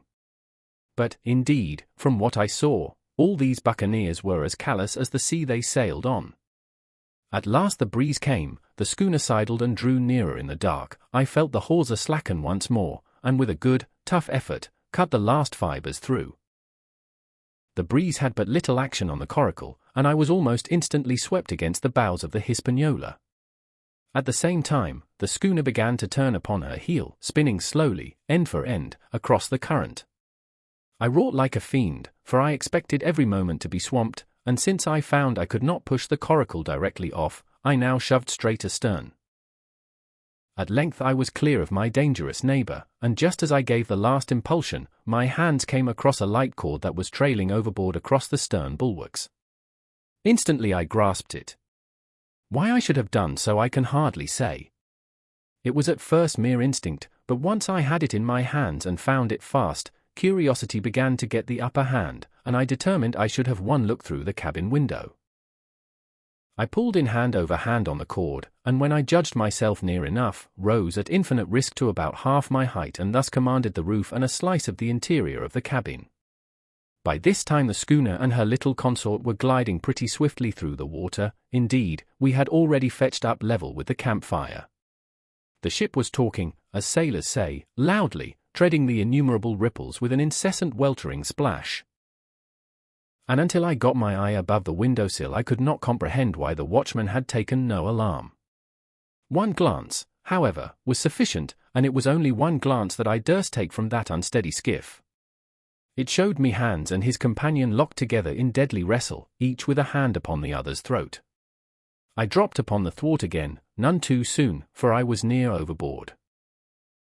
I could see nothing for the moment but these two furious, encrimsoned faces swaying together under the smoky lamp, and I shut my eyes to let them grow once more familiar with the darkness. The endless ballad had come to an end at last, and the whole diminished company about the campfire had broken into the chorus I had heard so often, 15 men on the dead man's chest, yo-ho-ho, and a bottle of rum. drink and the devil had done for the rest, yo-ho-ho, and a bottle of rum. I was just thinking how busy Drink and the devil were at that very moment in the cabin of the Hispaniola, when I was surprised by a sudden lurch of the coracle. At the same moment, she yawed sharply and seemed to change her course. The speed in the meantime had strangely increased. I opened my eyes at once. All round me were little ripples, combing over with a sharp, bristling sound and slightly phosphorescent. The Hispaniola herself, a few yards in whose wake I was still being whirled along, seemed to stagger in her course, and I saw her spars toss a little against the blackness of the night. Nay, as I looked longer, I made sure she also was wheeling to the southward. I glanced over my shoulder, and my heart jumped against my ribs. There, right behind me, was the glow of the campfire. The current had turned at right angles, sweeping round along with it the tall schooner and the little dancing coracle, ever quickening, ever bubbling higher, ever muttering louder. It went spinning through the narrows for the open sea. Suddenly the schooner in front of me gave a violent yaw, turning, perhaps, through 20 degrees, and almost at the same moment one shout followed another from on board. I could hear feet pounding on the companion ladder, and I knew that the two drunkards had at last been interrupted in their quarrel and awakened to a sense of their disaster. I lay down flat in the bottom of that wretched skiff and devoutly recommended my spirit to its maker. At the end of the straits, I made sure we must fall into some bar of raging breakers, where all my troubles would be ended speedily. And though I could, perhaps, bear to die, I could not bear to look upon my fate as it approached. So I must have lain for hours, continually beaten to and fro upon the billows, now and again wetted with flying sprays, and never ceasing to expect death at the next plunge. Gradually weariness grew upon me. A numbness, an occasional stupor, fell upon my mind even in the midst of my terrors, until sleep at last supervened, and in my sea-tossed coracle I lay and dreamed of home and the old Admiral Benbow. Chapter 24, The Cruise of the Coracle. It was broad day when I awoke and found myself tossing at the southwest end of Treasure Island. The sun was up but was still hid from me behind the great bulk of the spyglass, which on this side descended almost to the sea in formidable cliffs. Haulbowline Head and Mizzenmast Hill were at my elbow, the hill bare and dark, the head bound with cliffs 40 or 50 feet high and fringed with great masses of fallen rock. I was scarce a quarter of a mile to seaward, and it was my first thought to paddle in and land. That notion was soon given over. Among the fallen rocks the breakers spouted and bellowed, loud reverberations, heavy sprays flying and falling, succeeded one another from second to second. And I saw myself, if I ventured nearer, dashed to death upon the rough shore or spending my strength in vain to scale the beetling crags. Nor was that all, for crawling together on flat tables of rock or letting themselves drop into the sea with loud reports I beheld huge slimy monsters, soft snails, as it were, of incredible bigness, 2 or 3 score of them together, making the rocks to echo with their barkings. I have understood since that they were sea lions, and entirely harmless. But the look of them, added to the difficulty of the shore and the high running of the surf, was more than enough to disgust me of that landing place. I felt willing rather to starve at sea than to confront such perils. In the meantime I had a better chance, as I supposed, before me. North of Haulbowline Head, the land runs in a long way, leaving at low tide a long stretch of yellow sand. To the north of that, again, there comes another Cape of the Woods, as it was marked upon the chart. Buried in tall green pines, which descended to the margin of the sea. I remembered what Silver had said about the current that sets northward along the whole west coast of Treasure Island, and seeing from my position that I was already under its influence, I preferred to leave Haulbowline Head behind me and reserve my strength for an attempt to land upon the kindlier-looking Cape of the Woods. There was a great, smooth swell upon the sea. The wind blowing steady and gentle from the south, there was no contrariety between that and the current, and the billows rose and fell unbroken. Had it been otherwise, I must long ago have perished, but as it was, it is surprising how easily and securely my little and light boat could ride. Often, as I still lay at the bottom and kept no more than an eye above the gunwale, I would see a big blue summit heaving close above me. Yet the coracle would but bounce a little, dance as if on springs, and subside on the other side into the trough as lightly as a bird. I began after a little to grow very bold and sat up to try my skill at paddling. But even a small change in the disposition of the weight will produce violent changes in the behavior of a coracle. And I had hardly moved before the boat, giving up at once her gentle dancing movement, ran straight down a slope of water so steep that it made me giddy, and struck her nose, with a spout of spray, deep into the side of the next wave. I was drenched and terrified, and fell instantly back into my old position, whereupon the coracle seemed to find her head again and led me as softly as before among the billows. It was plain she was not to be interfered with, and at that rate, since I could in no way influence her course, what hope had I left of reaching land? I began to be horribly frightened, but I kept my head, for all that. First, moving with all care, I gradually bailed out the coracle with my sea cap, then, getting my eye once more above the gunwale, I set myself to study how it was she managed to slip so quietly through the rollers. I found each wave, instead of the big, smooth glossy mountain it looks from shore or from a vessel's deck, was for all the world like any range of hills on dry land, full of peaks and smooth places and valleys. The coracle, left to herself, turning from side to side, threaded, so to speak, her way through these lower parts and avoided the steep slopes and higher, toppling summits of the wave. Well, now, thought I to myself, it is plain I must lie where I am and not disturb the balance. But it is plain also that I can put the paddle over the side and from time to time, in smooth places, give her a shove or two towards land. No sooner thought upon than done.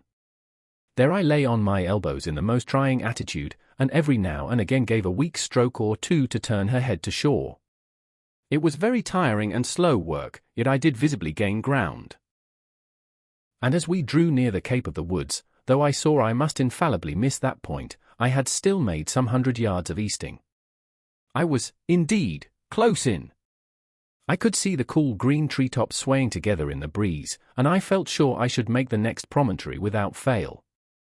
It was high time, for I now began to be tortured with thirst. The glow of the sun from above, its thousandfold reflection from the waves, the sea water that fell and dried upon me, caking my very lips with salt, combined to make my throat burn and my brain ache. The sight of the trees so near at hand had almost made me sick with longing, but the current had soon carried me past the point, and as the next reach of sea opened out, I beheld a sight that changed the nature of my thoughts. Right in front of me, not half a mile away, I beheld the Hispaniola under sail. I made sure, of course, that I should be taken, but I was so distressed for want of water that I scarce knew whether to be glad or sorry at the thought, and long before I had come to a conclusion, surprise had taken entire possession of my mind and I could do nothing but stare and wonder. The Hispaniola was under her mainsail and 2 jibs, and the beautiful white canvas shone in the sun like snow or silver. When I first sighted her, all her sails were drawing, she was lying a course about northwest, and I presumed the men on board were going round the island on their way back to the anchorage.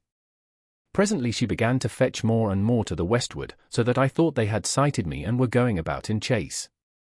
At last, however, she fell right into the wind's eye, was taken dead aback, and stood there a while helpless, with her sails shivering. "Clumsy fellows," said I. "They must still be drunk as owls." And I thought how Captain Smollett would have set them skipping. Meanwhile the schooner gradually fell off and filled again upon another tack, sailed swiftly for a minute or so, and brought up once more dead in the wind's eye. Again and again was this repeated. To and fro, up and down, north, south, east, and west, the Hispaniola sailed by swoops and dashes, and at each repetition ended as she had begun, with idly flapping canvas. It became plain to me that nobody was steering. And if so, where were the men? Either they were dead drunk or had deserted her, I thought, and perhaps if I could get on board I might return the vessel to her captain. The current was bearing coracle and schooner southward at an equal rate. As for the latter's sailing, it was so wild and intermittent, and she hung each time so long in irons, that she certainly gained nothing, if she did not even lose. If only I dared to sit up and paddle, I made sure that I could overhaul her. The scheme had an air of adventure that inspired me, and the thought of the water breaker beside the fore-companion doubled my growing courage. Up I got, was welcomed almost instantly by another cloud of spray, but this time stuck to my purpose and set myself, with all my strength and caution, to paddle after the unsteered Hispaniola. Once I shipped a sea so heavy that I had to stop and bail, with my heart fluttering like a bird, but gradually I got into the way of the thing and guided my coracle among the waves, with only now and then a blow upon her bows and a dash of foam in my face. I was now gaining rapidly on the schooner. I could see the brass glisten on the tiller as it banged about, and still no soul appeared upon her decks. I could not choose but suppose she was deserted. If not, the men were lying drunk below, where I might batten them down, perhaps, and do what I chose with the ship. For some time she had been doing the worst thing possible for me, standing still. She headed nearly due south, yawing, of course, all the time. Each time she fell off, her sails partly filled, and these brought her in a moment right to the wind again. I have said this was the worst thing possible for me, for helpless as she looked in this situation, with the canvas cracking like cannon and the blocks trundling and banging on the deck, she still continued to run away from me, not only with the speed of the current, but by the whole amount of her leeway, which was naturally great. But now, at last, I had my chance. The breeze fell for some seconds, very low, and the current gradually turning her, the Hispaniola revolved slowly round her centre and at last presented me her stern, with the cabin window still gaping open and the lamp over the table still burning on into the day. The mainsail hung drooped like a banner. She was stock still but for the current. For the last little while I had even lost, but now redoubling my efforts, I began once more to overhaul the chase.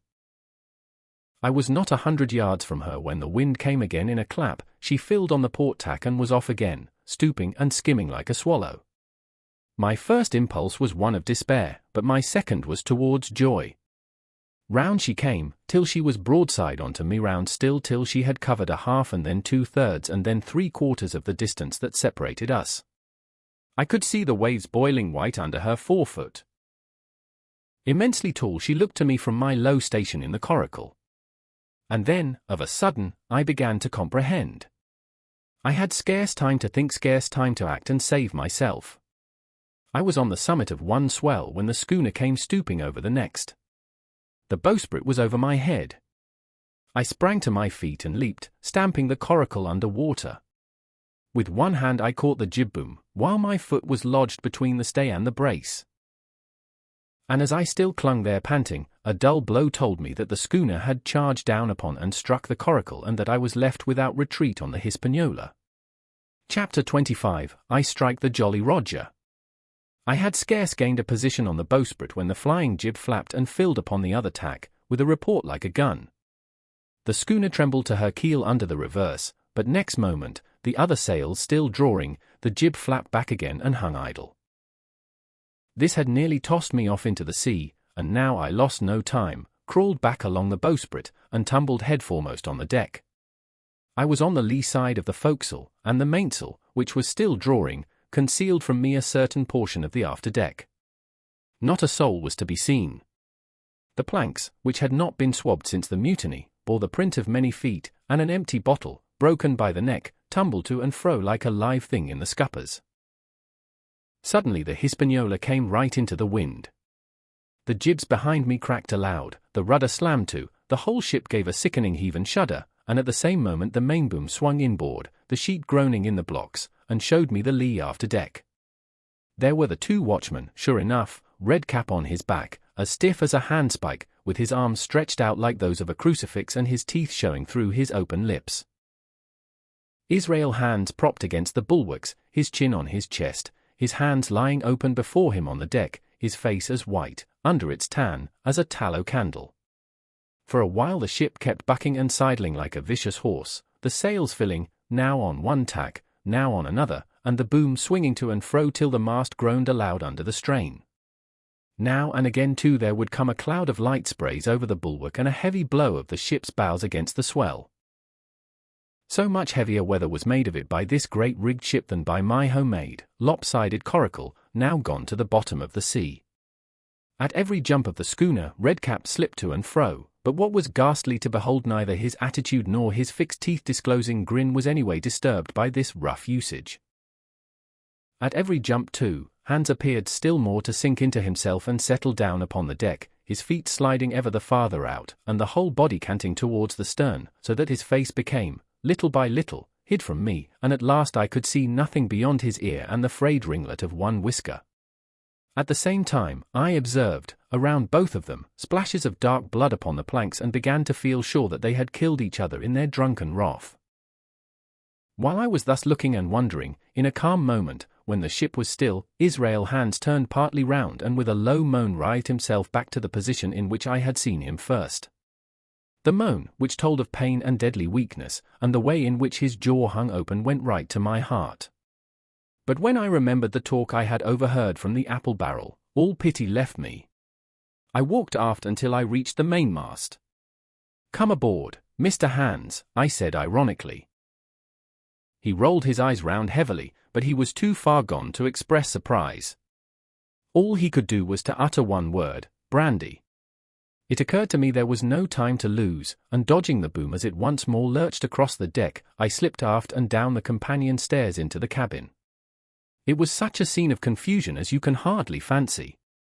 All the lockfast places had been broken open in quest of the chart.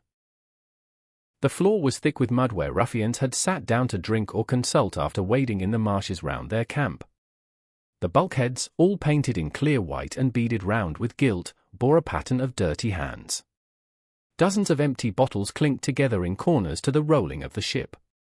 One of the doctor's medical books lay open on the table, half of the leaves gutted out, I suppose, for pipe lights.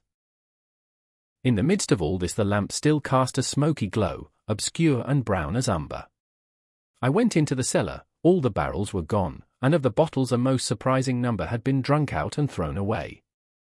Certainly, since the mutiny began, not a man of them could ever have been sober. Foraging about, I found a bottle with some brandy left, for Hands, and for myself I routed out some biscuit, some pickled fruits, a great bunch of raisins, and a piece of cheese.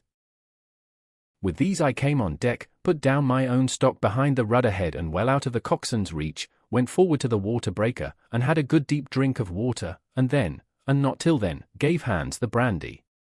He must have drunk a gill before he took the bottle from his mouth. "Aye," said he, "by thunder, but I wanted some that." I had sat down already in my own corner and begun to eat. "Much hurt?" I asked him. He grunted, or rather, I might say, he barked. "If that doctor was aboard," he said, "I'd be right enough in a couple of turns, but I don't have no manner of luck, you see, and that's what's the matter with me. As for that swab, he's good and dead, he is," he added, indicating the man with the red cap. "He warn't he no seaman anyhow." "And where mought you have come from?" "Well," said I, "I've come aboard to take possession of this ship, Mr. Hands, and you'll please regard me as your captain until further notice." He looked at me sourly enough but said nothing. Some of the colour had come back into his cheeks, though he still looked very sick and still continued to slip out and settle down as the ship banged about. "By the by," I continued, "I can't have these colours, Mr. Hands, and by your leave, I'll strike him. Better none than these." And again dodging the boom, I ran to the colour lines, handed down their cursed black flag, and chucked it overboard. "God save the king," said I, waving my cap. "And there's an end to Captain Silver." He watched me keenly and slyly, his chin all the while on his breast. "I reckon," he said at last, "I reckon, Cap'n Hawkins, you'll kind of want to get ashore now. S'pose we talks?" "Why, yes," says I, "with all my heart, Mr. Hands. Say on." And I went back to my meal with a good appetite. "This man," he began, nodding feebly at the corpse, "the Brian were his name, a rank islander this man, and me got the canvas on her, meaning for to sail her back.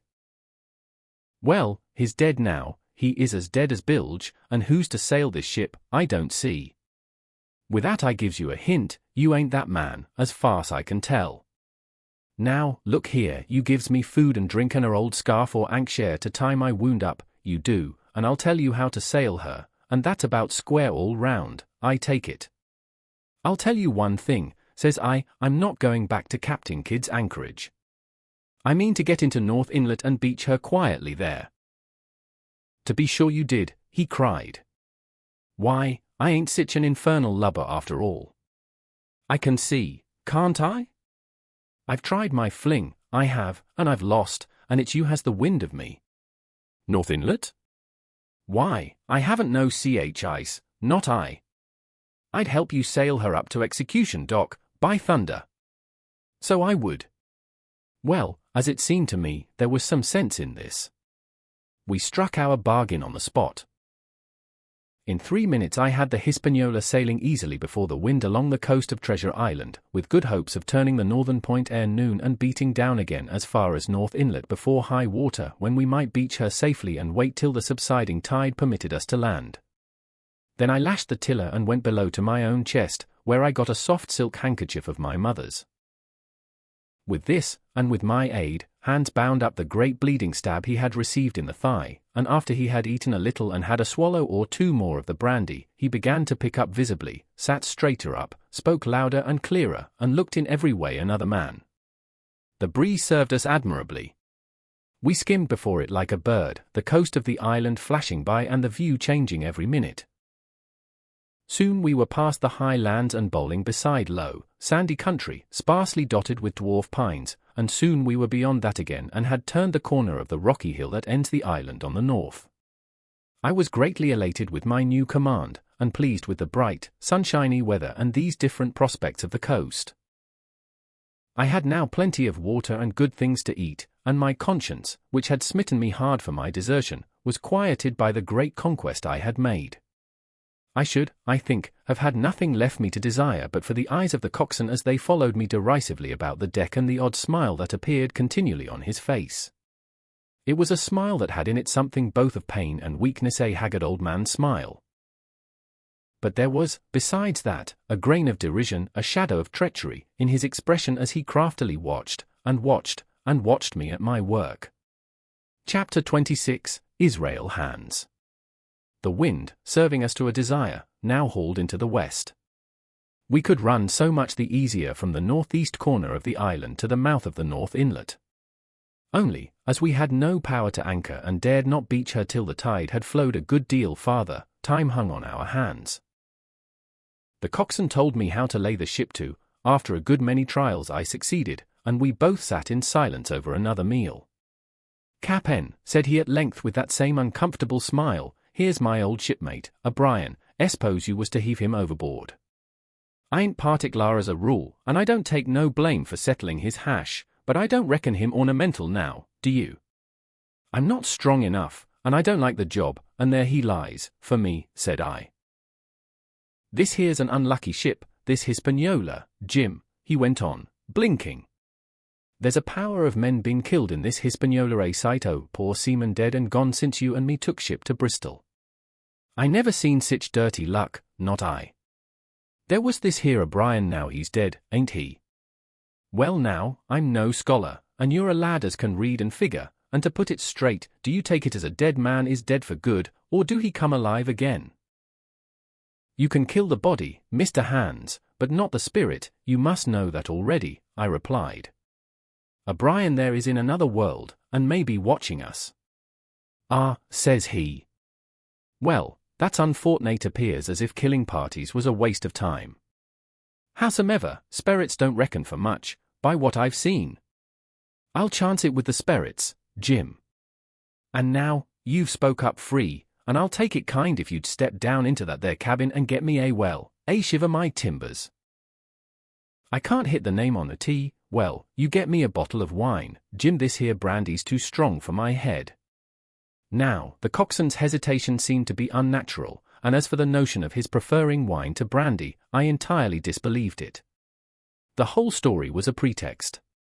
He wanted me to leave the deck so much was plain, but with what purpose I could in no way imagine. His eyes never met mine. They kept wandering to and fro, up and down, now with a look to the sky, now with a flitting glance upon the dead O'Brien. All the time he kept smiling and putting his tongue out in the most guilty, embarrassed manner, so that a child could have told that he was bent on some deception. I was prompt with my answer, however, for I saw where my advantage lay, and that with a fellow so densely stupid I could easily conceal my suspicions to the end. "Some wine," I said. "Far better. Will you have white or red?" "Well, I reckon it's about the blessed same to me, shipmate," he replied, "so it's strong, and plenty of it. What's the odds?" "All right," I answered. "I'll bring you port, Mr. Hans. But I'll have to dig for it." With that I scuttled down the companion with all the noise I could, slipped off my shoes, ran quietly along the sparred gallery, mounted the forecastle ladder, and popped my head out of the fore companion. I knew he would not expect to see me there, yet I took every precaution possible, and certainly the worst of my suspicions proved too true. He had risen from his position to his hands and knees, and though his leg obviously hurt him pretty sharply when he moved, for I could hear him stifle a groan, yet it was at a good, rattling rate that he trailed himself across the deck. In half a minute he had reached the port scuppers and picked, out of a coil of rope, a long knife, or rather a short dirk, discoloured to the hilt with blood. He looked upon it for a moment, thrusting forth his under jaw, tried the point upon his hand, and then, hastily concealing it in the bosom of his jacket, trundled back again into his old place against the bulwark. This was all that I required to know. Israel could move about, he was now armed, and if he had been at so much trouble to get rid of me, it was plain that I was meant to be the victim. What he would do afterwards, whether he would try to crawl right across the island from North Inlet to the camp among the swamps, or whether he would fire Long Tom, trusting that his own comrades might come first to help him, was, of course, more than I could say. Yet I felt sure that I could trust him in one point, since in that our interests jumped together, and that was in the disposition of the schooner. We both desired to have her stranded safe enough, in a sheltered place, and so that, when the time came, she could be got off again with as little labour and danger as might be, and until that was done I considered that my life would certainly be spared. While I was thus turning the business over in my mind, I had not been idle with my body.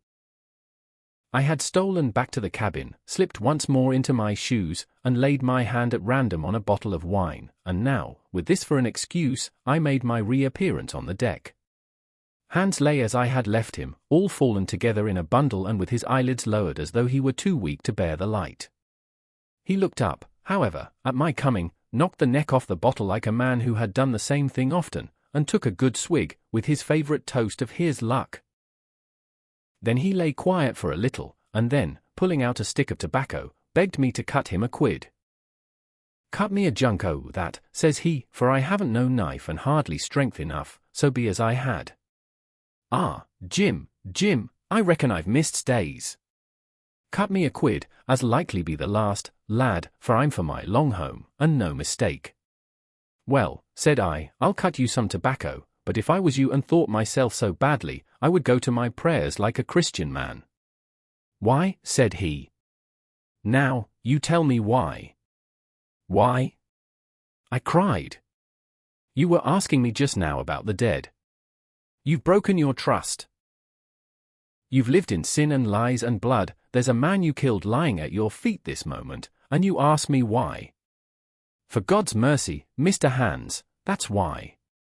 I spoke with a little heat, thinking of the bloody dirk he had hidden in his pocket and designed, in his ill thoughts, to end me with. He, for his part, took a great draught of the wine and spoke with the most unusual solemnity. "For 30 years, he said, I've sailed the seas and seen good and bad, better and worse, fair weather and foul, provisions running out, knives going, and what not. Well, now I tell you, I never seen good come ove goodness yet. Him as strikes first is my fancy, dead men don't bite, them's my views, amen, so be it. And now, you look here," he added, suddenly changing his tone, "we've had about enough of this foolery. The tide's made good enough by now. You just take my orders, Cap'n Hawkins, and we'll sail slappin' and be done with it." All told, we had scarce 2 miles to run, but the navigation was delicate. The entrance to this northern anchorage was not only narrow and shoal, but lay east and west, so that the schooner must be nicely handled to be got in. I think I was a good, prompt subaltern, and I am very sure that Hans was an excellent pilot, for we went about and dodged in, shaving the banks, with a certainty and a neatness that were a pleasure to behold. Scarcely had we passed the heads before the land closed around us.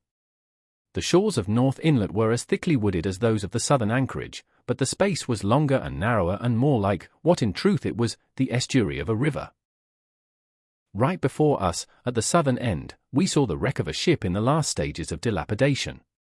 It had been a great vessel of 3 masts but had lain so long exposed to the injuries of the weather that it was hung about with great webs of dripping seaweed, and on the deck of it shore bushes had taken root and now flourished thick with flowers. It was a sad sight, but it showed us that the anchorage was calm. "Now," said Hans, "look there, there's a pet bit for to beach a ship in. Fine flat sand, never a cat's paw, trees all around of it, and flowers blowing like a guarding on that old ship." And once beached, I inquired, "How shall we get her off again?" "Why, so," he replied, "you take a line ashore there on the other side at low water, take a turn about one of them big pines, bring it back, take a turn around the capstan, and lighter for the tide.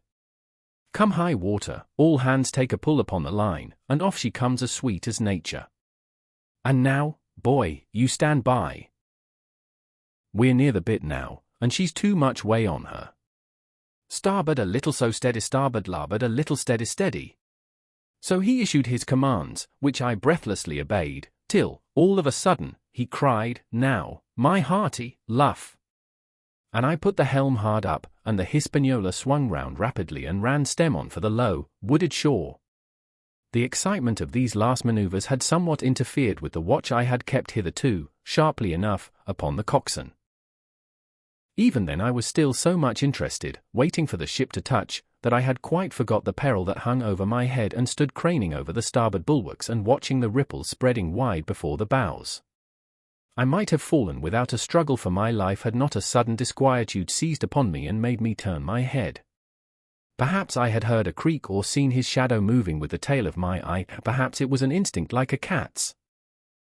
But, sure enough, when I looked round, there was Hans, already halfway towards me, with a dirk in his right hand.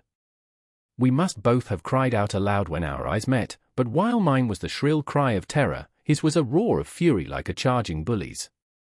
At the same instant, he threw himself forward and I leapt sideways towards the bows. As I did so, I let go of the tiller, which sprang sharp to leeward, and I think this saved my life, for it struck Hans across the chest and stopped him, for the moment, dead. Before he could recover, I was safe out of the corner where he had me trapped, with all the deck to dodge about. Just forward of the mainmast I stopped, drew a pistol from my pocket, took a cool aim, though he had already turned and was once more coming directly after me, and drew the trigger.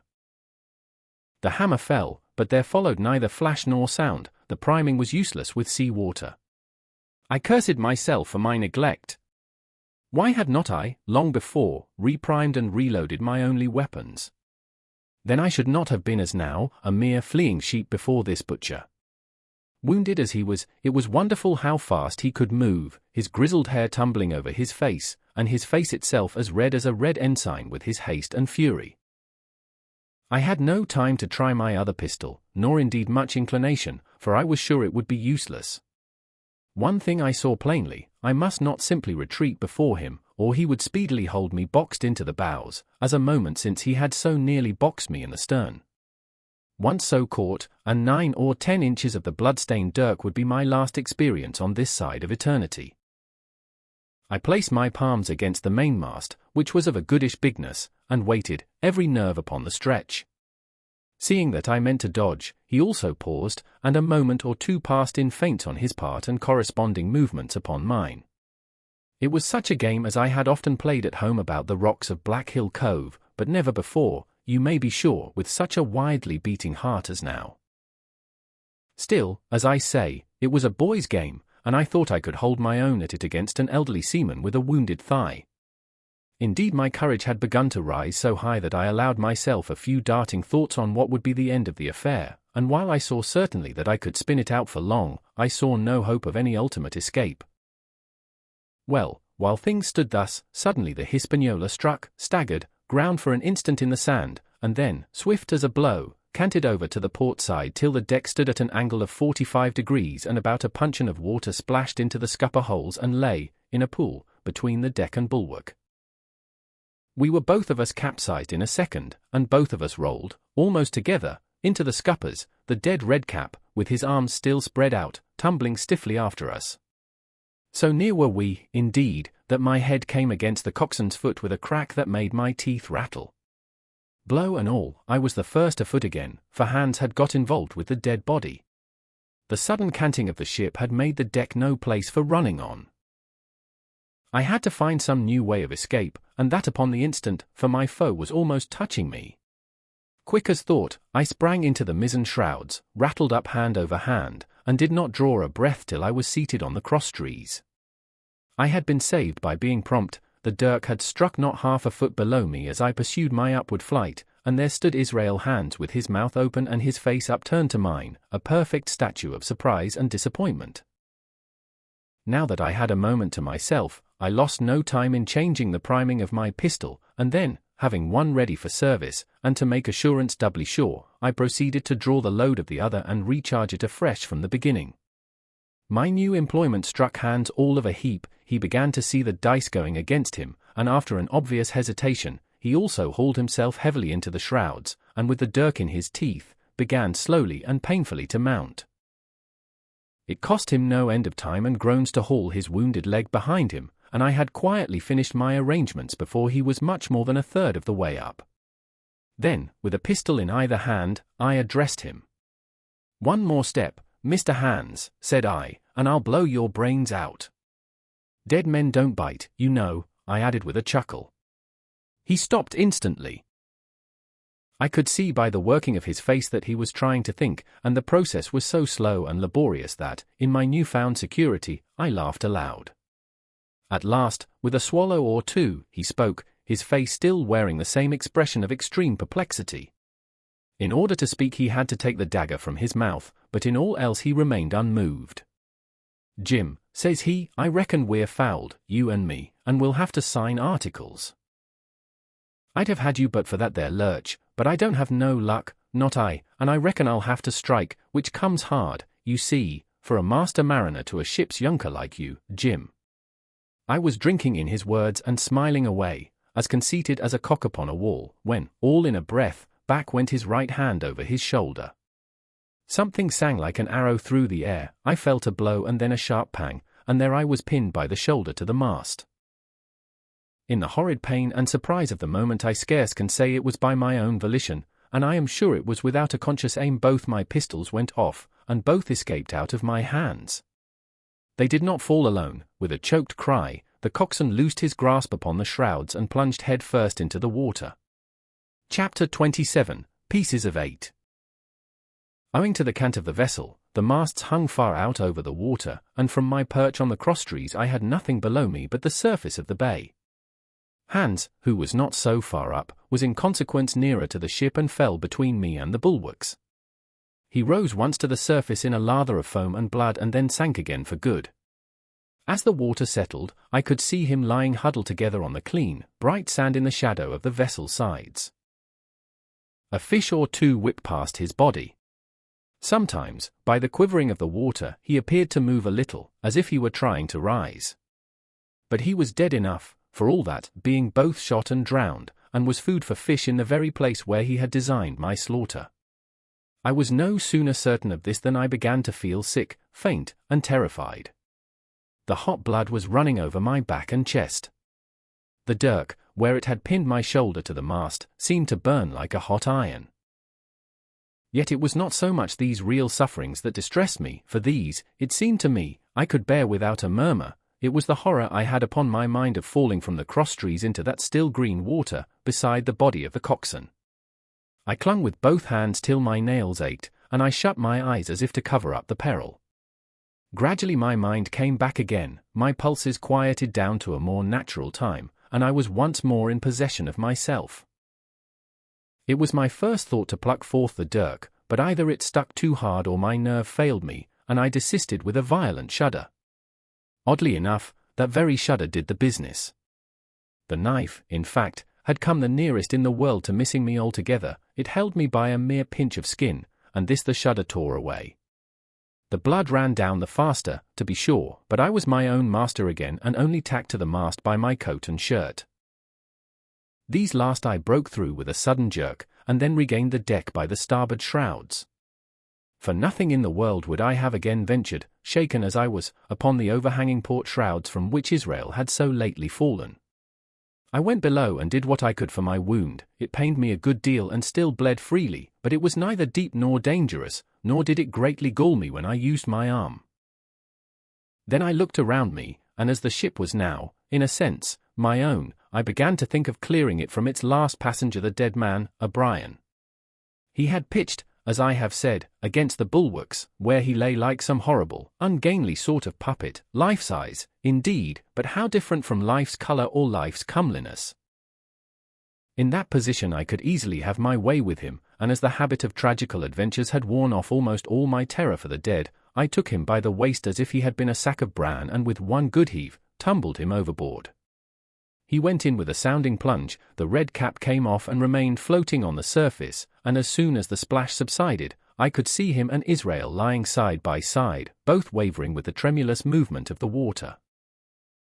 O'Brien, though still quite a young man, was very bald. There he lay, with that bald head across the knees of the man who had killed him and the quick fishes steering to and fro over both. I was now alone upon the ship, the tide had just turned. The sun was within so few degrees of setting that already the shadow of the pines upon the western shore began to reach right across the anchorage and fall in patterns on the deck. The evening breeze had sprung up, and though it was well warded off by the hill with the two peaks upon the east, the cordage had begun to sing a little softly to itself and the idle sails to rattle to and fro. I began to see a danger to the ship. The jibs I speedily doused and brought tumbling to the deck, but the mainsail was a harder matter. Of course, when the schooner canted over, the boom had swung outboard, and the cap of it and a foot or two of sail hung even under water. I thought this made it still more dangerous, yet the strain was so heavy that I half feared to meddle. At last I got my knife and cut the halyards. The peak dropped instantly, a great belly of loose canvas floated broad upon the water, and since, pull as I liked, I could not budge the downhaul, that was the extent of what I could accomplish. For the rest, the Hispaniola must trust to luck, like myself. By this time the whole anchorage had fallen into shadow. The last rays, I remember, falling through a glade of the wood and shining bright as jewels on the flowery mantle of the wreck. It began to be chill, the tide was rapidly fleeting seaward, the schooner settling more and more on her beam ends. I scrambled forward and looked over. It seemed shallow enough, and holding the cut hawser in both hands for a last security, I let myself drop softly overboard. The water scarcely reached my waist. The sand was firm and covered with ripple marks, and I waded ashore in great spirits, leaving the Hispaniola on her side, with her mainsail trailing wide upon the surface of the bay. About the same time, the sun went fairly down and the breeze whistled low in the dusk among the tossing pines. At least, and at last, I was off the sea, nor had I returned thence empty-handed. There lay the schooner, clear at last from buccaneers and ready for our own men to board and get to sea again. I had nothing nearer my fancy than to get home to the stockade and boast of my achievements. Possibly I might be blamed a bit for my truantry, but the recapture of the Hispaniola was a clenching answer, and I hoped that even Captain Smollett would confess I had not lost my time. So thinking, and in famous spirits, I began to set my face homeward for the blockhouse and my companions. I remembered that the most easterly of the rivers which drain into Captain Kidd's anchorage ran from the two-peaked hill upon my left, and I bent my course in that direction that I might pass the stream while it was small. The wood was pretty open, and keeping along the lower spurs, I had soon turned the corner of that hill, and not long after waded to the midcalf across the watercourse. This brought me near to where I had encountered Ben Gunn, the maroon. And I walked more circumspectly, keeping an eye on every side. The dusk had come nigh hand completely, and as I opened out the cleft between the two peaks, I became aware of a wavering glow against the sky, where, as I judged, the man of the island was cooking his supper before a roaring fire. And yet I wondered, in my heart, that he should show himself so careless. For if I could see this radiance, might it not reach the eyes of Silver himself where he camped upon the shore among the marshes? Gradually the night fell blacker, it was all I could do to guide myself even roughly towards my destination, the double hill behind me and the spyglass on my right hand loomed faint and fainter, the stars were few and pale, and in the low ground where I wandered I kept tripping among bushes and rolling into sandy pits. Suddenly a kind of brightness fell about me. I looked up. A pale glimmer of moonbeams had alighted on the summit of the spyglass, and soon after I saw something broad and silvery moving low down behind the trees, and knew the moon had risen. With this to help me, I passed rapidly over what remained to me of my journey, and sometimes walking, sometimes running, impatiently drew near to the stockade. Yet, as I began to thread the grove that lies before it, I was not so thoughtless but that I slacked my pace and went a trifle warily. It would have been a poor end of my adventures to get shot down by my own party in mistake.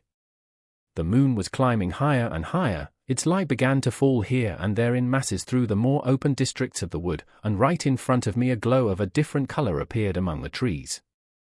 It was red and hot, and now and again it was a little darkened as it were, the embers of a bonfire smouldering. For the life of me I could not think what it might be. At last I came right down upon the borders of the clearing. The western end was already steeped in moonshine, the rest, and the block-house itself, still lay in a black shadow checkered with long silvery streaks of light. On the other side of the house an immense fire had burned itself into clear embers and shed a steady, red reverberation, contrasted strongly with the mellow paleness of the moon. There was not a soul stirring nor a sound beside the noises of the breeze. I stopped, with much wonder in my heart, and perhaps a little terror also. It had not been our way to build great fires. We were, indeed, by the captain's orders, somewhat niggardly of firewood, and I began to fear that something had gone wrong while I was absent. I stole round by the eastern end, keeping close in shadow, and at a convenient place, where the darkness was thickest, crossed the palisade. To make assurance surer, I got upon my hands and knees and crawled, without a sound, towards the corner of the house. As I drew nearer, my heart was suddenly and greatly lightened. It is not a pleasant noise in itself, and I have often complained of it at other times, but just then it was like music to hear my friends snoring together so loud and peaceful in their sleep. The sea cry of the watch, that beautiful all's well, never fell more reassuringly on my ear. In the meantime, there was no doubt of one thing: they kept an infamous bad watch. If it had been Silver and his lads that were now creeping in on them, not a soul would have seen daybreak. That was what it was, thought I, to have the captain wounded, and again I blamed myself sharply for leaving them in their danger with so few to mount guard. By this time I had got to the door and stood up. All was dark within, so that I could distinguish nothing by the eye. As for sounds, there was the steady drone of the snorers and a small occasional noise, a flickering or pecking that I could in no way account for. With my arms before me I walked steadily in. I should lie down in my own place, I thought with a silent chuckle, and enjoy their faces when they found me in the morning. My foot struck something, yielding it was a sleeper's leg. And he turned and groaned, but without awaking. And then, all of a sudden, a shrill voice broke forth out of the darkness: "Pieces of 8! Pieces of 8! Pieces of 8! Pieces of 8! Pieces of 8!" and so forth, without pause or change, like the clacking of a tiny mill. Silver's green parrot, Captain Flint! It was she whom I had heard pecking at a piece of bark. It was she, keeping better watch than any human being, who thus announced my arrival with her wearisome refrain. I had no time left me to recover. At the sharp, clipping tone of the parrot, the sleepers awoke and sprang up, and with a mighty oath, the voice of Silver cried, "Who goes?" I turned to run, struck violently against one person, recoiled, and ran full into the arms of a second, who for his part closed upon and held me tight. "Bring a torch, Dick," said Silver when my capture was thus assured. And one of the men left the log-house and presently returned with a lighted brand. Part 6. Captain Silver. Chapter 28, In the Enemy's Camp. The red glare of the torch, lighting up the interior of the block-house, showed me the worst of my apprehensions realized. The pirates were in possession of the house and stores. There was the cask of cognac, there were the pork and bread, as before, and what tenfold increased my horror, not a sign of any prisoner. I could only judge that all had perished, and my heart smote me sorely that I had not been there to perish with them. There were 6 of the buccaneers, all told. Not another man was left alive. 5 of them were on their feet, flushed and swollen, suddenly called out of the first sleep of drunkenness. The sixth had only risen upon his elbow, he was deadly pale, and the blood-stained bandage round his head told that he had recently been wounded, and still more recently dressed. I remembered the man who had been shot and had run back among the woods in the great attack, and doubted not that this was he. The parrot sat, preening her plumage, on Long John's shoulder. He himself, I thought, looked somewhat paler and more stern than I was used to. He still wore the fine broadcloth suit in which he had fulfilled his mission, but it was bitterly the worse for wear, daubed with clay and torn with the sharp briars of the wood.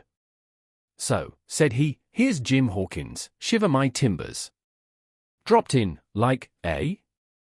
Well, come, I take that friendly." And thereupon he sat down across the brandy cask and began to fill a pipe.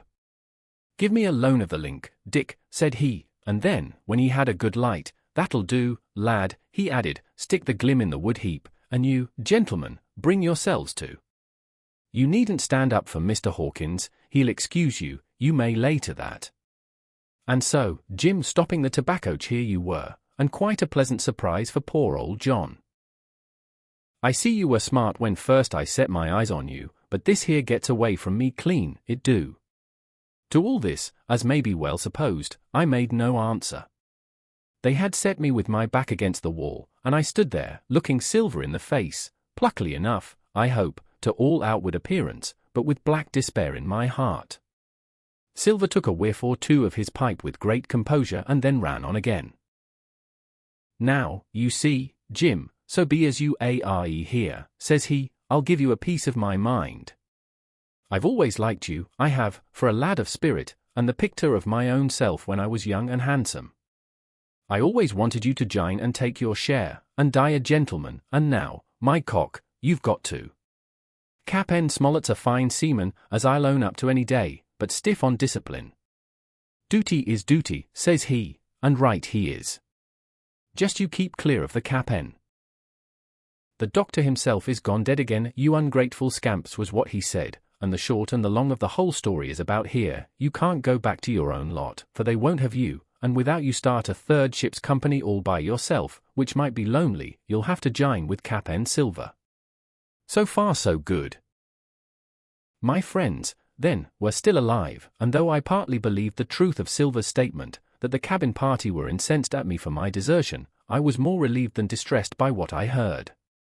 "I don't say nothing as to your being in our hands," continued Silver, "though there you are, and you may lay to it. I'm all for argument, I never seen good come out o' threatening. If you like the service, well, you'll jine, and if you don't, Jim, why, you're free to answer no.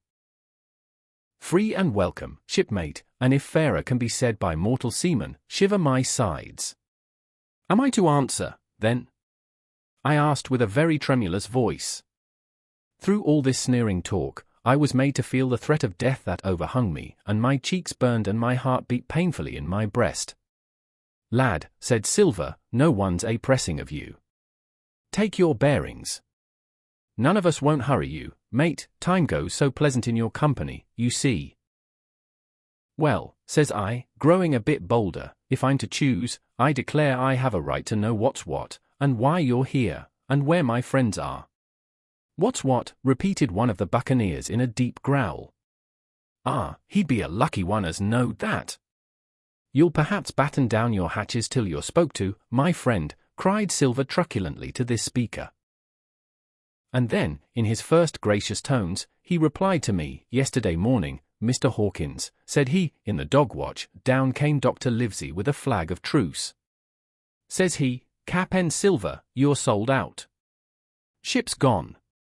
Well, maybe we'd been taking a glass, and a song to help it round. I won't say no. Leastways, none of us had looked out. We looked out, and by thunder, the old ship was gone. I never seen a pack o' fools look fishier. And you may lay to that, if I tells you that looked the fishiest. Well, says the doctor, let's bargain. We bargained, him and I, and here we are, stores, brandy, blockhouse, the firewood you was thoughtful enough to cut, and in a manner of speaking, the whole blessed boat, from Crosstrees to Kelson. As for them, they've tramped, I don't know wheres they are." He drew again quietly at his pipe. And lest you should take it into that head of yours, he went on, that you was included in the treaty. Here's the last word that was said. How many are you, says I, to leave? 4, says he, 4, and one of us wounded. As for that boy, I don't know where he is, confound him, says he, nor I don't much care. We're about sick of him. These was his words. Is that all? I asked. Well, it's all that you're to hear, my son, returned Silver. And now I am to choose? And now you are to choose, and you may lay to that, said Silver. Well, said I am not such a fool, but I know pretty well what I have to look for. Let the worst come to the worst, it's little I care. I've seen too many die since I fell in with you. But there's a thing or two I have to tell you, I said, and by this time I was quite excited, and the first is this: here you are, in a bad way, ship lost, treasure lost, men lost, your whole business gone to wreck. And if you want to know who did it, it was I. I was in the Apple Barrel the night we sighted land, and I heard you, John, and you, Dick Johnson, and Hans, who is now at the bottom of the sea, and told every word you said before the hour was out. And as for the schooner, it was I who cut her cable, and it was I that killed the men you had aboard of her, and it was I who brought her where you'll never see her more, not one of you. The laugh's on my side. I've had the top of this business from the first. I no more fear you than I fear a fly. Kill me, if you please, or spare me. But one thing I'll say, and no more, if you spare me, bygones are bygones, and when you fellows are in court for piracy, I'll save you all I can. It is for you to choose. Kill another and do yourselves no good, or spare me and keep a witness to save you from the gallows. I stopped, for, I tell you, I was out of breath, and to my wonder, not a man of them moved, but all sat staring at me like as many sheep. And while they were still staring, I broke out again, and now, Mr. Silver, I said, I believe you're the best man here, and if things go to the worst, I'll take it kind of you to let the doctor know the way I took it. I'll bear it in mind, said Silver with an accent so curious that I could not, for the life of me, decide whether he were laughing at my request or had been favourably affected by my courage. I'll put one to that, cried the old mahogany-faced seaman Morgan by name, whom I had seen in Long John's public house upon the quays of Bristol. It was him that knowed Black Dog. Well, and see here, added the sea cook. I'll put another again to that, by thunder. For it was this same boy that faked the chart from Billy Bones. First and last, we've split upon Jim Hawkins. Then here goes, said Morgan with an oath. And he sprang up, drawing his knife as if he had been 20. Avast, there, cried Silver. Who are you, Tom Morgan?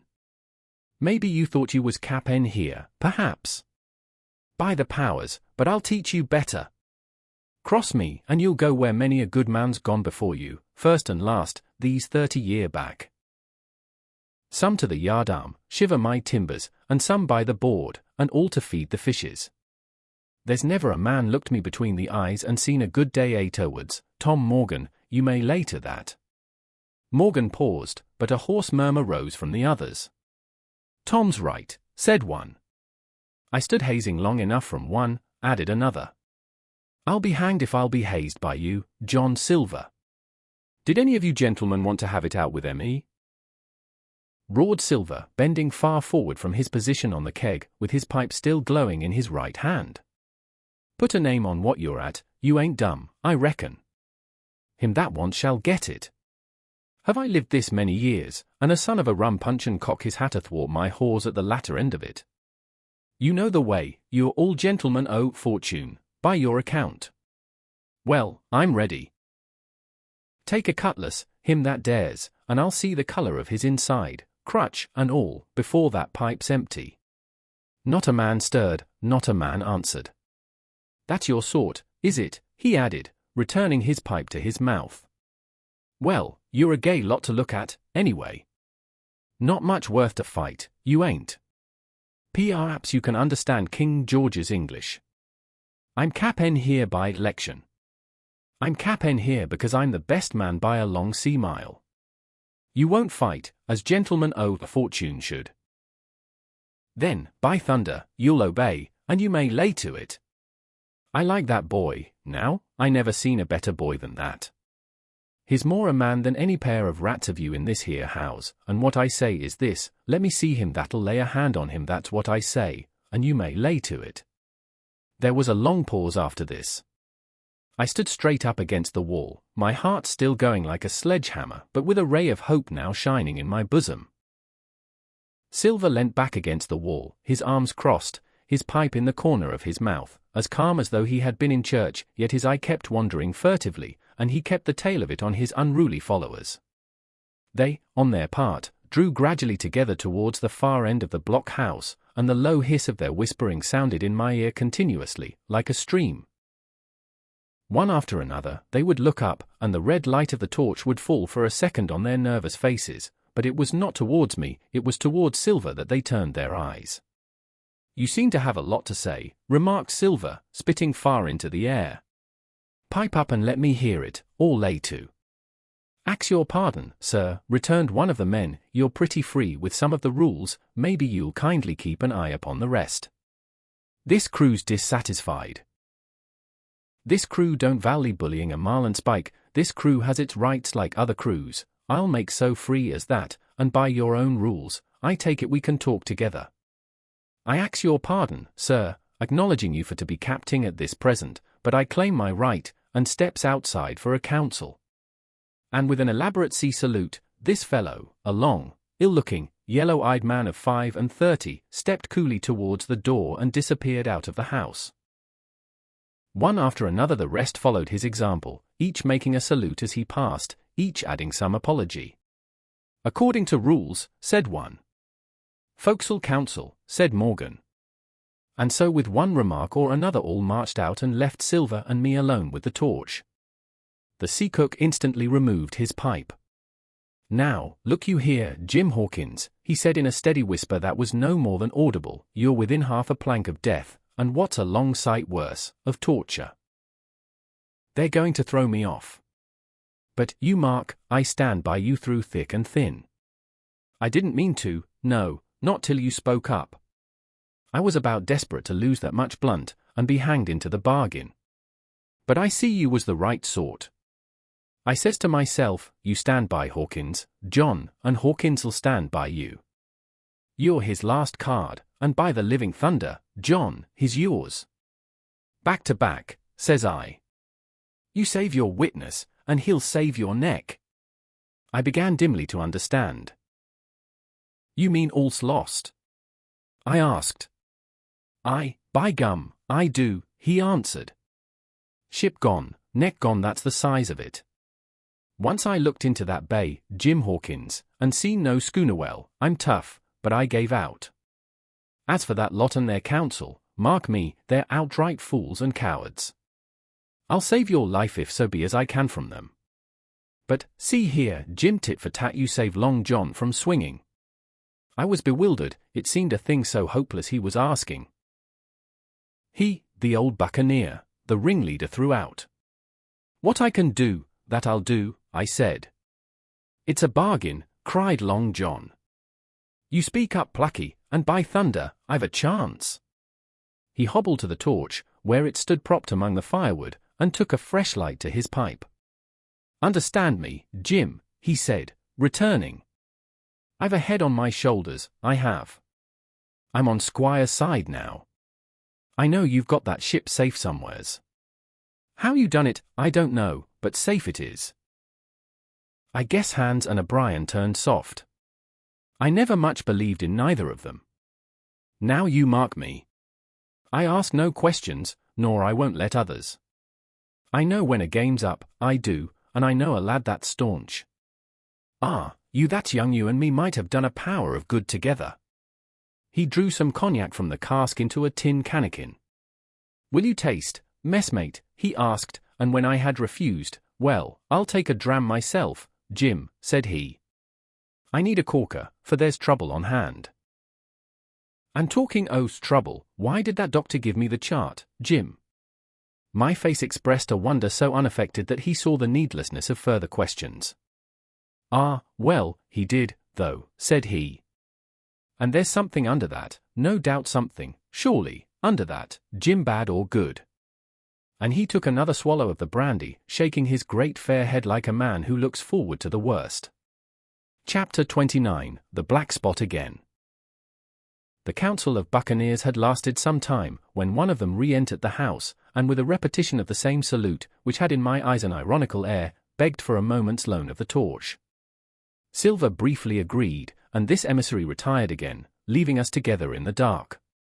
"There's a breeze coming, Jim," said Silver, who had by this time adopted quite a friendly and familiar tone. I turned to the loophole nearest me and looked out.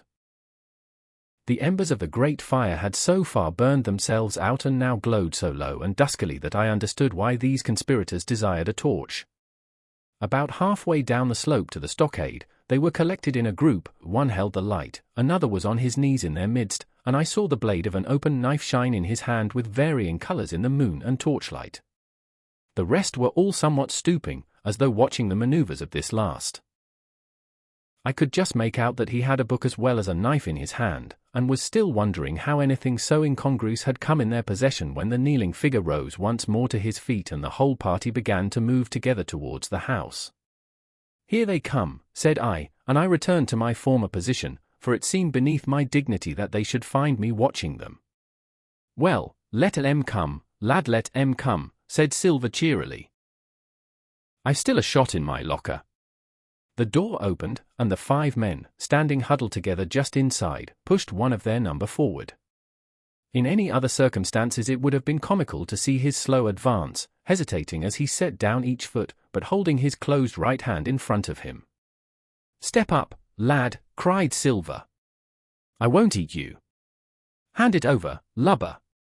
"I know the rules, I do, I won't hurt a deputation."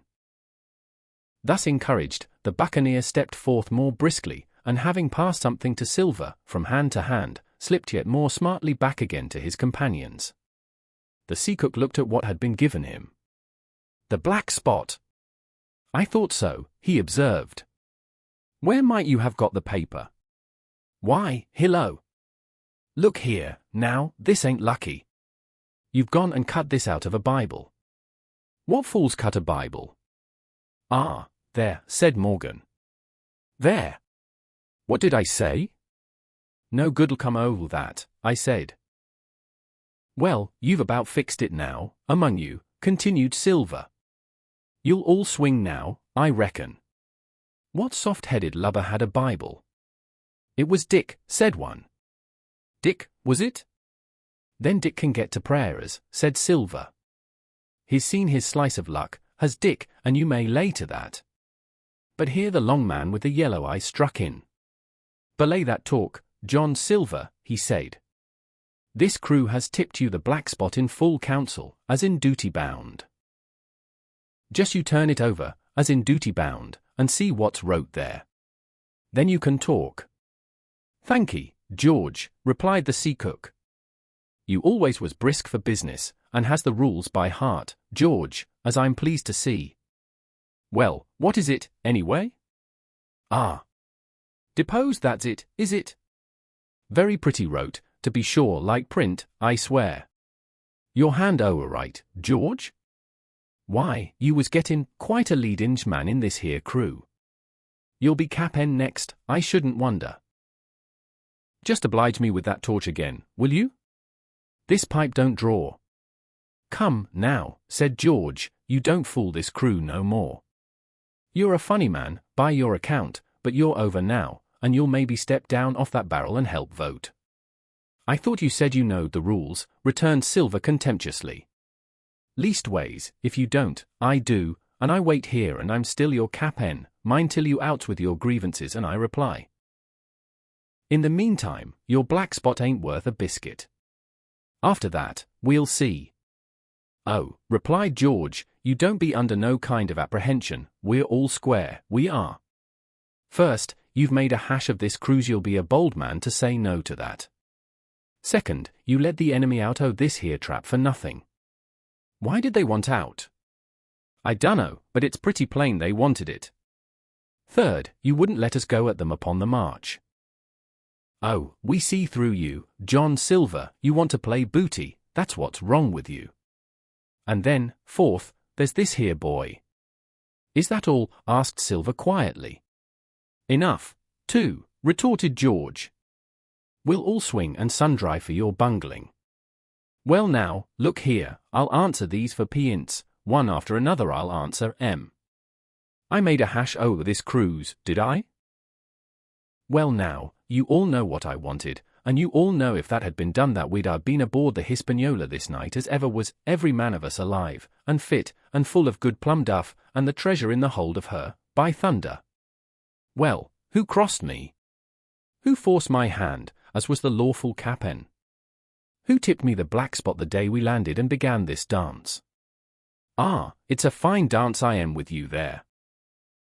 And looks mighty like a hornpipe in a rope's end at Execution Dock by London town, it does. But who done it? Why, it was Anderson, and Hans, and you, George Merry. And you're the last above board of that same meddling crew, and you have the Davy Jones's insolence to up and stand for cap'n over me, you, that sank the lot of us. By the powers! But this tops the stiffest yarn to nothing. Silver paused, and I could see by the faces of George and his late comrades that these words had not been said in vain. That's for number one, cried the accused, wiping the sweat from his brow, for he had been talking with a vehemence that shook the house. Why, I give you my word, I'm sick to speak to you. You've neither sense nor memory, and I leave it to fancy where your mother's was that let you come to sea. See! Gentleman oaths fortune. I reckon tailors is your trade. Go on, John, said Morgan. Speak up to the others. Ah, the others, returned John. They're a nice lot, ain't they? You say this cruise is bungled. Ah. By gum, if you could understand how bad it's bungled, you would see. We're that near the gibbet that my neck's stiff with thinking on it. You've seen Jem, maybe, hand in chains, birds about them, seamen peanting 'em out as they go down with the tide. Who's that? Says one. That? Why, that's John Silver. I knowed him well, says another.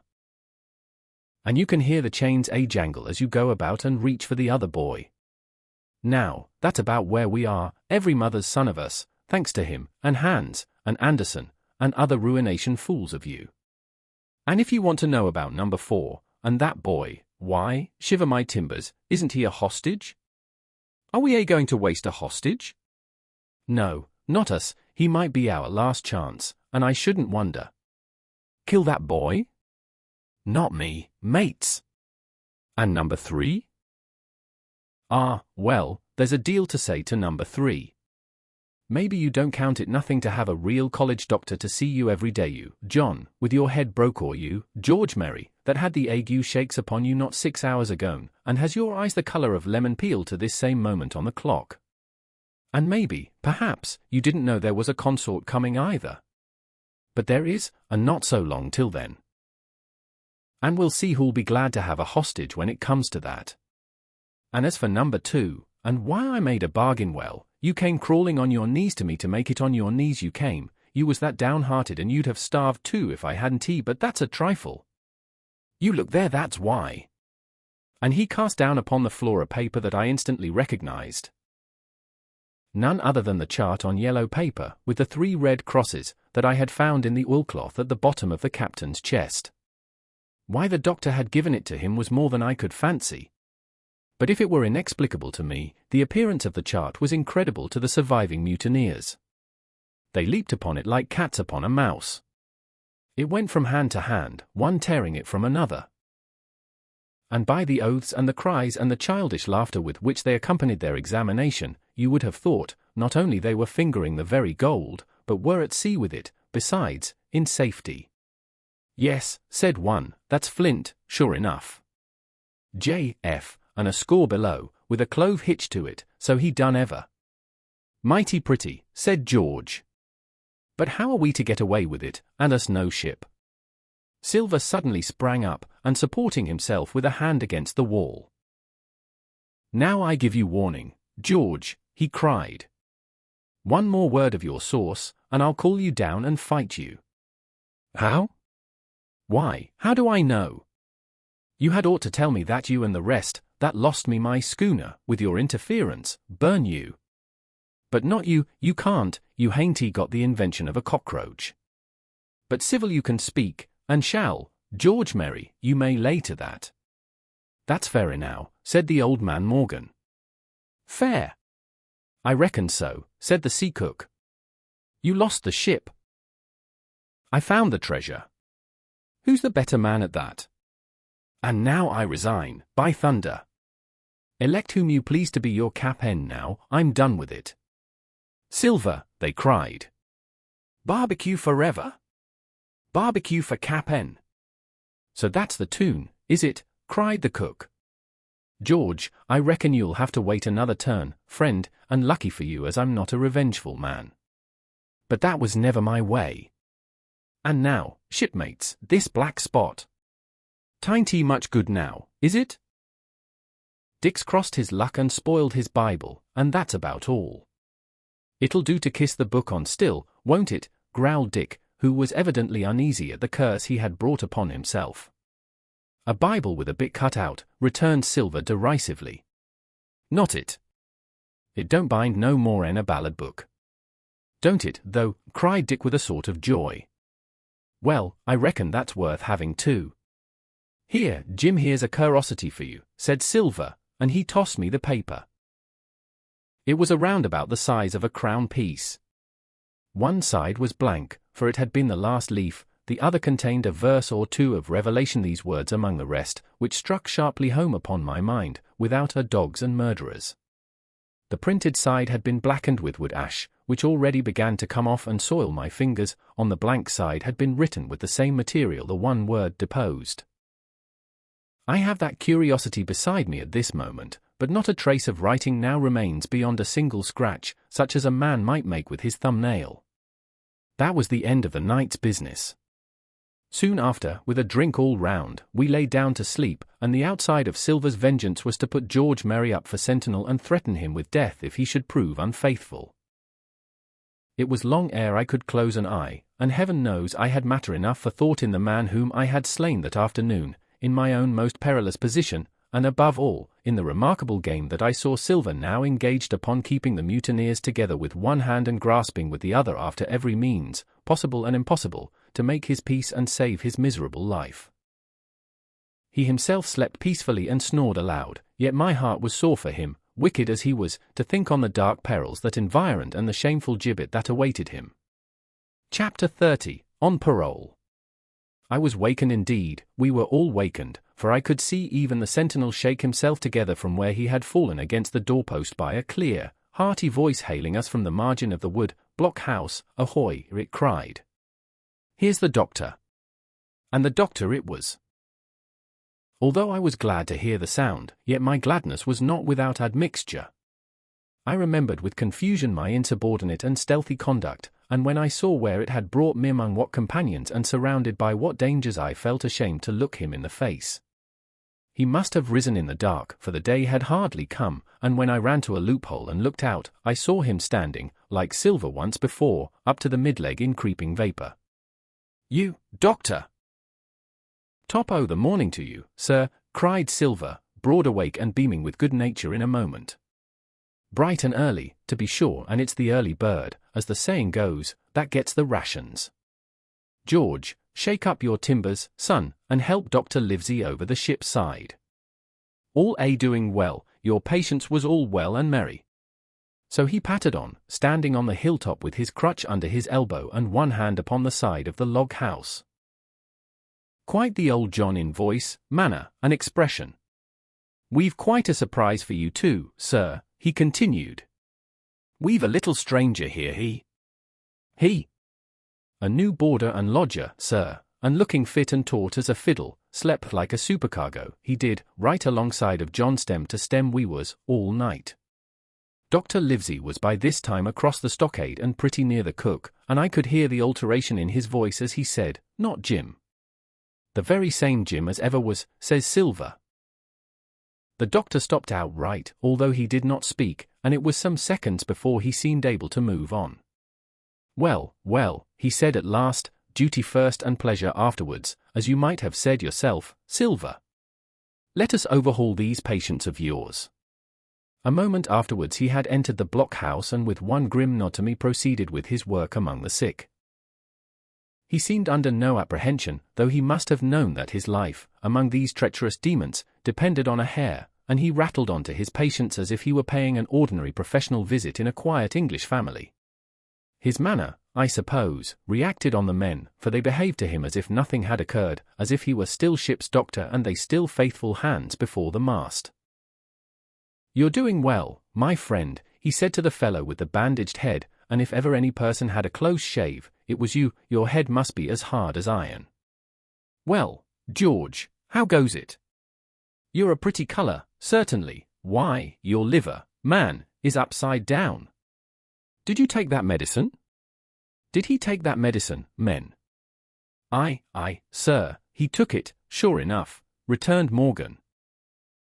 "Because, you see, since I am mutineer's doctor, or prison doctor as I prefer to call it," says Dr. Livesey in his pleasantest way, "I make it a point of honour not to lose a man for King George, God bless him, and the gallows."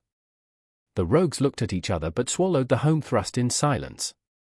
"Dick don't feel well, sir," said one.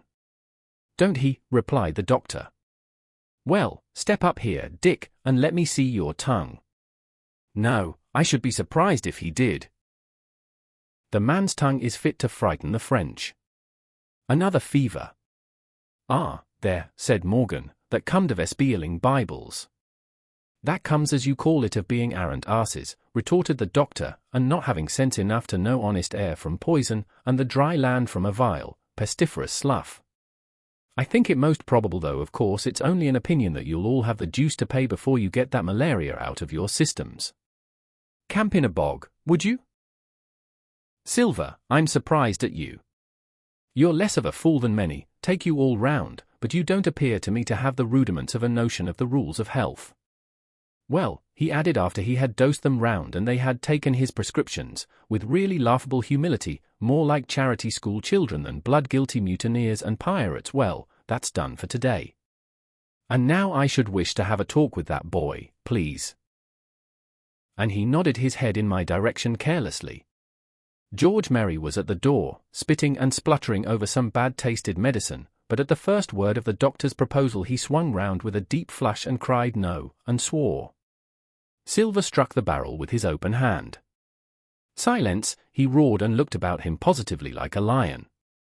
"Doctor," he went on in his usual tones, "I was thinking of that, knowing as how you had a fancy for the boy.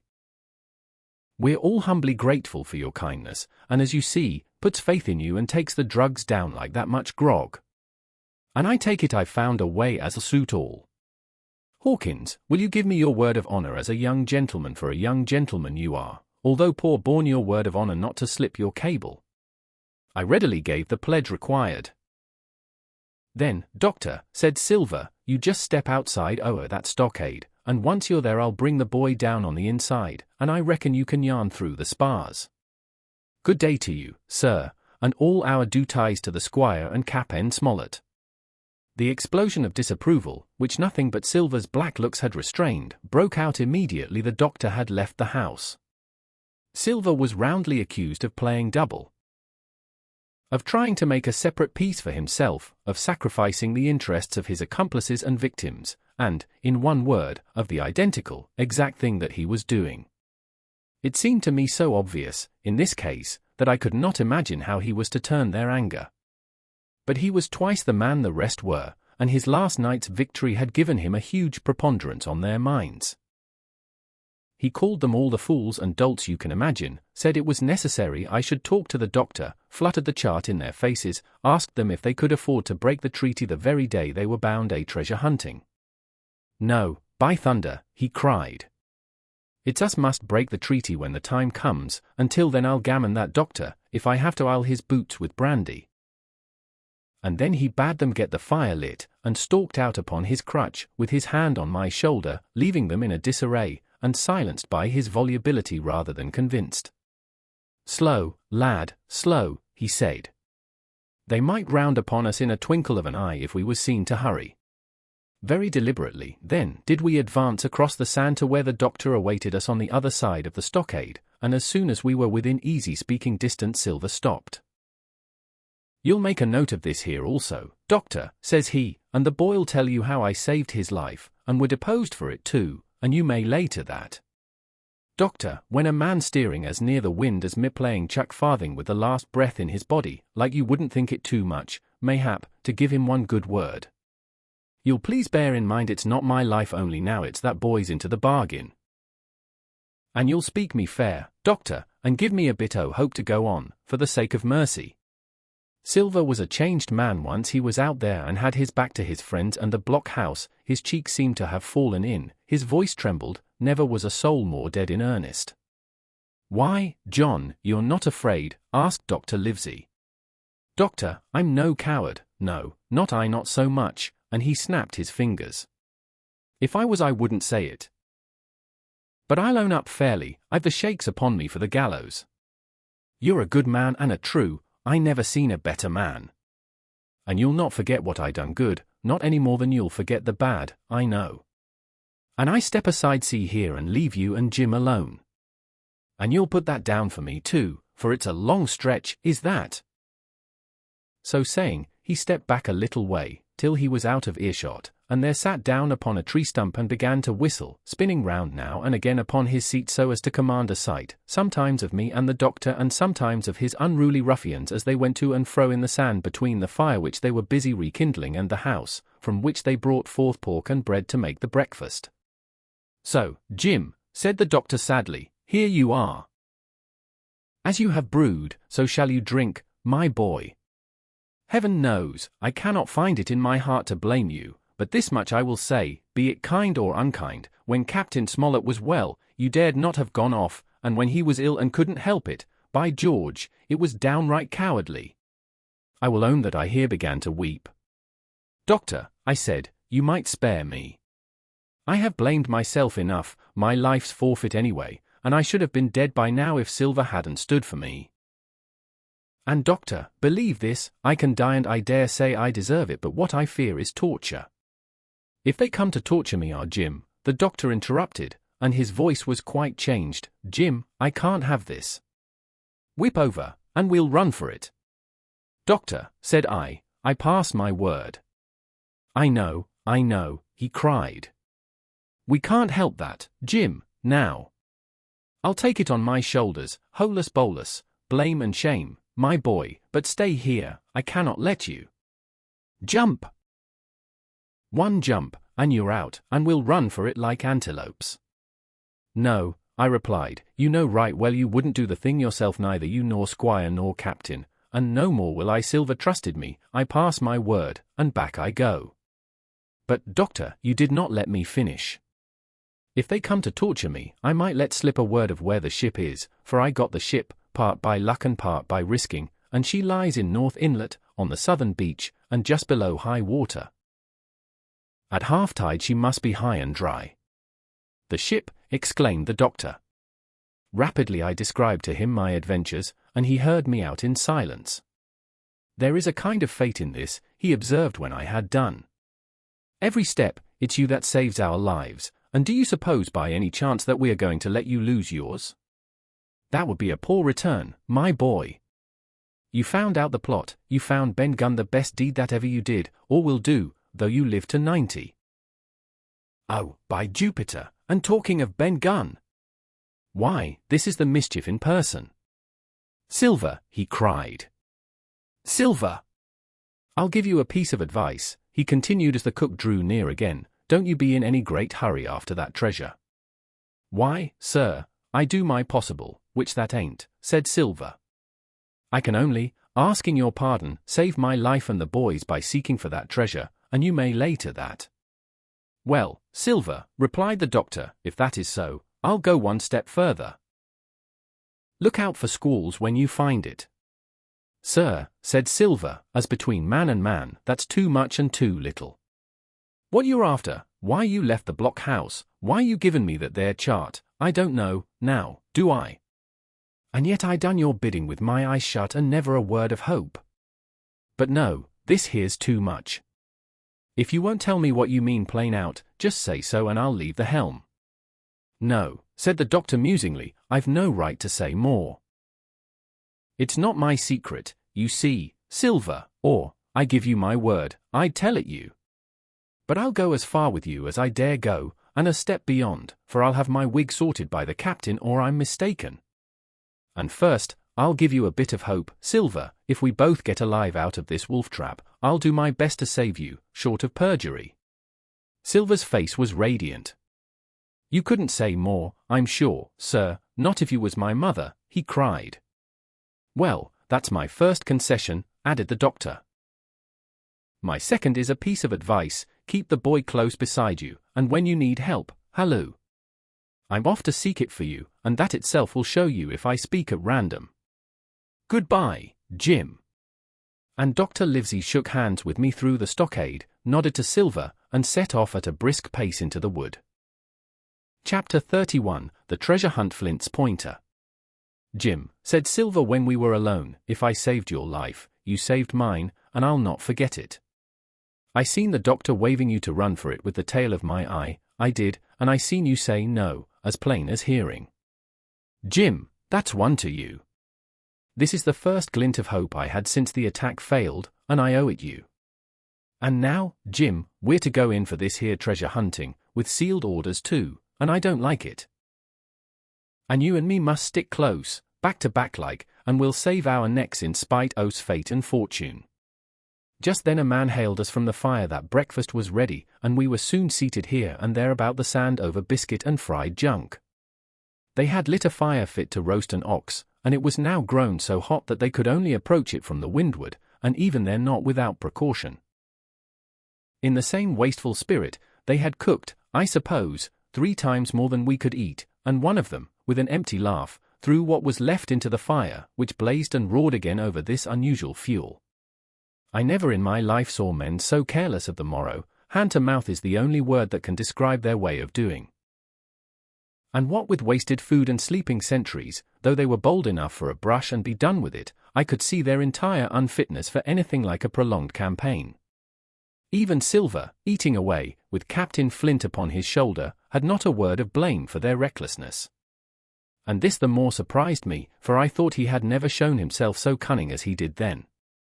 Aye, mates, said he, it's lucky you have barbecue to think for you with this here head. I got what I wanted, I did. Sure enough, they have the ship.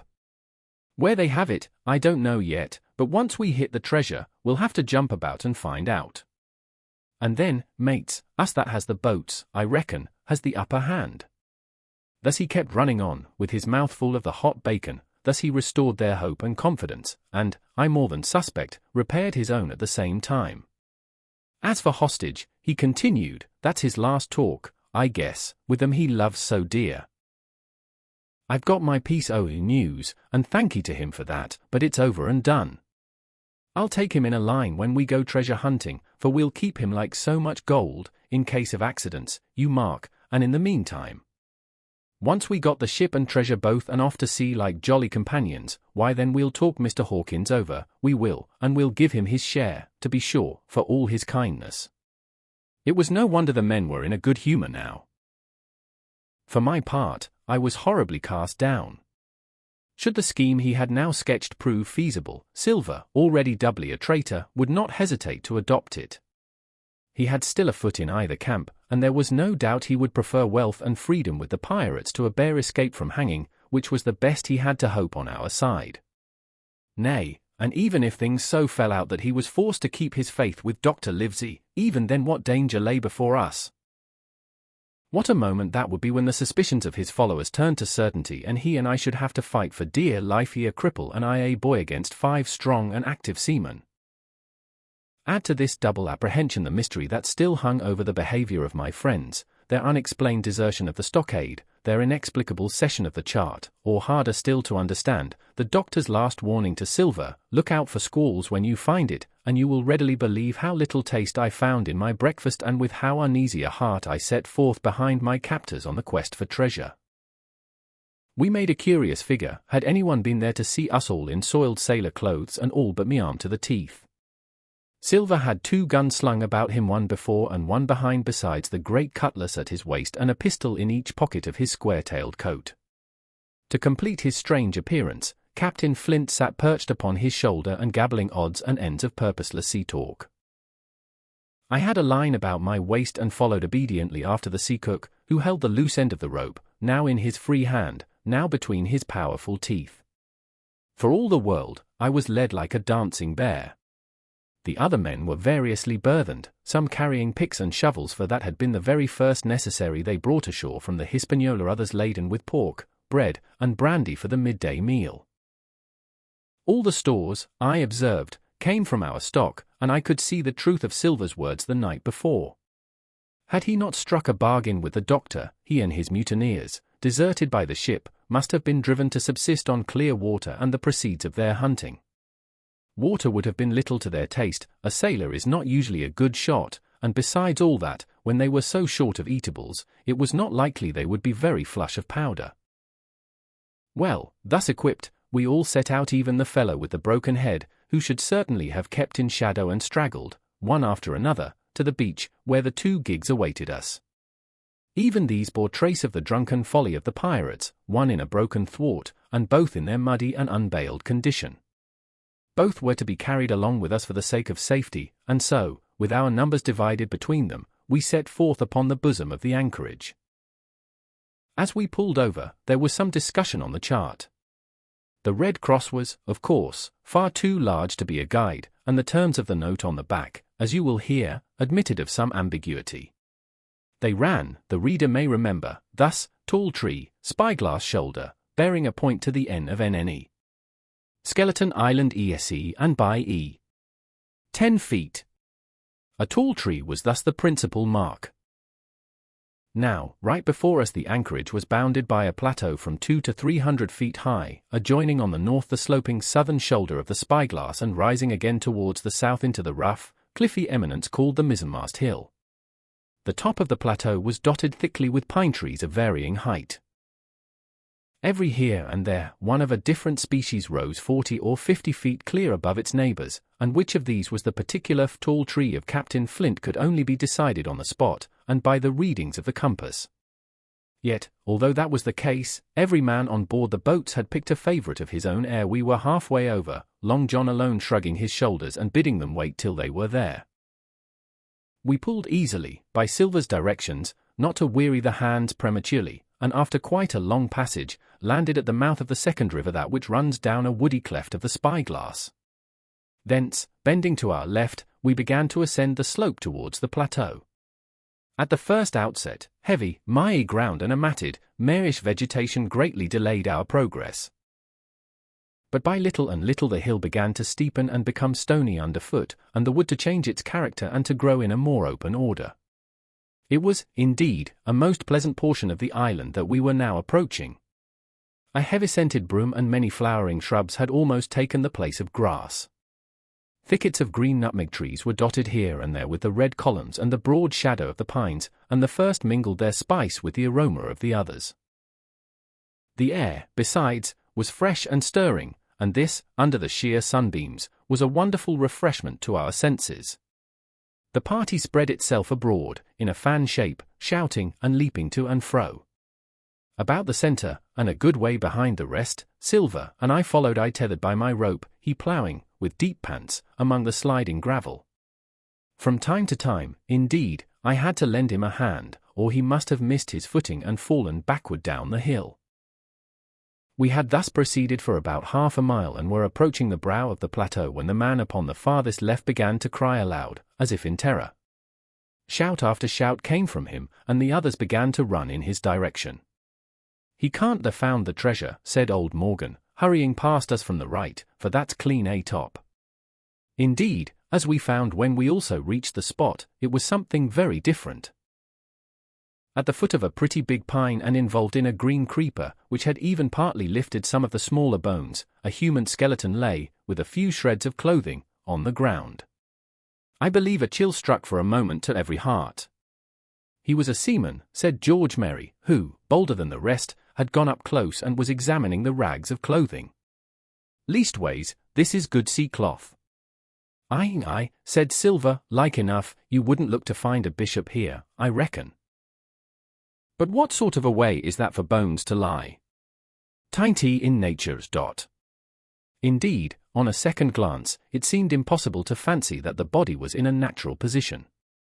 But for some disarray, the work, perhaps, of the birds that had fed upon him or of the slow-growing creeper that had gradually enveloped his remains, the man lay perfectly straight, his feet pointing in one direction, his hands, raised above his head like a diver's, pointing directly in the opposite. "I've taken a notion into my old numbskull," observed Silver. "Here's the compass, there's the tip-top P&O Skeleton Island, sticking out like a tooth. Just take a bearing, will you, along the line of them bones." It was done. The body pointed straight in the direction of the island, and the compass read duly ESE and by E. "I thought so," cried the cook, "this here is a P&O. Right up there is our line for the Pole Star and the Jolly Dollars. But, by thunder, if it don't make me cold inside to think of Flint.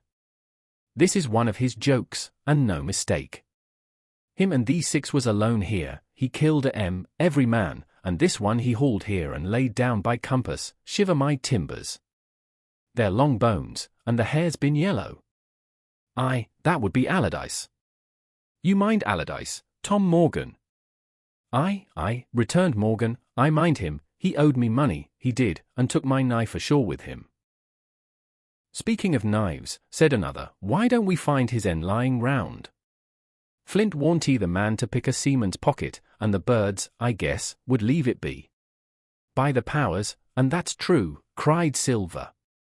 "There ain't a thing left here," said Mary, still feeling round among the bones, "not a copper doit nor a baccy box. It don't look nat ral to me." "No, by gum, it don't," agreed Silver, "not nat ral, nor not nice, says you. Great guns! Messmates, but if Flint was living, this would be a hot spot for you and me. 6 they were, and 6 are we, and bones is what they are now." "I saw him dead with these here deadlights," said Morgan. "Billy took me in. There he laid, with penny pieces on his eyes." "Dead eye, sure enough he's dead and gone below," said the fellow with the bandage, "but if ever spirit walked, it would be Flint's." "Dear heart, but he died bad, did Flint." "Aye, that he did," observed another. "Now he raged, and now he hollered for the rum, and now he sang. 15 men were his only song, mates, and I tell you true, I never rightly liked to hear it since. It was main hot, and the windy was open, and I hear that old song coming out as clear, and the death hall on the man already." Come, said Silver, "stow this talk. He's dead, and he don't walk, that I know, leastways, he won't walk by day, and you may lay to that. Care killed a cat. Fetch ahead for the doubloons." We started, certainly, but in spite of the hot sun and the staring daylight, the pirates no longer ran separate and shouting through the wood, but kept side by side and spoke with bated breath. The terror of the dead buccaneer had fallen on their spirits. Chapter 32, The Treasure Hunt. The voice among the trees. Partly from the damping influence of this alarm, partly to rest Silver and the sick folk, the whole party sat down as soon as they had gained the brow of the ascent. The plateau being somewhat tilted towards the west, this spot on which we had paused commanded a wide prospect on either hand. Before us, over the tree-tops, we beheld the cape of the woods fringed with surf. Behind, we not only looked down upon the anchorage and Skeleton Island, but saw clear across the spit and the eastern lowlands a great field of open sea upon the east. Sheer above us rose the Spyglass, here dotted with single pines, there black with precipices. There was no sound but that of the distant breakers, mounting from all round, and the chirp of countless insects in the brush. Not a man, not a sail, upon the sea. The very largeness of the view increased the sense of solitude. Silver, as he sat, took certain bearings with his compass. "There are 3 tall trees," said he, "about in the right line from Skeleton Island. Spyglass shoulder, I take it, means that lower peant there. It's child's play to find the stuff now. I've half a mind to dine first." "I don't feel sharp," growled Morgan. "Thinking, oh Sir Flint, I think it were as done me." "Ah, well, my son, you praise your stars he's dead," said Silver. "He were an ugly devil," cried a third pirate with a shudder, "that blew in the face too." "That was how the rum took him," added Mary. "Blue? Well, I reckon he was blue. That's a true word. Ever since they had found the skeleton and got upon this train of thought, they had spoken lower and lower, and they had almost got to whispering by now, so that the sound of their talk hardly interrupted the silence of the wood. All of a sudden, out of the middle of the trees in front of us, a thin, high, trembling voice struck up the well-known air and words, 15 men on the dead man's chest, yo-ho-ho, and a bottle of rum. I never have seen men more dreadfully affected than the pirates. The colour went from their 6 faces like enchantment, some leaped to their feet, some clawed hold of others. Morgan grovelled on the ground. "It's Flint, cried Mary. The song had stopped as suddenly as it began, broken off, you would have said, in the middle of a note, as though someone had laid his hand upon the singer's mouth. Coming through the clear, sunny atmosphere among the green tree-tops, I thought it had sounded airily and sweetly, and the effect on my companions was the stranger. "Come," said Silver, struggling with his ashen lips to get the word out, "this won't do. Stand by to go about. This is a rum start, and I can't name the voice, but it's someone skylarking someone that's flesh and blood, and you may lay to that." His courage had come back as he spoke, and some of the colour to his face along with it. Already the others had begun to lend an ear to this encouragement and were coming a little to themselves, when the same voice broke out again, not this time singing, but in a faint distant hail that echoed yet fainter among the clefts of the spyglass. "Darby M. Graw," it wailed, for that is the word that best describes the sound. Darby M. Graw. Darby M. Graw, again and again and again. And then rising a little higher, and with an oath that I leave out, "Fetch aft the rum, Darby." The buccaneers remained rooted to the ground, their eyes starting from their heads. Long after the voice had died away they still stared in silence, dreadfully, before them. "That fixes it," gasped one. "Let's go." They was his last words, moaned Morgan, his last words above board. Dick had his Bible out and was praying volubly. He had been well brought up, had Dick, before he came to sea and fell among bad companions. Still Silver was unconquered. I could hear his teeth rattle in his head, but he had not yet surrendered. "Nobody in this here island ever heard of Darby," he muttered, "not one but us that's here." And then, making a great effort, "Shipmates," he cried, "I'm here to get that stuff, and I'll not be beat by man or devil. I never was feared of Flint in his life, and, by the powers, I'll face him dead. There's £700,000 not a quarter of a mile from here. When did ever a gentleman owe fortune show his stern to that much dollars for a boozy old seaman with a blue mug and him dead too?" But there was no sign of reawakening courage in his followers, rather, indeed, of growing terror at the irreverence of his words. "Belay there, John," said Mary. "Don't you cross a sperrit." And the rest were all too terrified to reply. They would have run away severally had they dared. But fear kept them together, and kept them close by John, as if his daring helped them. He, on his part, had pretty well fought his weakness down. "Sperrit? Well, maybe," he said. "But there's one thing not clear to me. There was an echo. Now, no man ever seen a sperrit with a shadow. Well then, what's he doing with an echo to him, I should like to know. That ain't in nature, surely." This argument seemed weak enough to me. But you can never tell what will affect the superstitious, and to my wonder, George Merry was greatly relieved. "Well, that's so," he said. "You've a head upon your shoulders, John, and no mistake. 'Bout ship, mates. This here crew is on a wrong tack, I do believe. And come to think on it, it was like Flint's voice, I grant you, but not just so clear away like it, after all. It was like somebody else's voice now, it was like by the powers, Ben Gunn," roared Silver. "Aye, and so it were," cried Morgan, springing on his knees. "Ben Gunn it were." "It don't make much odds, do it, now?" asked Dick. "Ben Gunn's not here in the body any more, Flint." But the older hands greeted this remark with scorn. "Why, nobody minds Ben Gunn," cried Mary, "dead or alive, nobody minds him." It was extraordinary how their spirits had returned and how the natural colour had revived in their faces. Soon they were chatting together, with intervals of listening. And not long after, hearing no further sound, they shouldered the tools and set forth again, Mary walking first with Silver's compass to keep them on the right line with Skeleton Island. He had said the truth, dead or alive, nobody minded Ben Gunn. Dick alone still held his Bible, and looked around him as he went, with fearful glances, but he found no sympathy, and Silver even joked him on his precautions. "I told you," said he, "I told you you had spilled your Bible. If it ain't no good to swear by, what do you suppose a spirit would give for it? Not that," and he snapped his big fingers, halting a moment on his crutch. But Dick was not to be comforted. Indeed, it was soon plain to me that the lad was falling sick, hastened by heat, exhaustion, and the shock of his alarm. The fever, predicted by Dr. Livesey, was evidently growing swiftly higher. It was fine open walking here, upon the summit. Our way lay a little downhill, for, as I have said, the plateau tilted towards the west. The pines, great and small, grew wide apart, and even between the clumps of nutmeg and azalea, wide open spaces baked in the hot sunshine.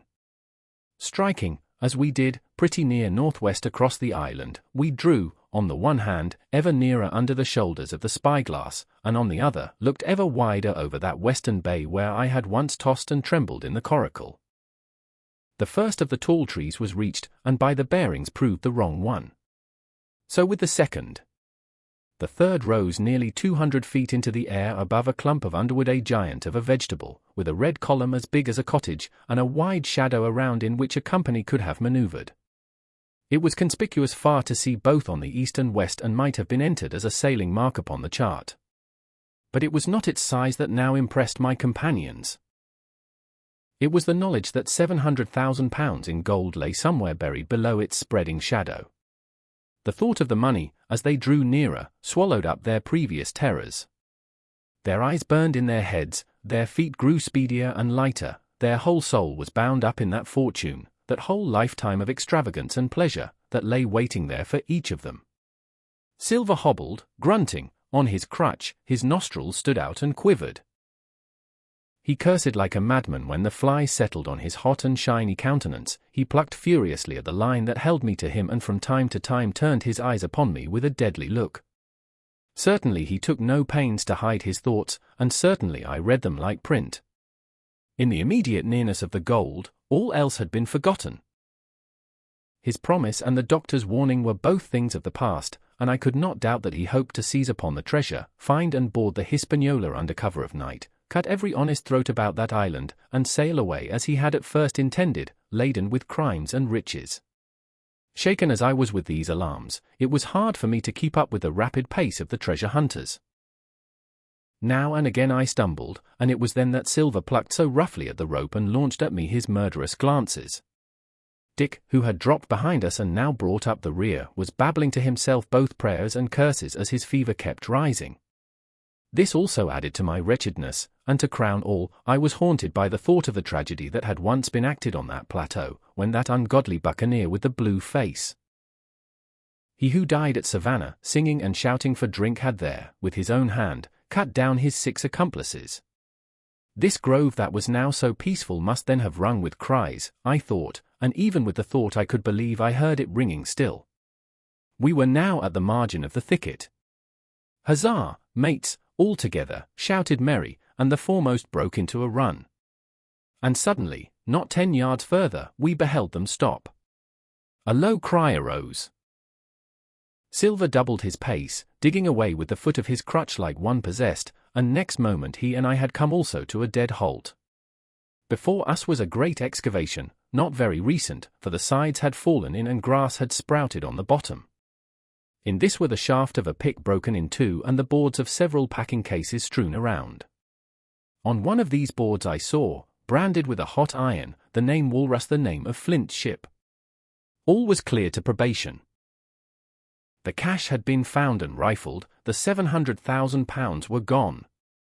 Chapter 33, The Fall of a Chieftain. There never was such an overturn in this world. Each of these 6 men was as though he had been struck. But with Silver the blow passed almost instantly. Every thought of his soul had been set full stretch, like a racer, on that money. Well, he was brought up, in a single second, dead. And he kept his head, found his temper, and changed his plan before the others had had time to realize the disappointment. "Jim," he whispered, "take that, and stand by for trouble." And he passed me a double-barreled pistol. At the same time, he began quietly moving northward, and in a few steps had put the hollow between us two and the other 5. Then he looked at me and nodded, as much as to say, "Here is a narrow corner," as, indeed, I thought it was. His looks were not quite friendly, and I was so revolted at these constant changes that I could not forbear whispering, "So you've changed sides again." There was no time left for him to answer in.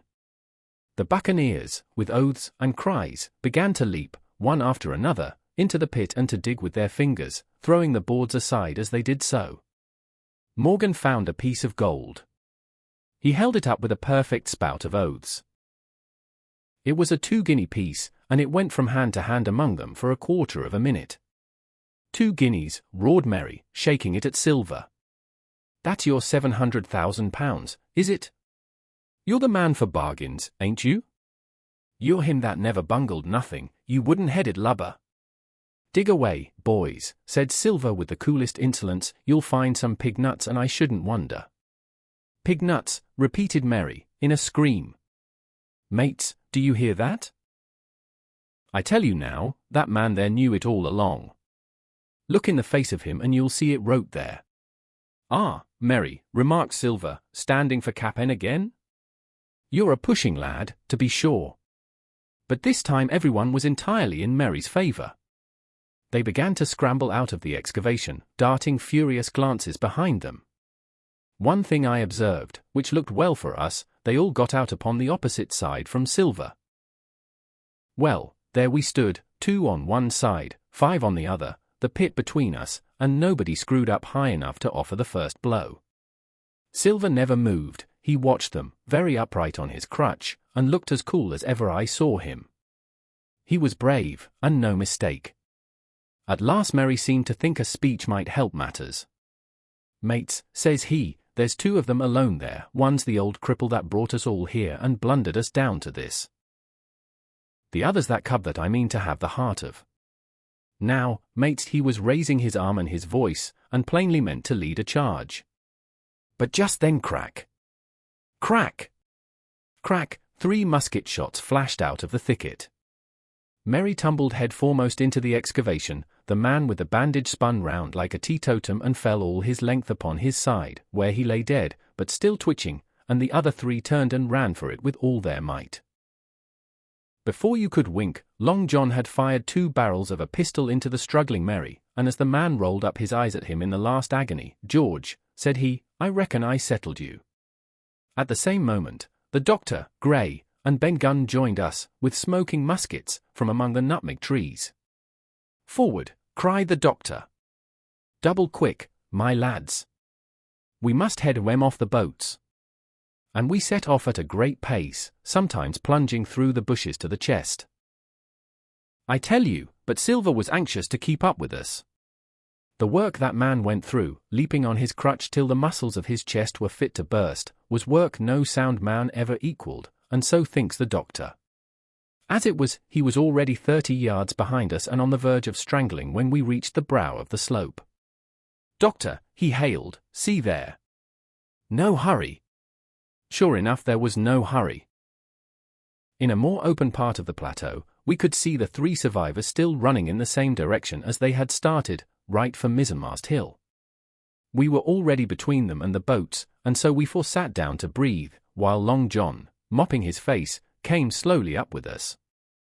"Thank ye kindly, doctor," says he.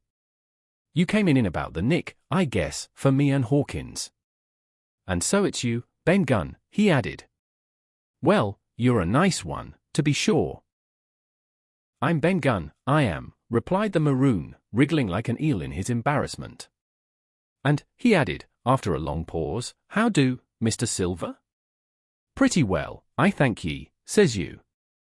Ben," murmured Silver, "to think as you've done me." The doctor sent back Gray for one of the pickaxes deserted, in their flight, by the mutineers, and then as we proceeded leisurely downhill to where the boats were lying, related in a few words what had taken place. It was a story that profoundly interested Silver, and Ben Gunn, the half-idiot maroon, was the hero from beginning to end.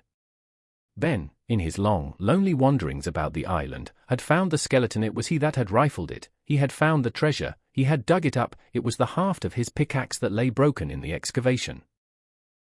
He had carried it on his back, in many weary journeys, from the foot of the tall pine to a cave he had on the 2-point hill at the northeast angle of the island, and there it had lain stored in safety since 2 months before the arrival of the Hispaniola.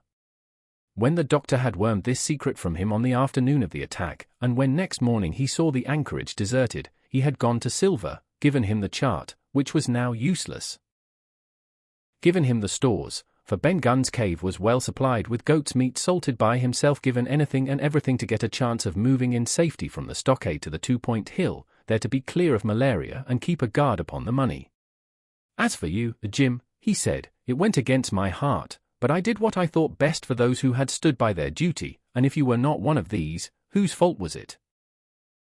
That morning, finding that I was to be involved in the horrid disappointment he had prepared for the mutineers, he had run all the way to the cave, and leaving the squire to guard the captain, had taken Grey and the maroon and started, making the diagonal across the island to be at hand beside the pine. Soon, however, he saw that our party had the start of him, and Ben Gunn, being fleet of foot, had been dispatched in front to do his best alone. Then it had occurred to him to work upon the superstitions of his former shipmates, and he was so far successful that Grey and the doctor had come up and were already ambushed before the arrival of the treasure hunters. "Ah," said Silver, "it were fortunate for me that I had Hawkins here. You would have let old John be cut to bits, and never given it a thought, Doctor." "Not a thought," replied Dr. Livesey cheerily. And by this time we had reached the gigs. The doctor, with the pickaxe, demolished one of them, and then we all got aboard the other and set out to go round by sea for North Inlet. This was a run of 8 or 9 miles. Silver, though he was almost killed already with fatigue, was set to an oar, like the rest of us, and we were soon skimming swiftly over a smooth sea. Soon we passed out of the straits and doubled the southeast corner of the island, round which, 4 days ago, we had towed the Hispaniola. As we passed the 2-point hill, we could see the black mouth of Ben Gunn's cave and a figure standing by it, leaning on a musket. It was the squire, and we waved a handkerchief and gave him 3 cheers, in which the voice of Silver joined as heartily as any. 3 miles farther, just inside the mouth of North Inlet, what should we meet but the Hispaniola, cruising by herself? The last flood had lifted her, and had there been much wind or a strong tide current, as in the southern anchorage, we should never have found her more, or found her stranded beyond help. As it was, there was little amiss beyond the wreck of the mainsail. Another anchor was got ready and dropped in 1.5 fathoms of water. We all pulled round again to Rum Cove, the nearest point for Ben Gunn's treasure house. And then Grey, single-handed, returned with the gig to the Hispaniola, where he was to pass the night on guard. A gentle slope ran up from the beach to the entrance of the cave. At the top, the squire met us. To me he was cordial and kind, saying nothing of my escapade either in the way of blame or praise. At Silver's polite salute he somewhat flushed. "John Silver," he said, "you're a prodigious villain and impostor, a monstrous impostor, sir. I am told I am not to prosecute you. Well, then, I will not. But the dead men, sir, hang about your neck like millstones." "Thank you kindly, sir," replied Long John, again saluting. "I dare you to thank me," cried the squire. "It is a gross dereliction of my duty. Stand back." And thereupon we all entered the cave. It was a large, airy place, with a little spring and a pool of clear water, overhung with ferns.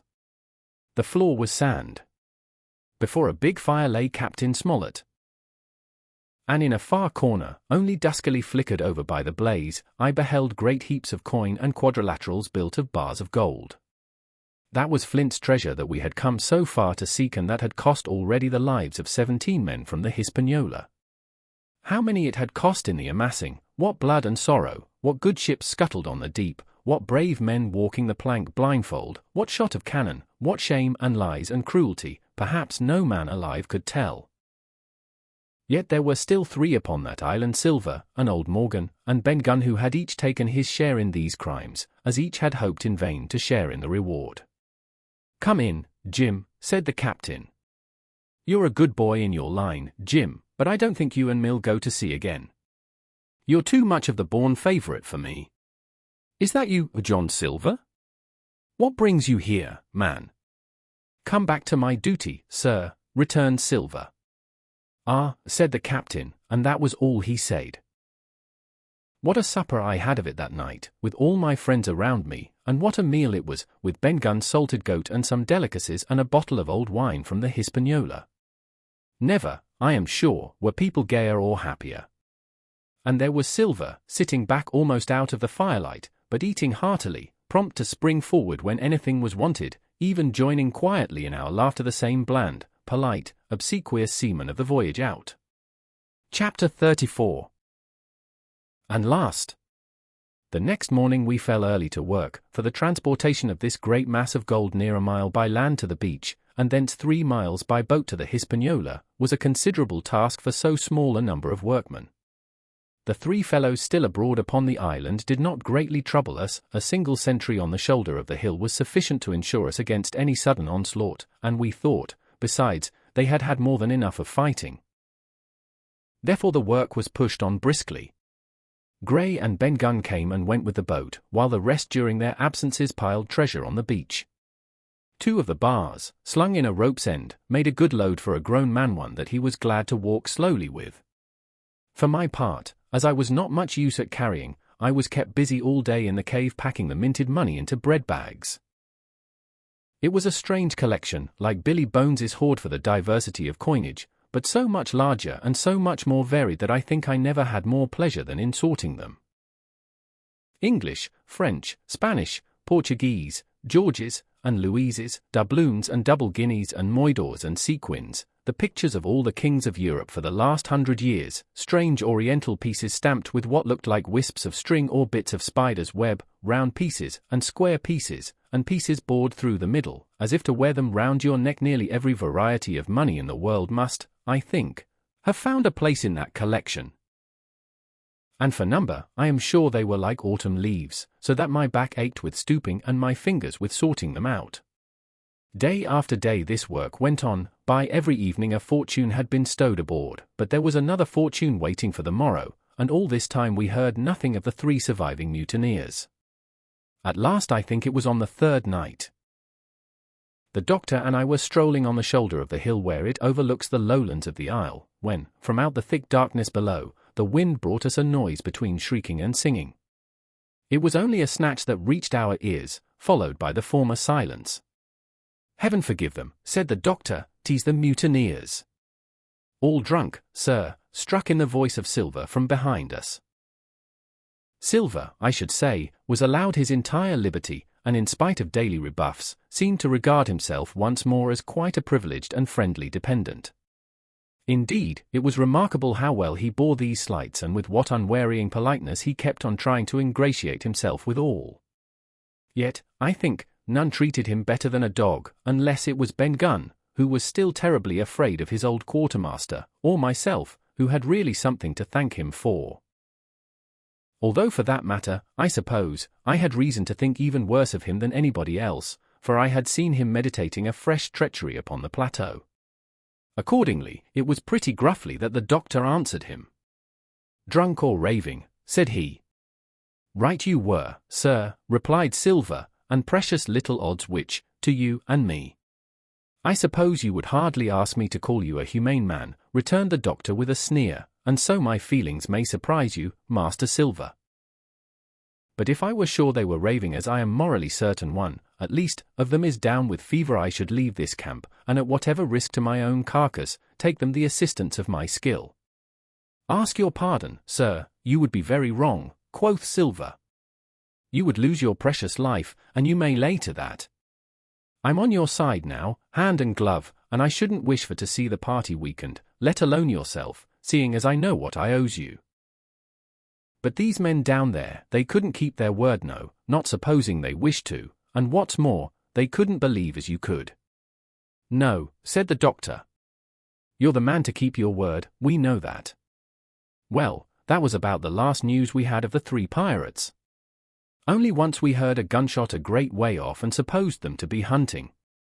A council was held, and it was decided that we must desert them on the island.